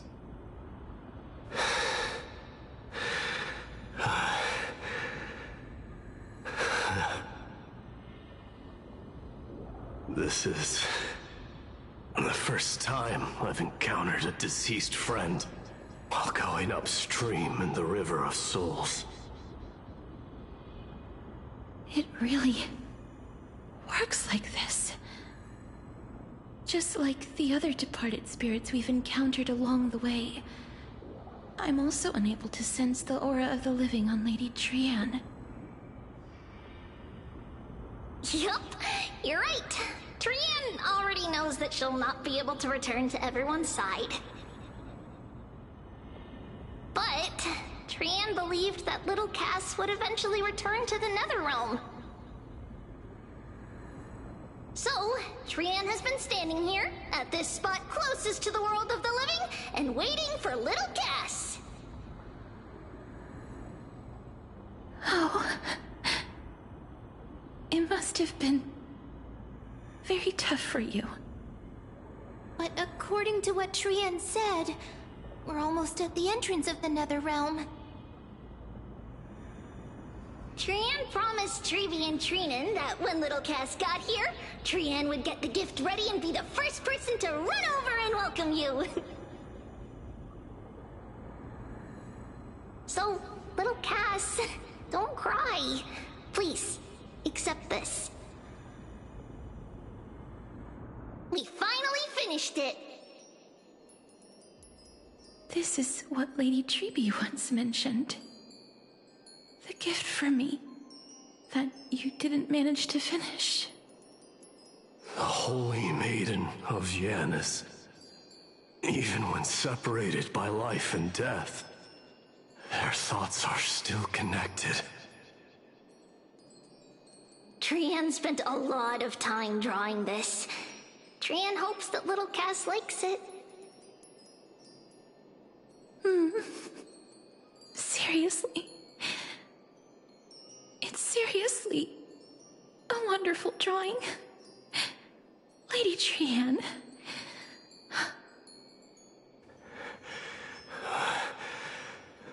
This is our flame chase journey. Little Cass, we don't know what your journey was like before. Trevi has always said that it must have been a very harsh and frightening journey. But little Cass no longer has anything to fear now, because everyone is here with you in this flame chase journey! That's right. Only now, when I see Lady Trian's gift, do I realize that I've already obtained so many things I would never have dared to dream of since I embarked on the flame chase journey. It's the first time I've gained so many companions. The first time I picked up the hobbies of crafting and photography. The first time I had dinner with someone else. The first time I went to the market to buy the Chimera doll I'd liked for a very long time and hugged it to sleep. The first time I wore a dress personally made by Lady Aglaya. The first time I went for a walk with Lady Trebi, Lady Trian, and Lady Trinan. The first time I enjoyed the night breeze and looked up at the stars with Miss Hyacinth. The first time I took care of Dromesis with the Trailblazer. Looking back at all these experiences I never thought were possible, it feels as though the scales of my life had shrunk from centuries and decades down to minutes and seconds. And all of them are so precious. I took countless photos in the past, but they're all black and white landscapes. I don't have a single one with friends. If I had known, I would have taken more pictures.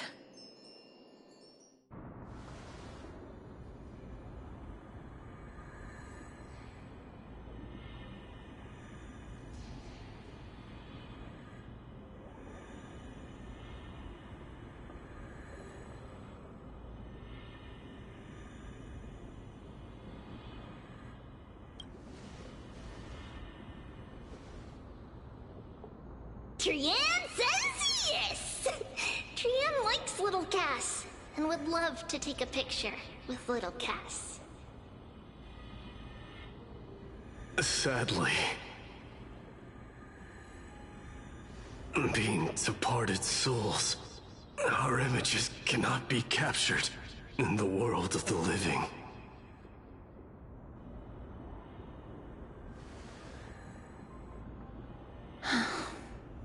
I thought so too. What? Are we seriously going to leave any room for regret?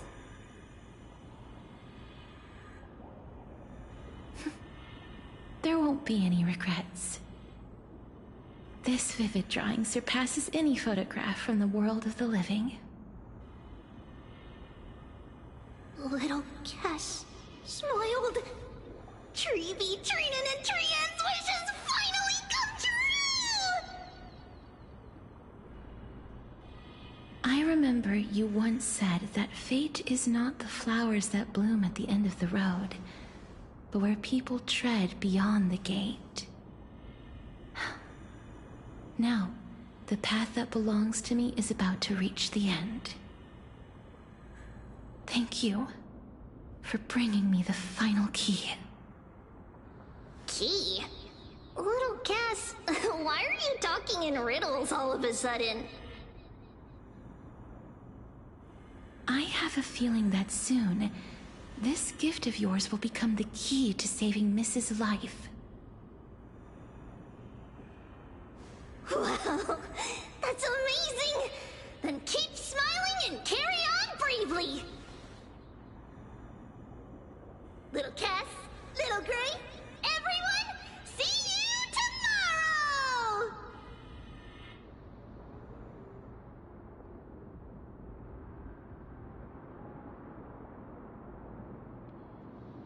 Lady Trian. The aura of this place. We have indeed reached the end of the stream of souls. If I go any further, I might lose myself. I must leave now, for the black tide still wreaks havoc in the realm of the living.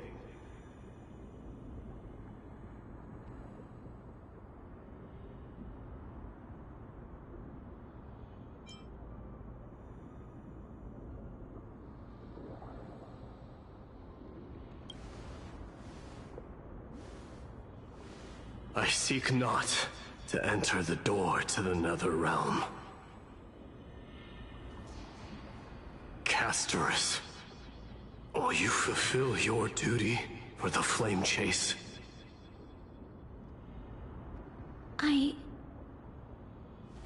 I have yet to make my decision, Lord Mighty.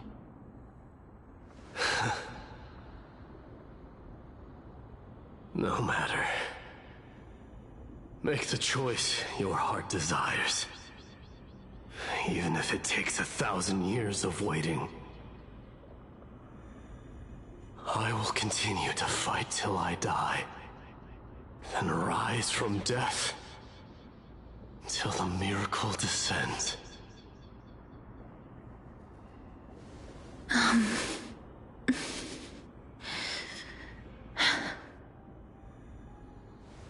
There is one more thing you should know, Lord Mighty. What is it?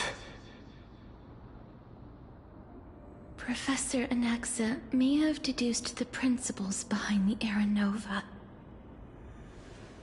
You and I may be reincarnated as strife and death in the next cycle, becoming calamities wreaking havoc upon the world. I see.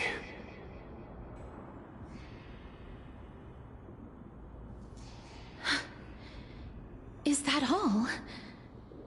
Are you going to accept such a fate without complaints? Do you have a strategy to shatter the shackles of our fate? I haven't found it yet. Perhaps I never will. Then, cease wasting your thoughts on futile matters. Control what little you can. And when fate's inescapable grasp comes, resist it with the strength of your mighty will.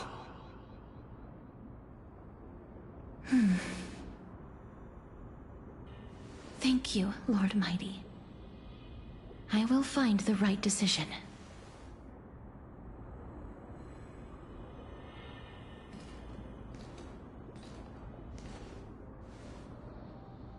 In the name of strife, may you meet a fitting end.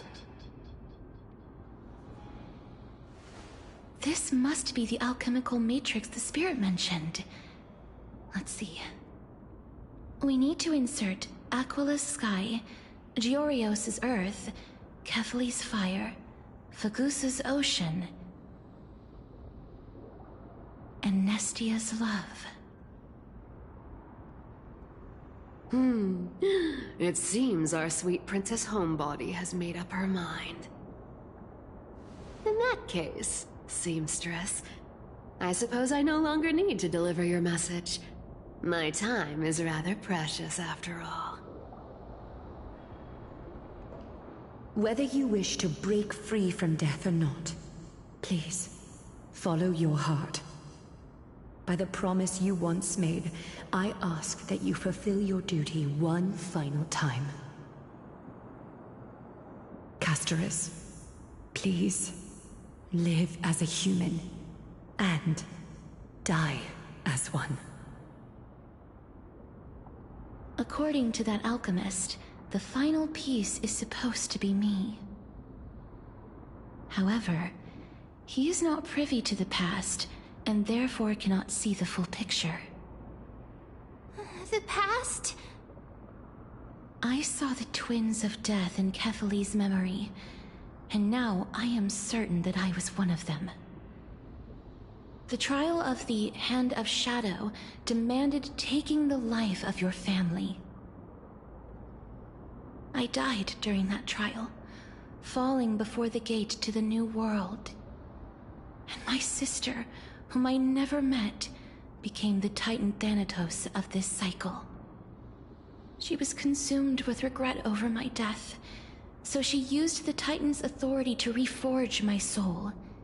Yet, it also means she has never revealed herself to anyone, hidden away from the entire world. That's because the Titan she became already fell at the start of everything. They died for me, and now lie in slumber in the River of Souls. You mean... Pollux? That's right. The River of Souls is no material river. It cannot be blocked by ordinary means. Only a divine corpse can prevent the dead from reaching the next world. And that's why... we have to awaken Pollux from death before we can retrieve the core flame of death. We have to reforge its body with the power of alchemy. But Cass, if that alchemist speaks the truth, does that mean you're also part of the dragon body? According to those departed spirits, I was indeed born as the dragon's twin. But before we talk about that, have you heard the sighs?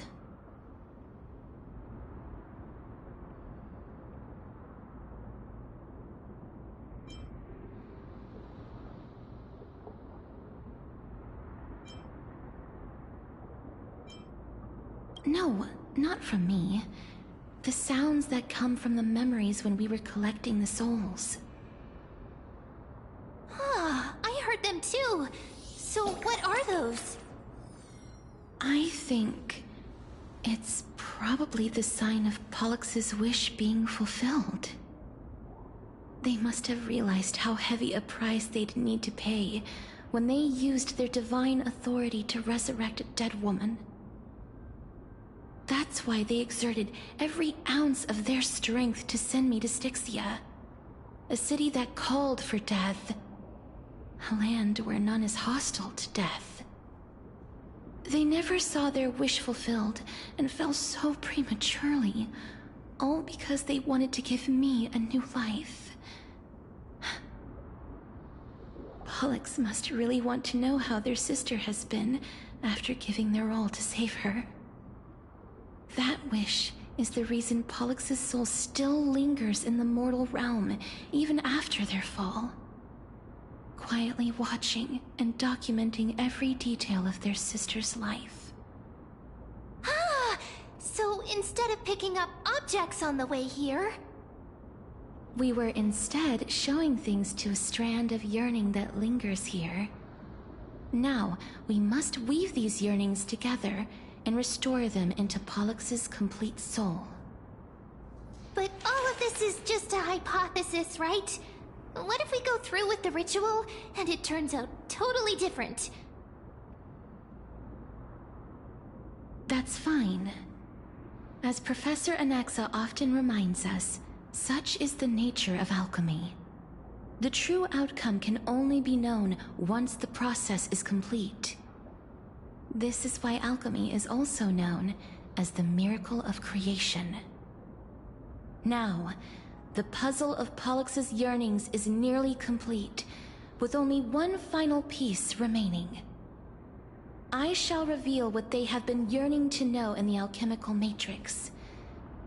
I will show them my whole life since I left Styxia. Lady Trianne has already drawn a picture of my entire life, and it is now in my hands.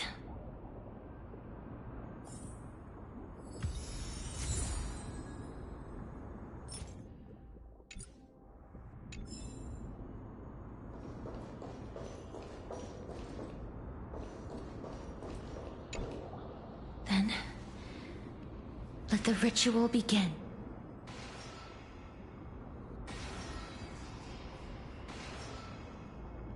And now, the objective is complete. That is all. Such is what Professor Anaxa always says after preparing for an alchemical ritual. And now, Pollux, I shall lift you from the River of Souls and reforge your soul. Perhaps you will be disturbed by this, and your body may become horrifying to behold. But if even the slightest trace of your soul remains, the soul that once ferried me to this side of the shore, then please, look at me. I wish to thank you in person. I have obtained everything you sacrificed your divinity for. Lady Almanette. Did she recognize you? Oh, she must be the first soul we can communicate with here, right? I'm afraid she is just another spirit trapped here, like the rest of them. The only difference is that I was there when she died. Please, go on. I'm listening. Are you about to tell the story of Styxia? Yes. You're just as smart as I imagined, but... never mind. Now's not the time. There's no need to worry, Elder. Take a look around you. You're already at the resting place of the dead. The world of the dead? But how? I understand that you chose to remain silent about the story to protect Castorice, the girl who coexists with death. But you no longer need to hide that story. I can assure you that you have protected that girl's life well. Oh. Well, in that case, let me begin. Styxia, the pearl of the ocean, plagued by unwarranted calamity and ravaged by death in the fairy tale. It was the first city-state to shift their faith towards death, even before Idonia did. From where you stand now, I suppose that's a bit hard to believe. Right? Indeed. I cannot imagine that those from the Era Chrysia, blessed with eternal life, could ever yearn for death. I have pondered the same question, child. But I am afraid there is no clear answer to it. Journeys and epics are only glorious and magnificent because all things eventually fade to dust. That's how someone once explained to me why death is necessary to the world. But I still can't take that as the final answer. Would a world without journeys and epics be worse off? I take it the one who spoke this line was a general, or perhaps a warrior. I, however, did find some inspiration in these words. Would you like to hear my thoughts, Castorice? Please enlighten me, Lady Amunet. Though I have already made up my mind on how to handle the authority and core flame of death. Your words might truly guide me toward the path forward. You and I are neither warriors nor generals. Therefore, journeys and epics cannot truly resonate with us. But what if I reframe it like this? What if love is not a trait bestowed upon mortals by Nestia, but a blessing from death? Love. No one ever invented the word cherish in the era when life was eternal. For all the good things in the world can be revisited endlessly, and every bond formed carried no risk of being severed. The so-called Era Chrysia was an age devoid of both virtue and sin. People did not truly live. They simply existed, going through the motions without passion or purpose, then waiting for something to happen. Perhaps the people of Styxia chose to embrace death not out of fascination with its cruel and fearsome side, but instead became fixated and obsessed with the impulses and desires tied to a finite existence. Therefore, death is not a thing of fear and desperation, but... That's right, Castorice. It is the reason we shed tears when parting ways, and also the original spark that ignited the passion of mortals. If you truly intend to deprive the world of death, then be prepared to witness it return to a state of stagnation. I understand, Lady Amunet. Our limited lifespan shapes all that we know and love. Not even the Death Titan has the right to take that away from humankind again. Nestia's love was the chrysalis of gold's first blessing, but it most likely wasn't understood by mankind. We only learned to interpret this wonderful gift after Thanatos' arrival. If the world was bereft of death, then the Queen of Styxia wouldn't have played midwife in delivering me into this world. You wouldn't have welcomed me into Idonia, and Aglaya would never have invited me to join the Flame Chase journey. None of these stories would ever have happened, and I would never have lived, let alone found happiness. Thank you, Mother. I will use all the love I've experienced in this long life to complete the final miracle.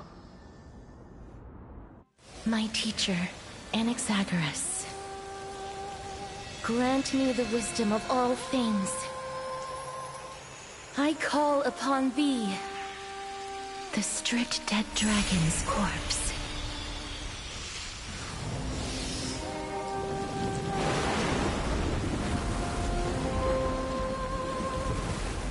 Rises from the earth, falls from the sky. As above, so below. This is the greatest power of all powers. Unstoppable in this world.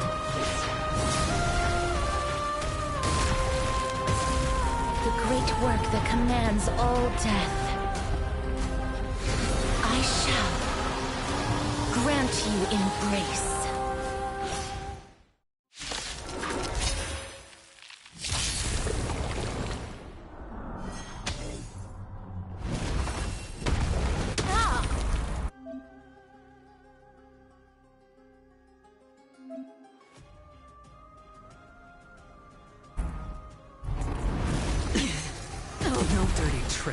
Is the girl who once saved my life truly gone? Or will you show yourself again, once we eradicate this hatred and regret? High stakes, high rewards. Spent freely. The dice have been cast.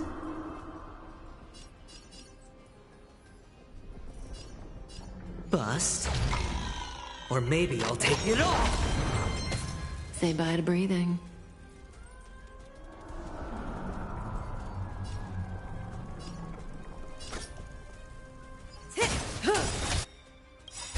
Good times never last. Time to say bye. Boom.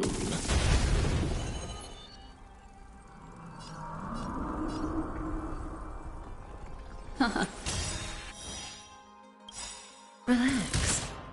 I weep for the departed.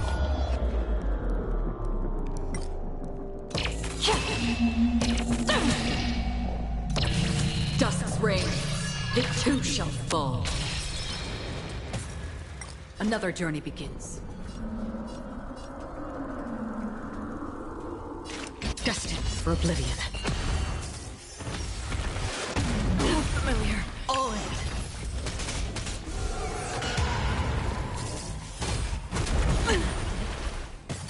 May as well kill them all.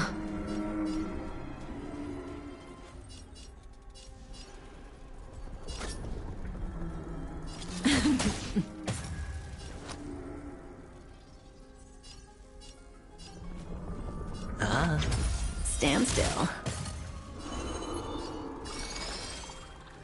Ill tidings manifest.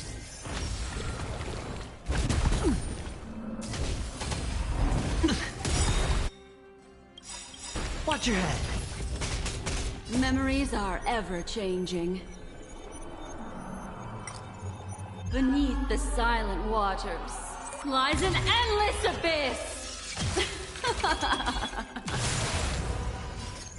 I weep for the departed.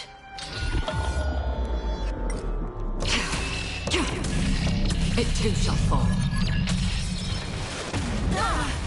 All in.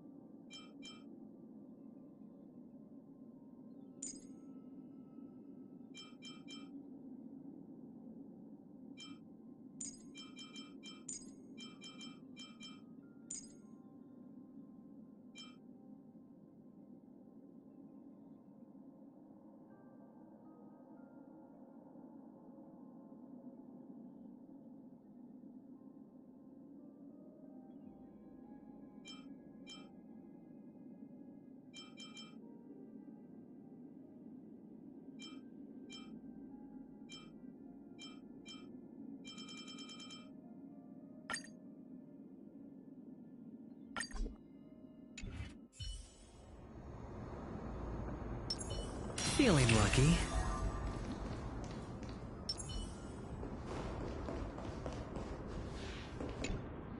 Then, let the ritual begin. Styxia. That's right. My teacher.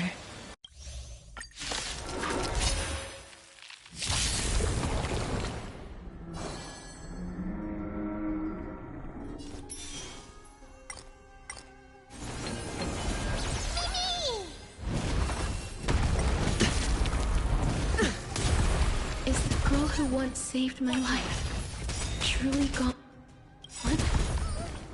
Or will you show yourself again? Once we eradicate this hatred and regret. Bust. Or maybe I'll take it all! It's on me.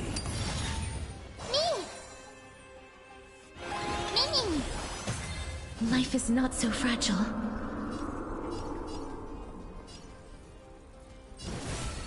As you wish.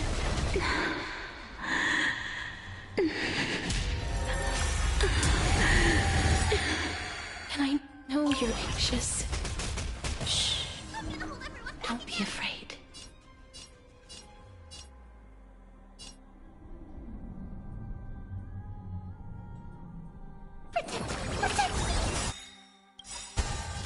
Don't come any closer! Fiends or devils, I'll crush them all!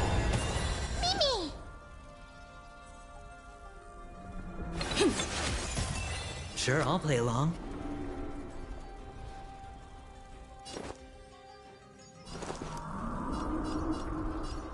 I'm scared! Stay put! Get them! Please cherish this time.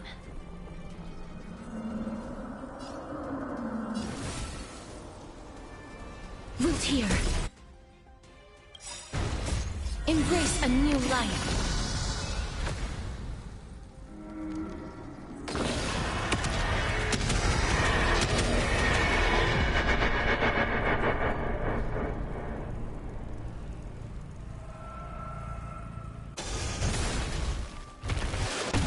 No dirty watch your head.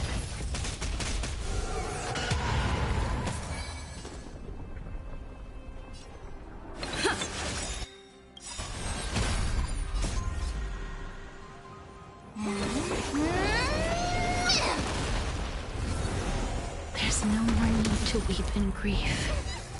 I will grant you peace.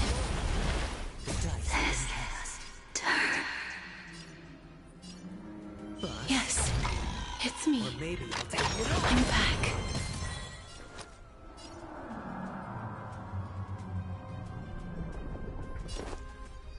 Spend freely.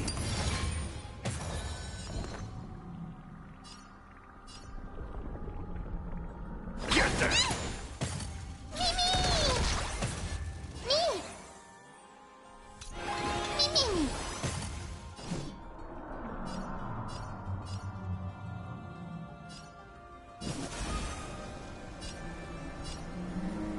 Darkness with me.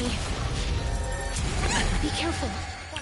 They may be moving by instinct, but there is fury welling up within them.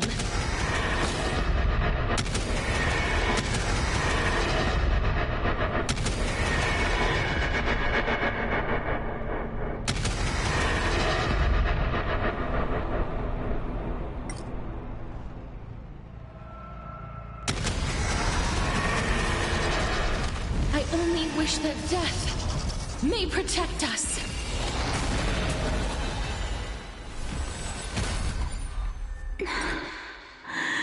Please, don't turn back to the Nether Realm.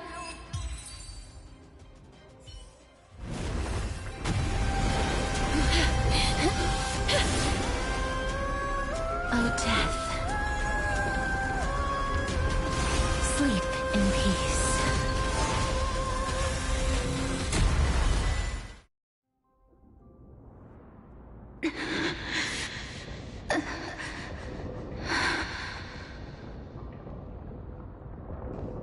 I'm sorry I have to wake you up from ancient death.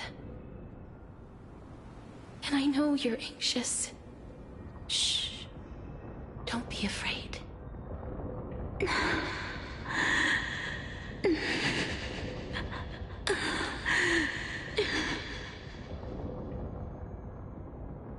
Do you remember me? I'm the girl you once carried across the Sea of Souls. I'm sorry I wasn't able to remember you, but with the help of many people, I was finally able to pick up these broken fragments of my past. I'm back, Pollux.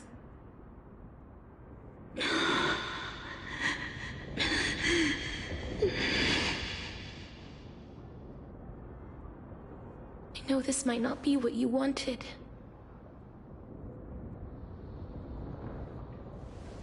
But I have to do this.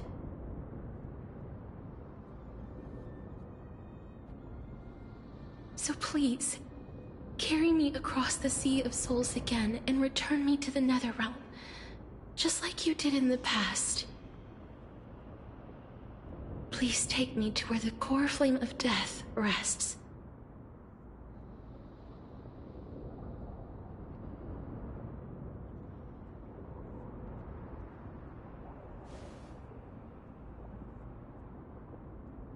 I'll be going now.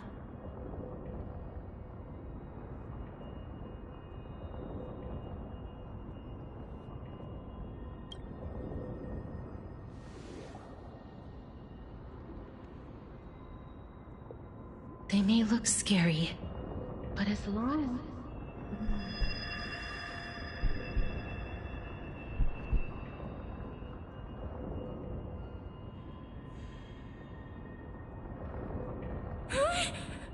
What's wrong?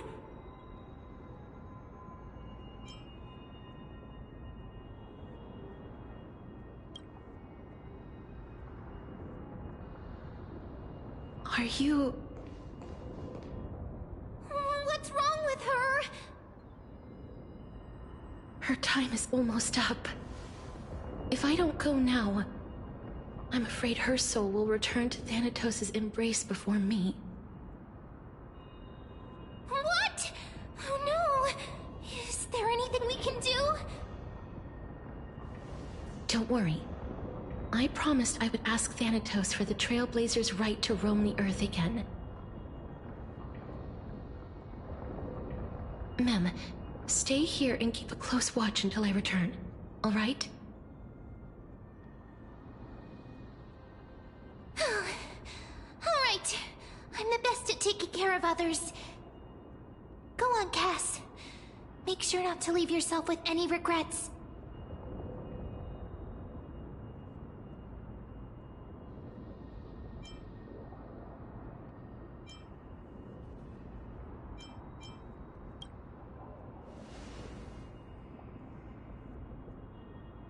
It's a deal then.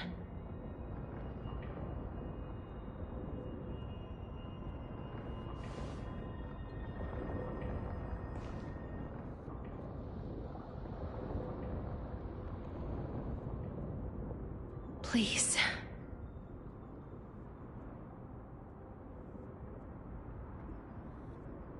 Wait for me.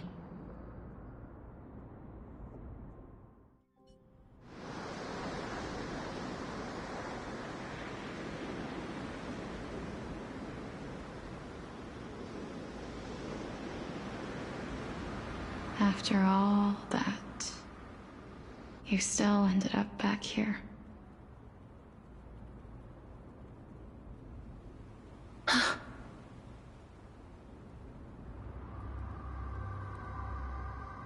So the legends were true.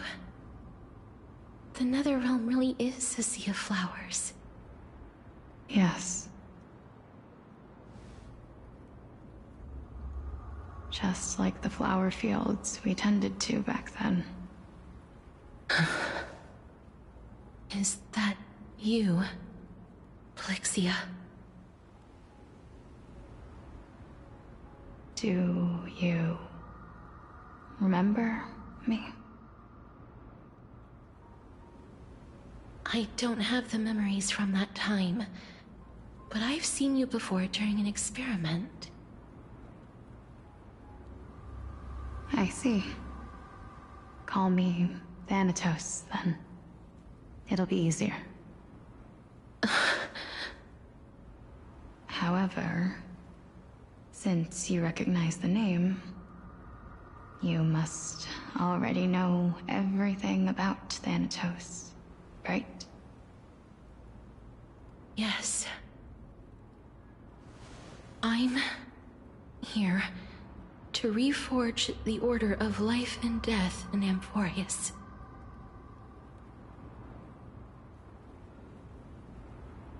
You know, my sister was a sympathetic, but rather sensitive person. Whenever she didn't want to say what was on her mind, she would avoid eye contact and look off into the distance. Just like what you are doing now. Can you tell me about the last Era Nova? What did you do, Polixia?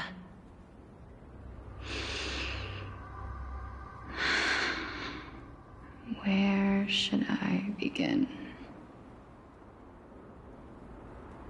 I suppose we can start from the beginning.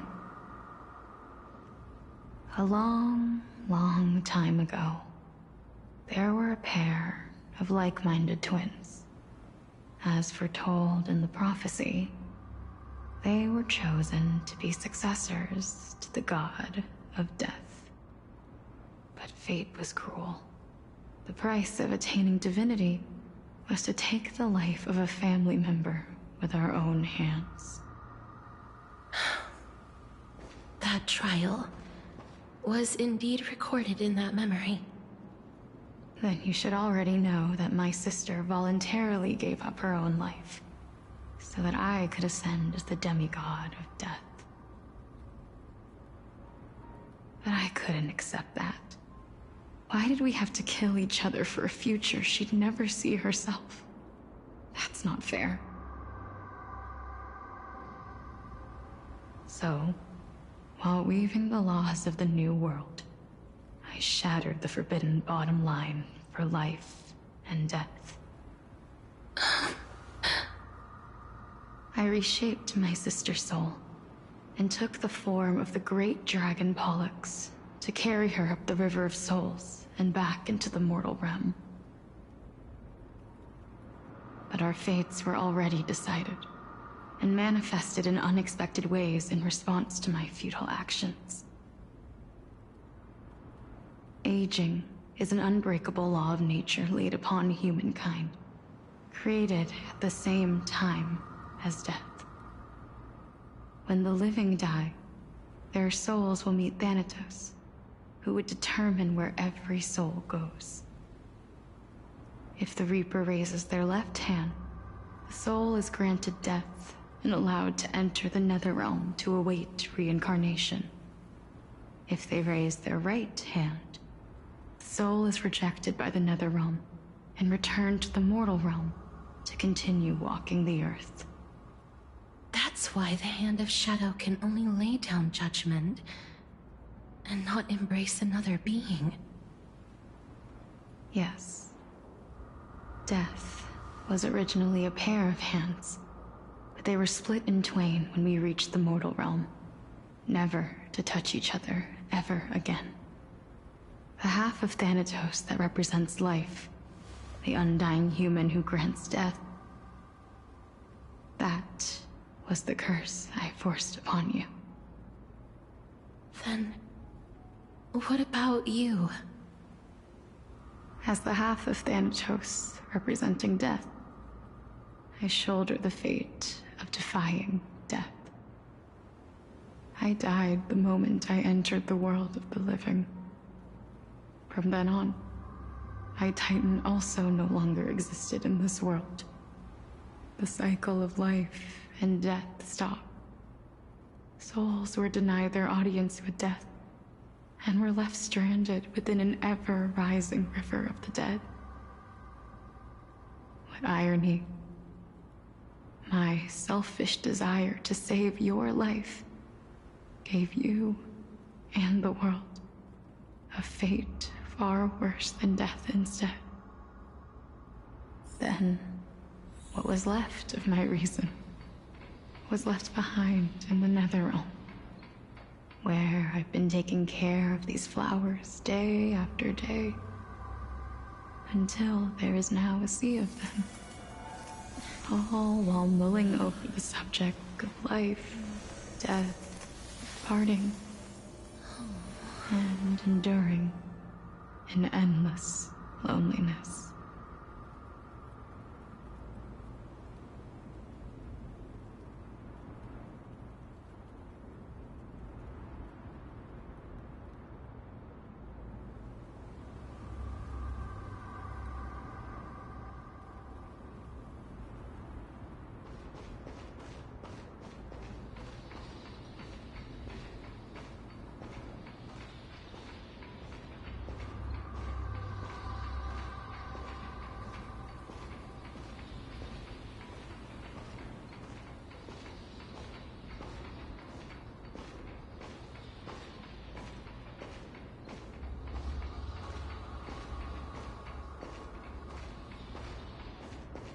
Fate is absurd indeed.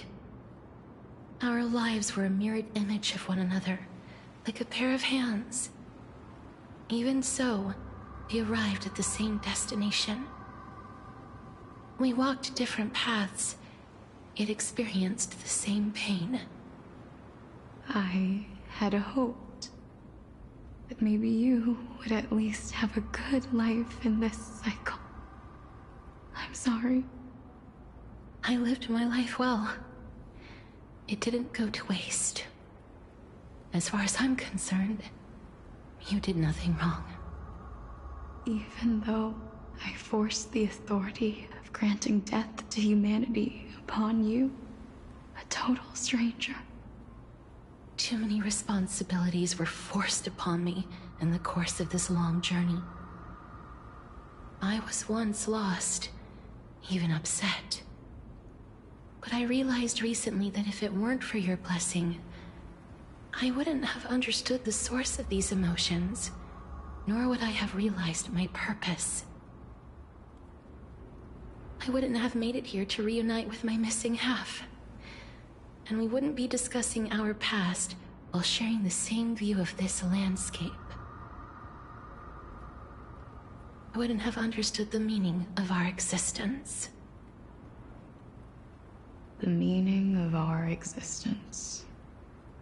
This sea of flowers blooms on dead land, because we sowed it with the seeds of our separation, and watered it with our tears of loneliness. Yes, the only thing death is allowed to create are flowers that bloom from blood and tears. That's why Thanatos cannot create living beings at will. Nor can the hand of shadow determine a person's remaining days. Because the life and death of mortals should never be dictated by another's will. Are you saying there's no point in Thanatos' existence? No.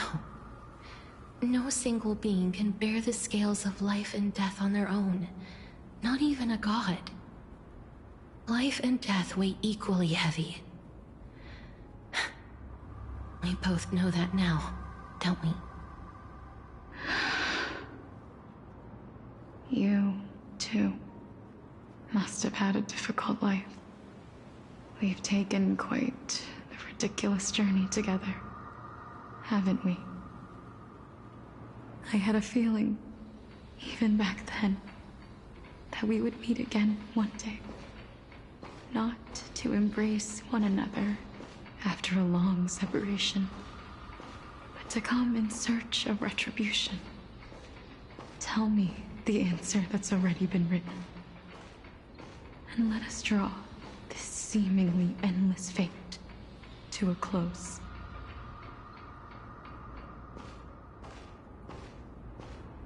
been far too long. I've waited here for centuries, watching day after day as desperate spirits are denied by this lonely wasteland. I always hoped I would see you among them. But I was also afraid of seeing you. I didn't know how I could possibly face you again. But more than anything, I was afraid that you might have forgotten all about me. I know. But don't you see, Polixia? I made it back anyway. You don't have to shoulder death's authority on your own anymore. It was always meant to be held in two hands anyway. So, let's give our core flame to her, and have her take it back to the mortal realm. Give humanity back their cycle of life and death. Our responsibility as Thanatos was never about picking out favorite souls. We were only meant to watch over life. Let's tend the field together, and create a warm sea of flowers for all the souls to come.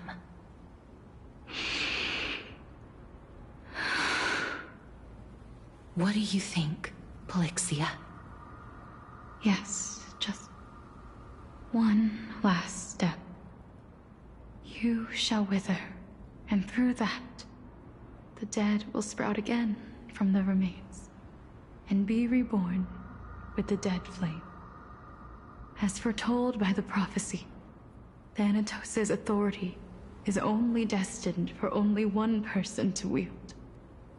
As the Chrysos heir of death, as their demigod, as a titan, our fated moment has arrived once again. Just like before. Yes, just like before. But unlike that time, the ones undergoing the trial this time are prepared. You've made up your mind?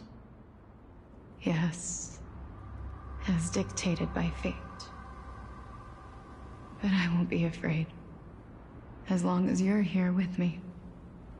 Complete your trial in this life. Grant me the embrace of death, and light the spark of life ablaze. You've been tempered by life and death. I know you'll be able to give this wasteland its first breath of life. Like a raven butterfly, flying swiftly into the netherrealm, perching on the twig of death.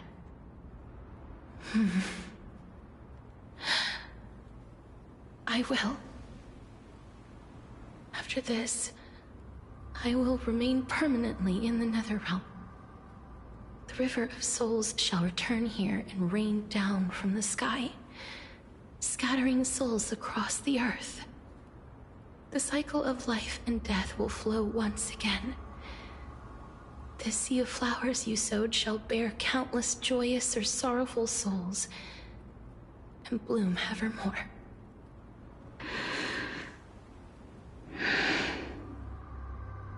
Thank you. Just one last thing.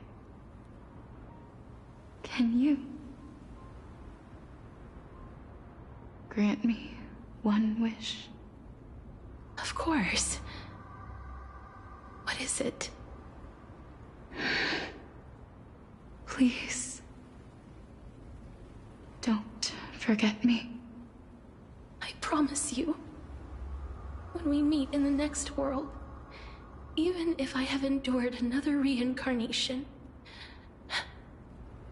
even if we do not know each other's names, I will still hold you tightly in my arms, just like what I did when we were born. Castorice. Castorice. You're as beautiful as a fleeting butterfly.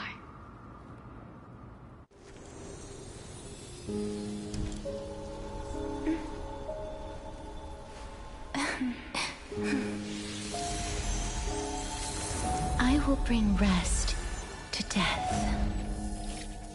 And from now on, stagnant life will once again flow.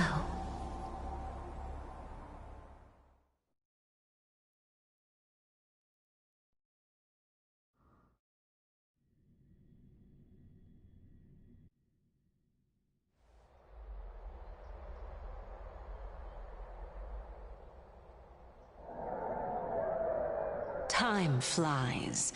In the blink of an eye, the 15th entry hour is already at hand. When this farce is over, your soul will be placed on the scales of life and death. Are you ready? No need to ask so many times. Of course I am. Then why do you drag your feet? Is your fear of crowds holding you back again? I simply find them too noisy. Paying attention to conceited fools like them would be an utter waste of my time. Such harsh words. As I see it, you are no less arrogant than they are. I couldn't agree more. Oh. I did not expect to hear that from you. Are you not going to refute me? I know myself better than you think I do. At the very least, better than a stowaway like you. And they say men whose ends are nigh have but kind words. Well, that is exactly why I chose you. Should I thank you for the compliment? The hour of the trial has come.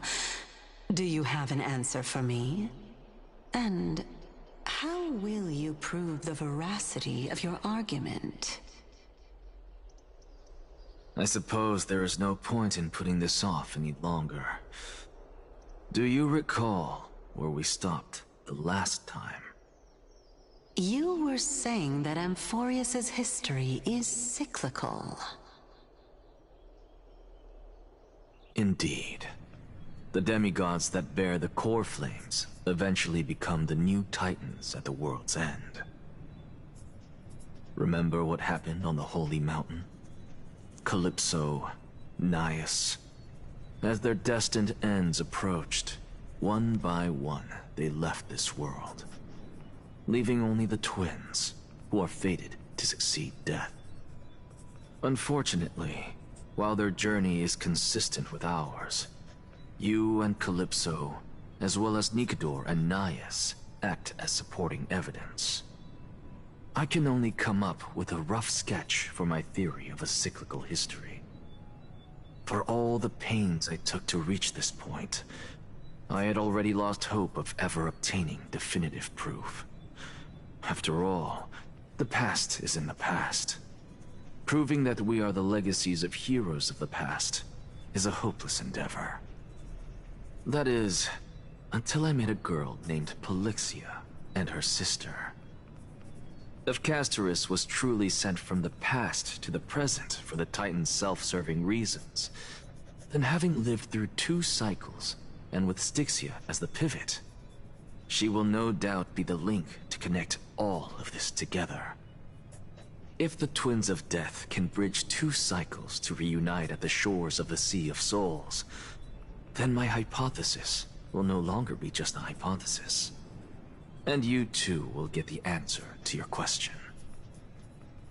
Well, that is all well and good, but how can you be so sure? If there is even the slightest error in your hypothesis, the girl will be shattered.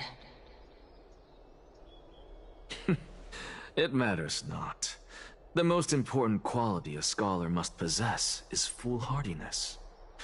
If you are overly cautious, then you'll never have the gumption to make the first step, and change will never come. Besides, I, an Exagoras, am destined to overturn this farcical world.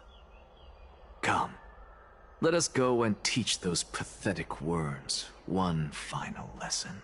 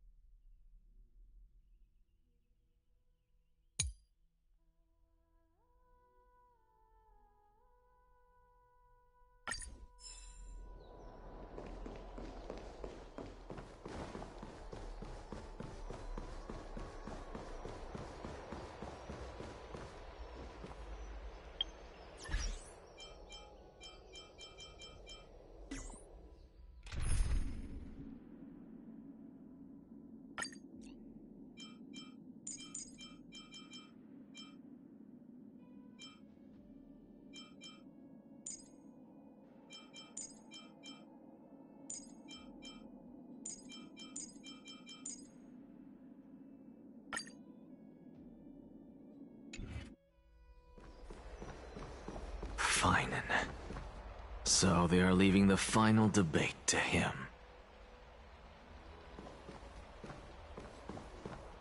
Let those Chrysos heirs who started this terrible war hear you. Let them hear the voices of the people!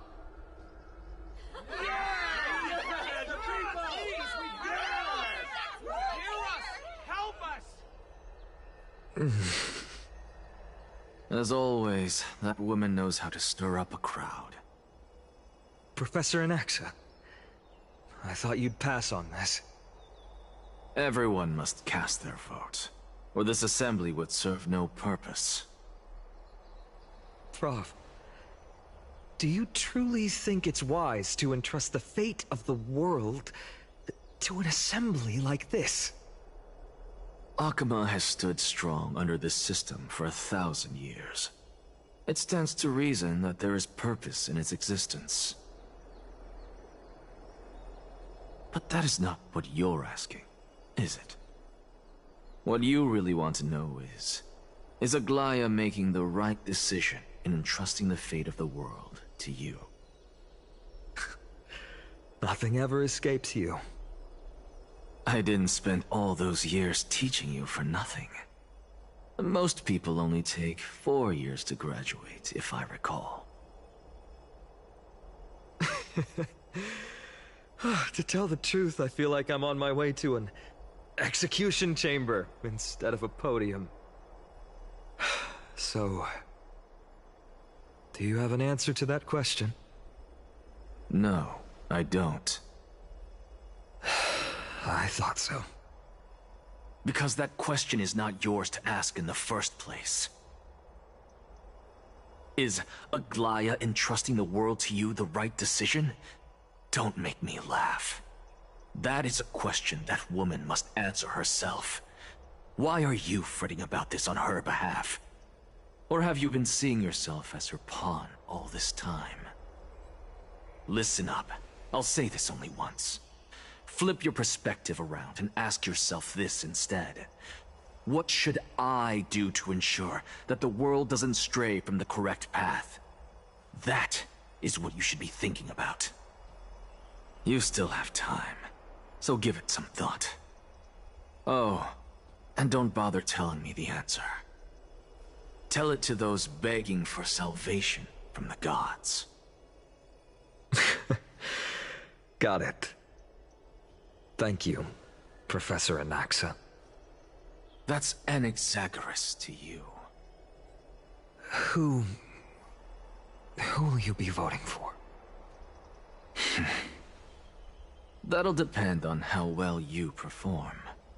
May Circe safeguard your thoughts.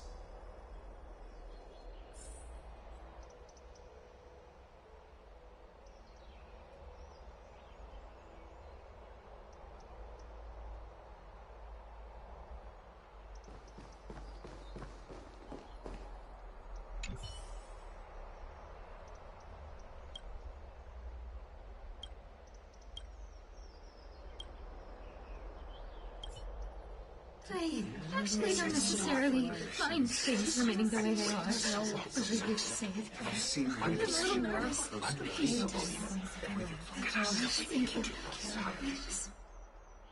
Elders and citizens, silence, if you please. As the Theoros, I present to you Finan of Ides Elysiae, virtuous citizen of Akima, and the last speaker of the Assembly. Much obliged, Lord Lycus. I remember him. He's the penniless lad working for Aglaya. Where's Lady Goldweaver? Why is she sending this guy to give the last speech? Is this really the end of the Flame Chase journey? Can this dude really face down kindness? I actually don't necessarily mind things remaining the way they are. I'll save.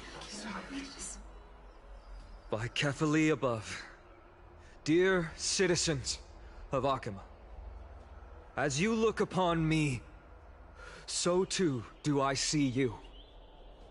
I see your fear and misgivings, your apprehension about the discord between the Chrysos heirs and the Council of Elders, and your uneasiness about the future of the Holy City. Yet, before you contemplate something as grand as the fate of the world, I ask that you look closer. Look beyond the horizon illuminated by Kefali, at the crisis threatening to overwhelm us. What? Ides Elysiae, my beloved hometown, is a village forgotten by time. It is a place with the most invigorating breeze and wheat fields that spread all the way to the sea. I once thought that there I would enjoy a lifetime of peace and quiet with my friends and family. How I wish I could invite all of you to that paradise, far from the noise and chatter of the world. Alas, I can't. Because she, and all that she nurtured, all that I loved, they have long been devoured by the black tide. My beloved home is no more.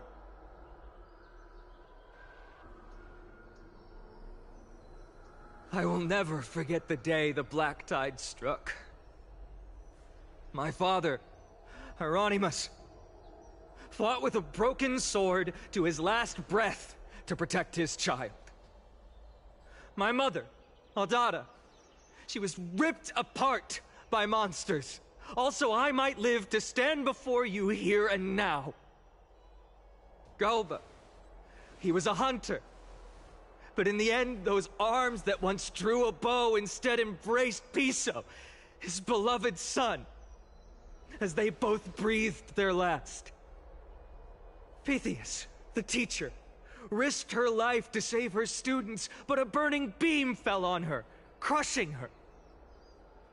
And what of Livia, her daughter? Did she make it out alive? No, she didn't. Livia, Piso, and so many other children. My childhood friends. They were all swallowed by the black tide and turned into monsters. They kept saying the same thing over and over. Even up until the final moment, I finally steeled my heart and granted them eternal peace with my sword. Why, Finan? Aren't we the best of friends?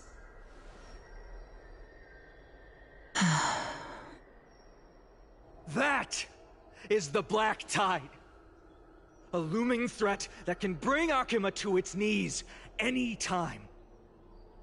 Kindness may have promised that with the 3 Titans of Calamity gone, Akima will return to an era Chrysia once more, but much as it pains me, I must disappoint you. While the demigod of strife has done everything in his power to hold them back, they are still coming. By now, the name of that black-robed swordmaster, the Flame Reaper, has likely echoed throughout the city already. The roaring thunder is a message from the strife demigod. The Flame Reaper has risen from death, and they hunger for the core flames of the gods.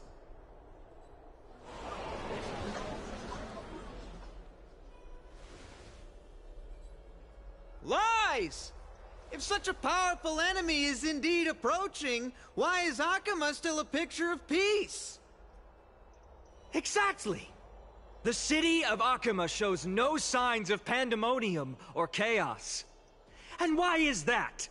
I beg you, spare a moment to think about this. Are we able to stand here and hold this assembly in peace today because the danger has passed? No! This peace we enjoy is no gift of fate. We are able to stand here today only because the Chrysos heirs have stepped up and shielded Akama from calamity. With her golden threads, Aglaya has preserved and continues to preserve these idyllic days that all of you hold dear. The Council of Elders claims that Aglaya will one day forsake the people because her divinity is eroding her body and soul. But ask yourselves this. Rather than offering her aid and support, why do they choose to watch and push Akama away from the Flame Chase journey? The answer that no one can bring themselves to speak of. A truth stained in blood and buried in greed, fear, and vanity. Allow me to lay it bare before you. It is because the Council of Elders, which bears Akima's history and honor, along with this citizens' assembly we once took so much pride in, are now infested with vermin.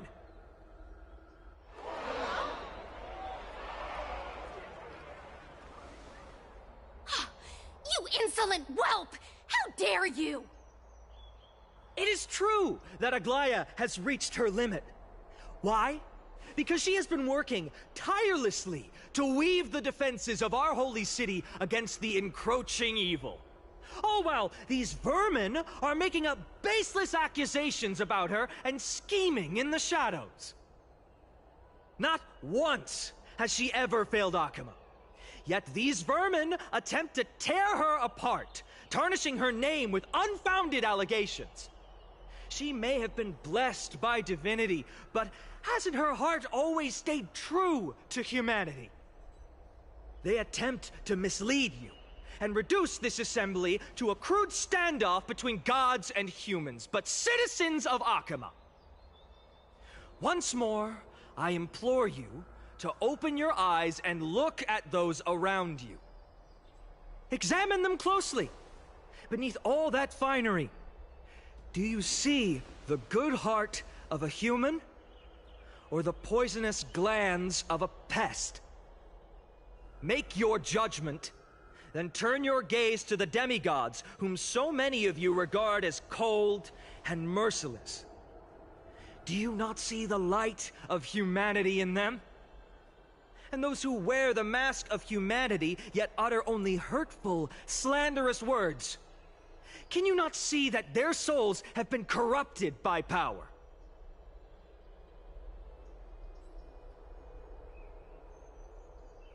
Yet, no matter what your answer is, and no matter who your vote goes to, rest assured that you have nothing to fear.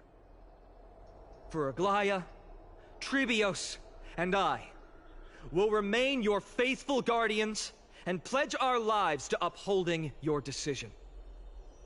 And this vow will stay true until the end of our days, where it will be passed on to future flame chasers. A steadfast and unwavering promise that shall endure through the ages. Absolutely right. The Chrysos heirs have only our best interests in mind. I still don't understand it. We never believe our peace times are always have to end. So,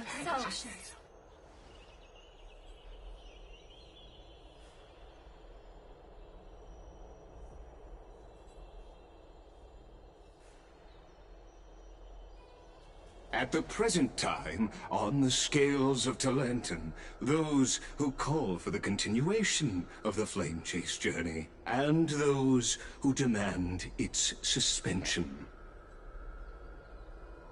Each faction holds an equal share of votes, resulting in a perfect balance. As expected.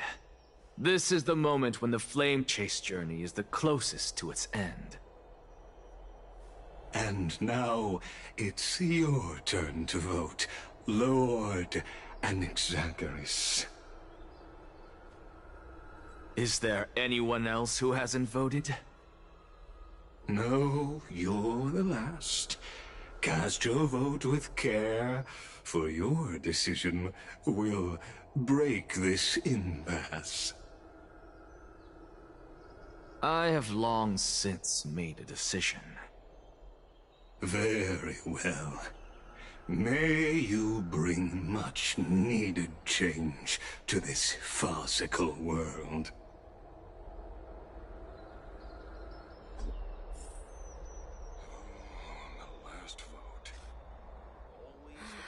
Who will he vote for?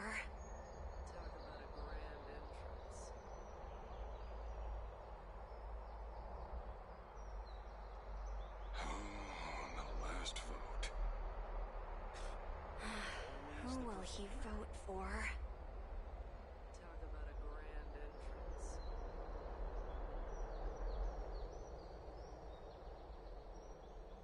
Oh, the last vote.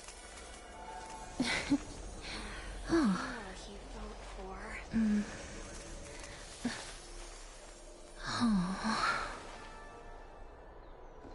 The die is cast.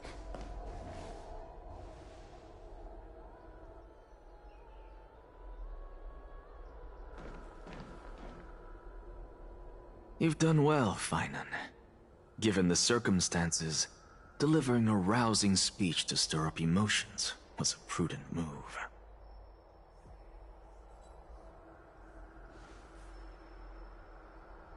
Thank you all for your patience. On behalf of the 7 sages of the Grove of Epiphany and the scholars of Amphorius, I, Anaxagoras, am ready to cast my vote. But before that, in the interest of fairness, Lady Goldweaver, I pose a question to you before all who are gathered here. Will you, as Finan has promised, stand by the decision made in the Assembly, regardless of outcome? In the interest of fairness, I make no promises, lest it should influence your decision. Very well. I thank you for your honesty.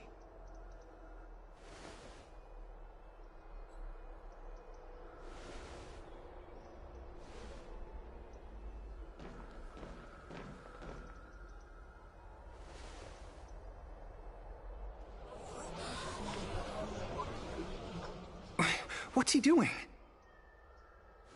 The stakes are high. Let's be patient. Cut the act! Who do you think you are wasting our time like this? Lord Anaxa, please do not forget that I... Rule number 1. Do not call me Anaxa. Rule number 2. Never interrupt me. Silence is golden.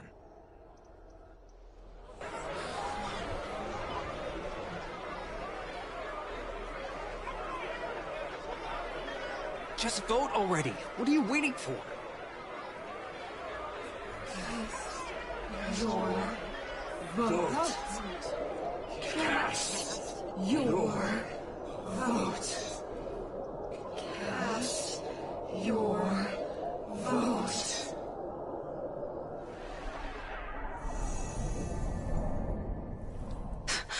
I cannot help but wonder, is every hardship in the world something you will exploit and use to your advantage? how else am I supposed to make use of this situation where my body and soul are separated?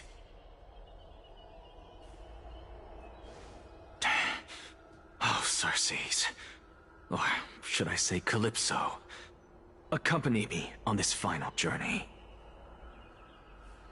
Let us journey to the Netherrealm and see how she will substantiate the answer to your question and validate my decision.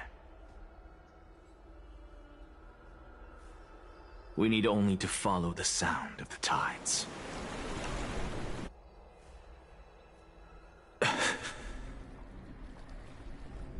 You are... Well done, child. Just as I foresaw, you have achieved great things. Teacher. What a twist of fate. A blasphemer raised in the doctrines of the Venerationists. It's like a foal kicking its mother in the belly after taking all her milk. I respect you immensely, sir, but... You cherish the truth even more. So, child, do not be troubled by the criticisms I have borne. Do not let those voices hinder you as you forge ahead. As the sage of the Venerationists, I am duty-bound to oppose you. But, as your friend and mentor, Anaxagoras, I say, go forth, for the truth is already in your hands. I will keep that in mind. Go now, child. Your lonely pursuit is about to welcome a new chapter. And when you reach the end of this journey, may we meet again with the truth before us. You have my word, sir. May Circes safeguard your thoughts. May Circes safeguard your thoughts.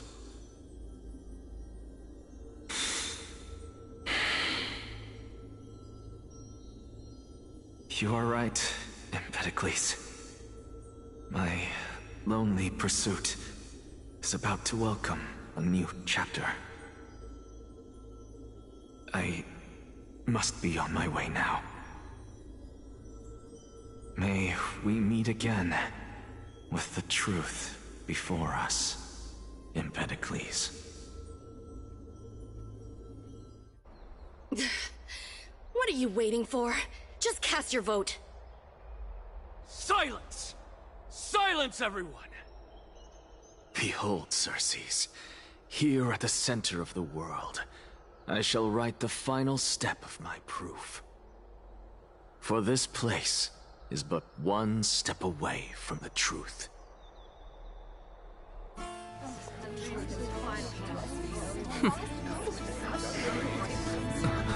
Professor, I completed the proof you wanted.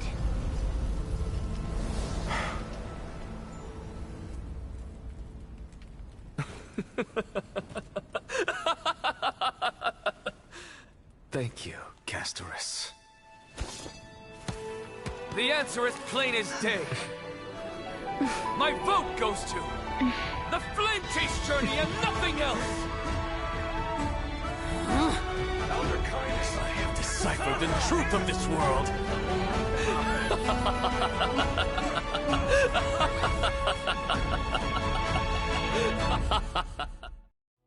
With the balance shattered, the result is clear. By carefully enter Lenten above, as the Theoros I have observed. No! Ligus, you can't! Anaxa, what have you done? Have you lost your mind? I hope you are prepared for the harsh punishment awaiting you. Mark my words, I will make sure that clever head of yours never forgets the price of betrayal. Have you forgotten? I told you that happens to be one of my rare talents. You put on such a grand performance, just to aid their preposterous flame chase journey? Performance? No, you are quite mistaken. I may be paranoid by nature, but I've always been known for my honesty. If you really understood me, Lady Kindness, you'd realize that I never had any interest in your pathetic little game of politics. Factions, standpoints, they are jokes in my eyes. I have never once switched sides. Because I, and I alone, am the truth. Lady Kindness, with all the citizens here as witnesses, we should honor the spirit of democracy and respect the decision of this assembly. I have observed that Akama has chosen her destiny. This citizens' assembly has resolved to continue the flame chase journey. This resolution shall be put up on the Wall of Heroes, such that all citizens are aware of the city's way forward. You! It seems not everyone is ready for the assembly to end. Very well. Let me entertain you for a little longer. By your leave, Lord Lygus. Interesting. Elders and citizens, your attention, please. Stay for a moment more, if you will. Anaxagoras of the Grove of Epiphany has an announcement for the assembly. What is this performer up to now? Absolute flame chase journey. Do you think he'll continue? I don't know. So apropos. Frankly, still. Just moments ago, all of you made a decision on the fate of Amphorius. As a supporter of the Flame Chase journey, it pleases me to see the choice you have made. But I regret to say that I still harbor doubts about this outcome. Thus, I hereby challenge this resolution. Tell me, who among you dare swear to Kefali's name that Era Nova will truly welcome the fairy tale ending that the Chrysos heirs have promised? A beautiful new world free of calamity and madness? Nonsense! That's impossible!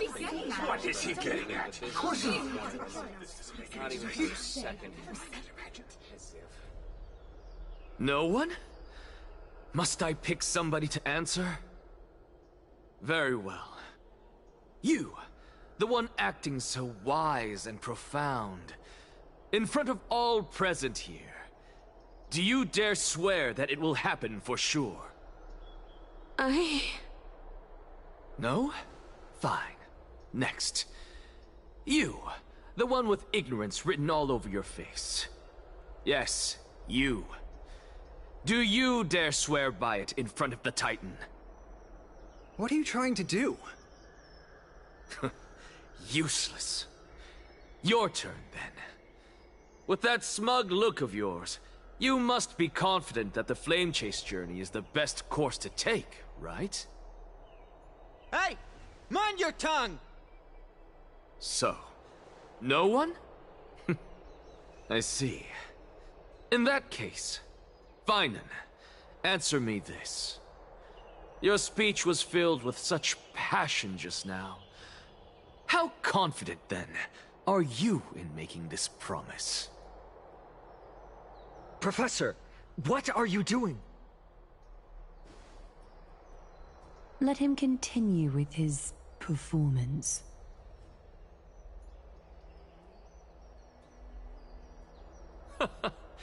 Will you look at that? Even Finan and Aglaya lacked the courage to make such a promise. And what's even more absurd is that no one but I can promise you this new world. And yet, the Assembly passed the resolution anyway.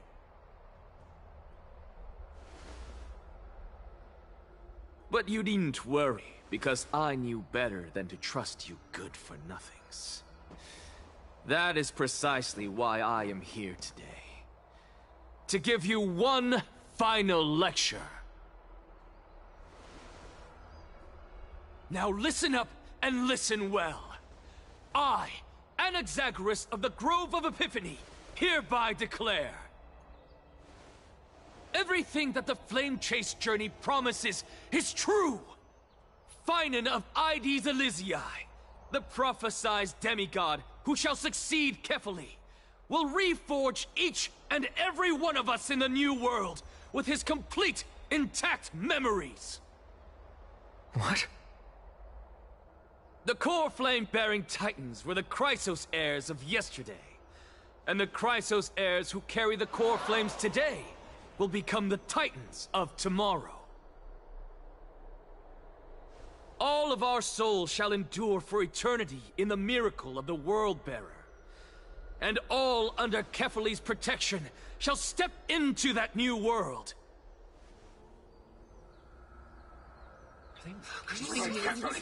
This is pure blasphemy! It's impossible. What? Are you saying that we must bow down to you and worship you, even in our next lives? Enough, you blasphemous imbecile! How dare you try to deceive us with all these lies and falsehoods? How can you prove? I told you, don't interrupt me. But since you've asked, I shall be kind and indulge you. My statements are based on my experiments on the divine body of Kefali themselves. You heard me correctly, everyone. With the tacit approval of Kindness and the Council of Elders, I fused my soul with a god through alchemy, and learned the truth behind Era Nova. What is he talking about? Isn't that pure blasphemy? I, the vile, wretched blasphemer, deserve nothing less than death for my sins. And the Council of Elders, which granted me consent and aided in committing this atrocity, should face punishment alongside me!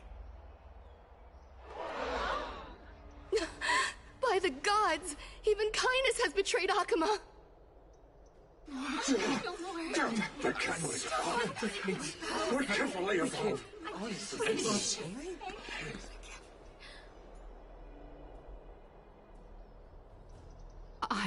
I had no knowledge of his transgressions.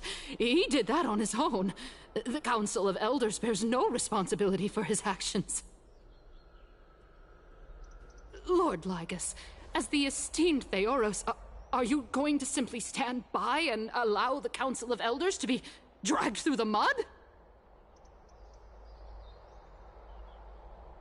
If the accusation is true, I will acknowledge it.